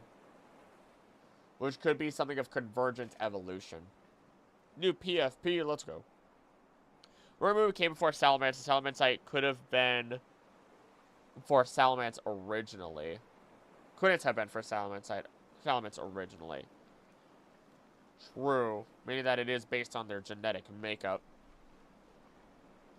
Like, it would have to be based on their genetic makeup.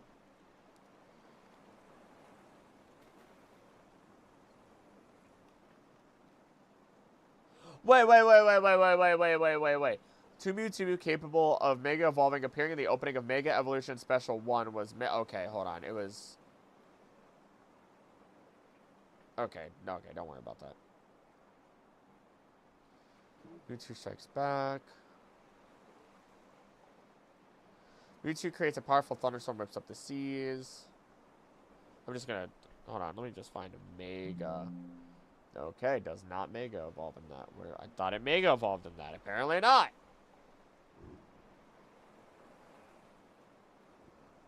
Okay, Mewtwo is flying with a flying tip Pokemon over mountain range. Later Ocean decided to challenge the limits of its power. Mewtwo flies ahead, Mega Evolving into Mewtwo Y, extending into the sky.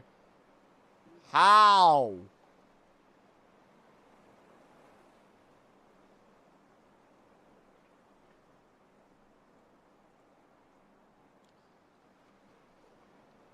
Mewtwo Mega Evolves...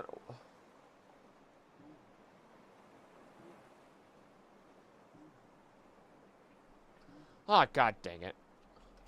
Assuming Rayquaza comes from the same time period, can't we, as a super ancient Pokemon? Absolutely, at the very least. But again, the hard part is that the Paradox Pokemon are from alternate universes, but could still be related. Hurricane knocked out your power for around 5 days. Oh my god. Happy to see that you're okay now, though.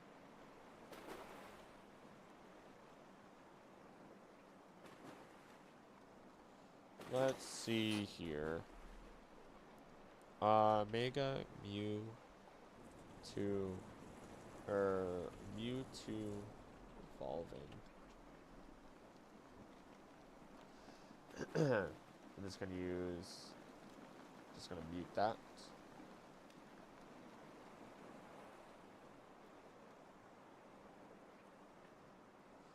Oh, it just does it without the stone. It just does it without the stone.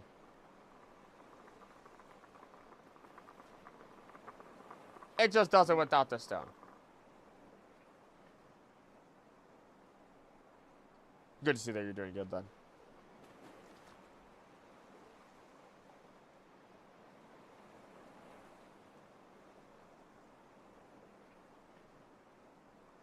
Can I get another example of it doing exactly that?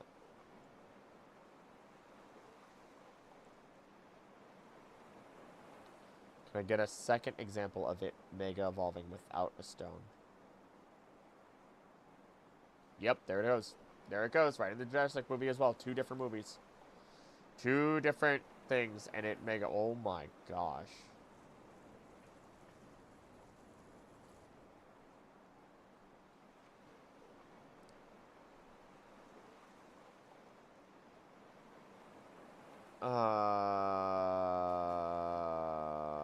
Bro, what do I even do here?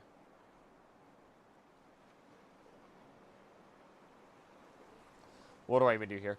Qualis is from the same time period as Roaring Moon, and Qualis has the innate ability to Mega Evolve, and Roaring Moon, Old Salamence should, too. It should, yes, 100%, it should. If they are from the same timeline. Because otherwise, which we know, the only, okay. If we were to assume they are, even if we look at its own timeline, if the Mega Stone exists, odds are it can Mega Evolve, because there has to be something that Salamence, or Mega Salamence, or not Mega Salamence, the Paradox version of it, Roaring Moon, would eventually become unless it goes extinct.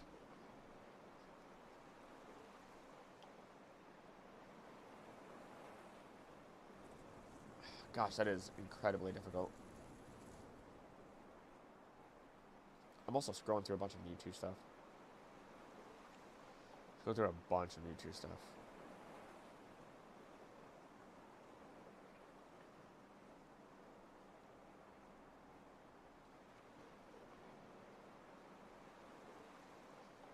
Okay, I'm not getting anything else of... I'm not getting anything else of value here.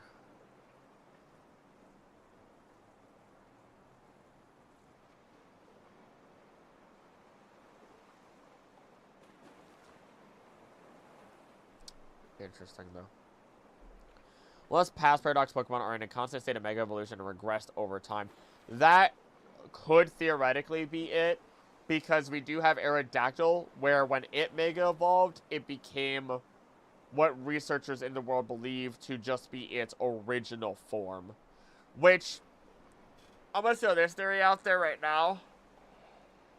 Oh, I'll cover it in the future, but there is the idea, because if we look at that leak that was part of the Terra leak, and we look at Gyarados being part of, like, the original Pantheon of Gods in some capacity, because it shows Gyarados specifically, and it shows, like, Metagross specifically, then what it is there was the original forms of them, they're Mega forms that are full-on, like, legendary beast creatures that existed, like, the first Gyarados, the first Metagross, serving as these ultimate creatures in which our modern ones are derived from, and were originally gods. Now we only have, like, the descendants of gods being incredibly powerful, and Mega Evolution gets them closer to achieving that original godhood. That could be what it is, and it would make sense.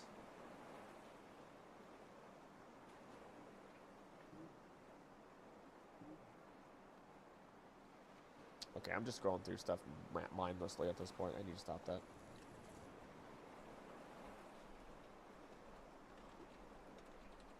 Oh.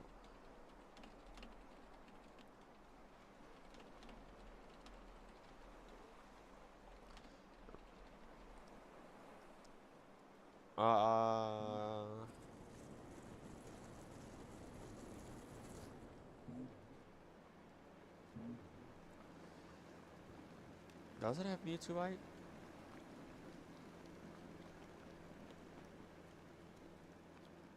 Why does it have Insomnia as an ability? Probably because it thinks too much.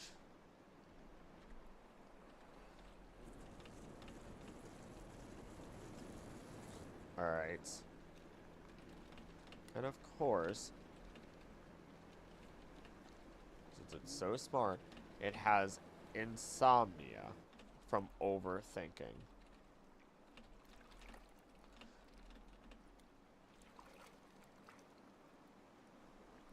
I bet that big brain it has.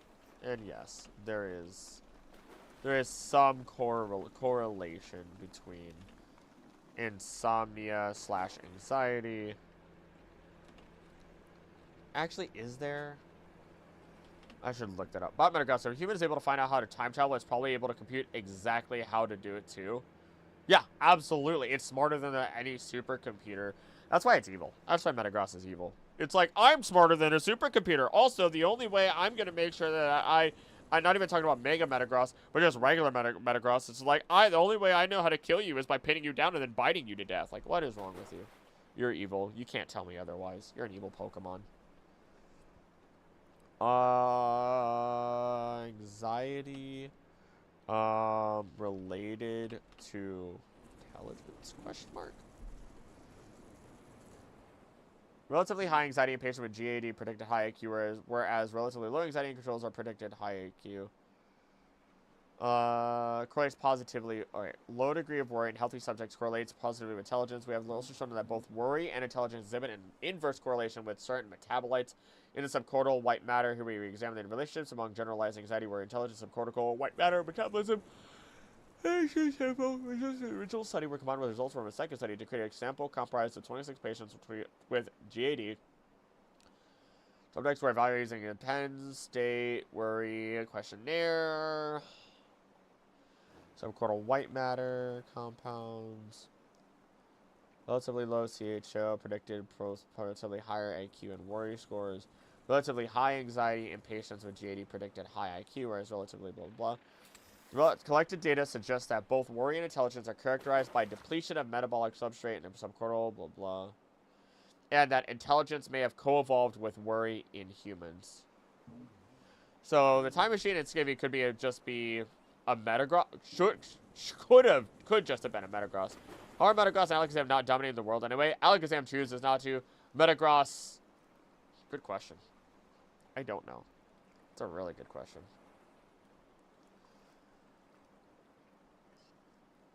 Statistical analysis results. No significant group were observed for age, weight, blah. The two groups did not differ with respect to age because of difference in age distribution. Patients with GAD reported significantly more worry, exhibited high IQ scores, and showed reduced concentrations of choline containing compounds of subcortical white matter voxels. Generalized anxiety disorder patients. Okay, GAD, okay. Patients with generalized anxiety disorder reported significantly more worry, exhibited higher... Okay. So basically, okay. There is correlation. As stated by... Actually, how recent is this freaking study before I even say that, too? Oh, 2012! Is there a more recent study, at least? Probably not. Stated by... I'm gonna have to... National Library of Medicine in 2012.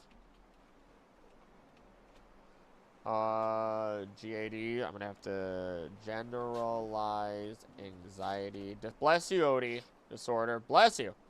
Bless you. You good? Are you good? You good, baby? Okay.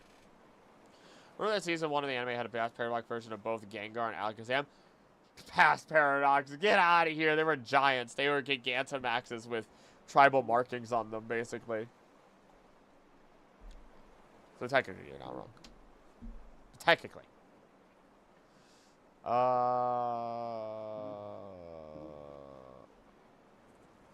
Okay, that covers that.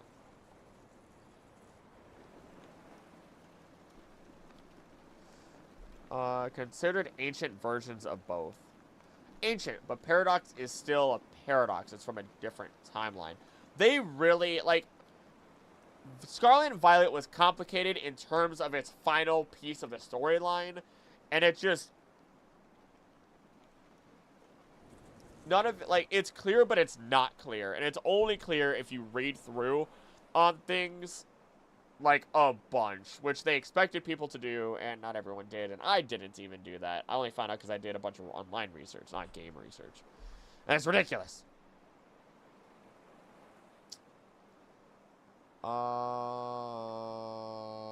don't know why I typed which of all things Which all of this brings me to something. Oh! Mewtwo can Mega Evolve of its own accord. Not like how Rayquaza does, which we will cover later, but purely of its own accord without the Mega Stones, unless you look at this. Wait. Purely of its own accord, with or without Mega Stones, Mewtwo just has that much faith in itself. Ah, yes, I am bonded with myself. Actually,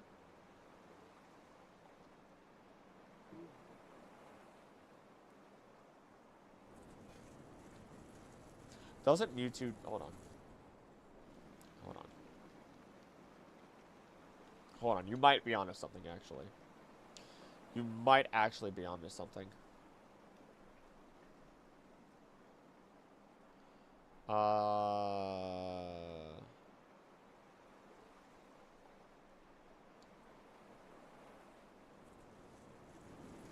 Da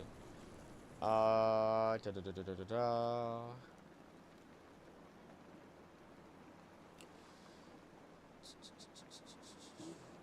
I mean, convictions are pretty immovable. Yeah, actually.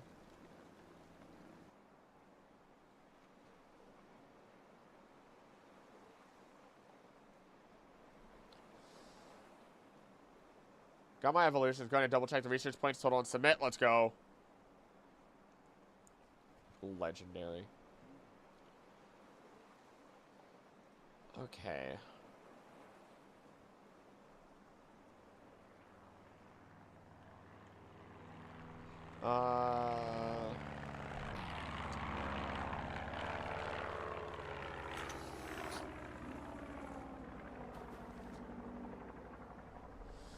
Oh, man. Which we have to assume then that it has created some sort of a bond before Blaine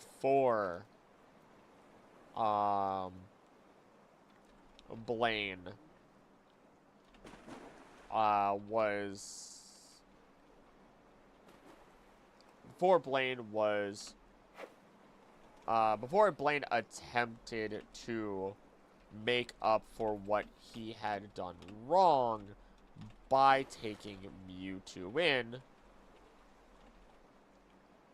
Yeah, don't ever do. Mewtwo is self-aware. It is very self-aware. This bond could simply be towards itself.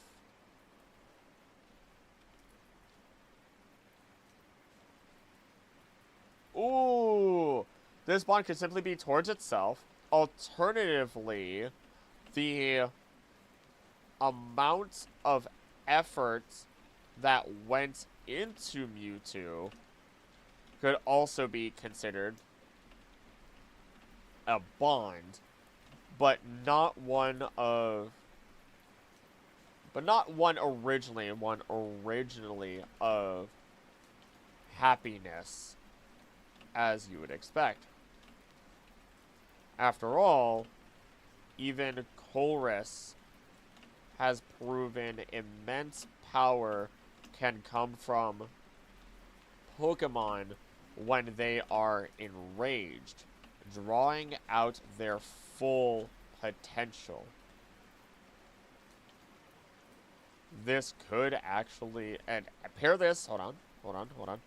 Pair this with Mewtwo being incredibly intelligent and self-aware, and you have the perfect concoction for a Pokemon to simply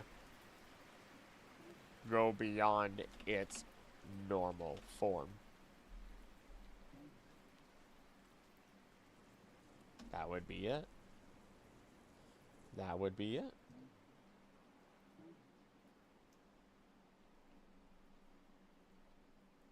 It needs a catalyst for all these Mega Stones are truly primarily a catalyst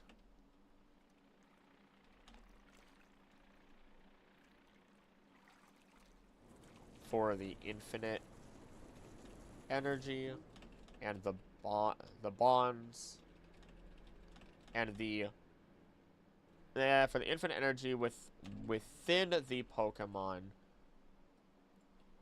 and any bonds it may have. Another point to validate, Colress is a shadow Pokemon from Colosseum XD. Yup! Yup! When I talked about every professor, I mentioned that. That was a big one. That was a big one. But I think that's a good place to call it. I mean, I got that Mega Mewtwo in. I've got plenty more to punch through. I've got some editing I should do. Probably not going to happen today. Probably not. Probably going to do all of it tomorrow. Honestly speaking. Excuse me, sorry. I'm going to go make, like, french fries or something before the lady gets home. Chaos gets simply anger or fear at being caught, imprisoned, or robbed, or what's important to it. Yeah. To give an idea. Wait, I'm about to submit. I shall wait, then. I shall wait. I gotta see this. But yeah, basically the way to reverse it was by Celebi. You gotta reopen the heart. You gotta call it by its name. Basically appeal to its, like, to the positivity of Pokemon in order to return it from its shadow form. Which, yeah, that all lines up. It was very interesting to see that shadow Pokemon basically do exist, but don't have the shadow aura. And just Colress being similar to the guy in Shadows and having very similar thought processes, validating each other.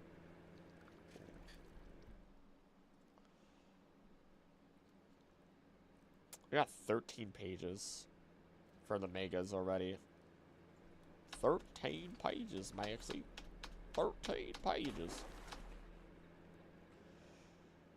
Am I gonna do any more editing today? Probably not. My work today was streaming. My work today was a streaming. Might draw later. I have something I might want to draw. Bam, bam, bam. Talking about the catalyst for Mewtwo to self-Mega Evolve, but that works too. Oh, wait, what? Oh, I see what you mean now. I see what you mean now. Hey, that works. That works. The heck is this?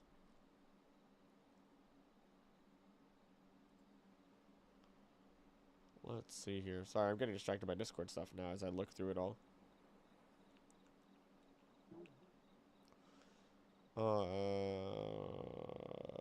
Okay. That's everything. What? My throat is like, I can feel that my throat's getting raw from all the talking too. I'm excited to do some Alien Isolation though. That's gonna be fun on Friday. Some Alien Isolation. On Saturday, you guys get to eat up a little bit more with the whatchamacallit video. The my brain is shutting off. My brain's shutting off. I already signed off mentally. It's already over for me. I'm gone. I'm gone. Oh my goodness. The amount of times that I'm getting... So I'm getting comments on the who is the most evil Pokemon. And people are like, update, it's Typhlosion. It's Typhlosion. It's Typhlosion. I'm like, shut up. Just shut up. Just shut up, please.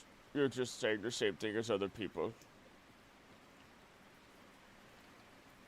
That's the one thing. That's the one thing that happens with all this. It's just like, well, do I mention something? Meh.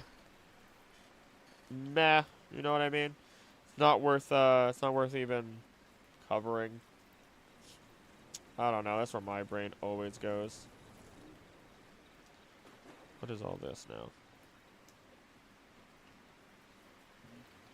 So mission is starting. It's running through the 406. Want a Mega Meganium? Fairy Grass, man. 1000% make it a Fairy Grass type. Though sometimes I could agree with it becoming grass dragon because it's very dinosaur-like origins. But man, just give me fairy grass meganium. Or go left field and make it the only other grass fire type. Because Skullvillain got shafted. Hi, Whiskey. You want to say hi? You want to? Yeah? Come here. Come here. Come here, Whiskey. Come here. Hold on. We have a cat. I repeat, we have a cat. I repeat, we have the cat for the first time on stream. Whiskey, come on. Up. Come on. Come on, Whiskey. You want up? Come on. Yeah. Hi, buddy. Hi, buddy. Hello. Hello. Don't show your butt to the camera. Hold on. Hold on. Hold on. Hold on. Whiskey. Whiskey. Oh. Yes. Yes, I love you too. Hi, Whiskey. You gonna say hi? You're gonna say hi, Whiskey? Hi. Hello. How are you?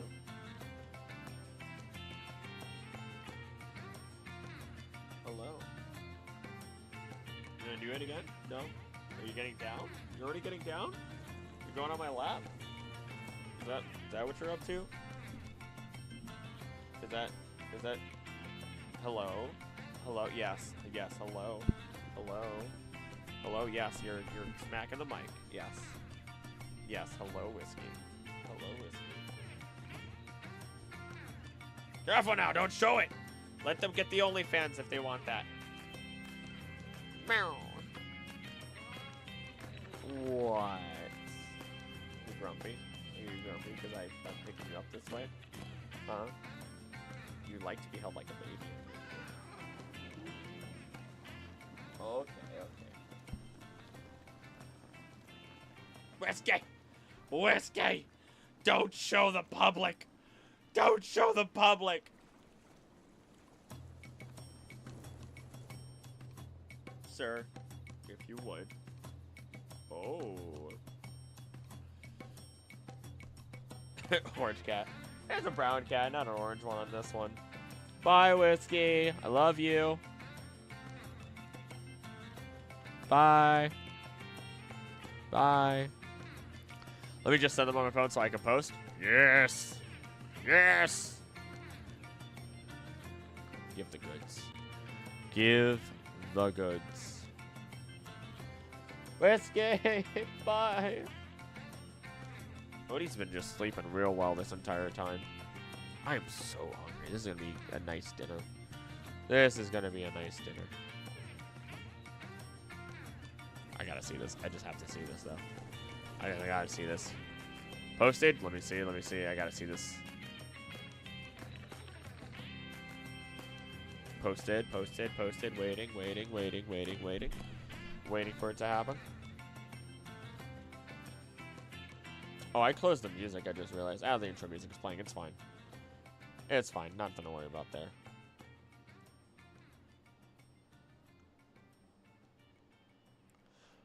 I don't see it, Joe. I don't see it. There it is. My lord. 35 species, 15,000 points. Still on the Switch Wi-Fi. Rank 7 reads highest possible before submission is allowed.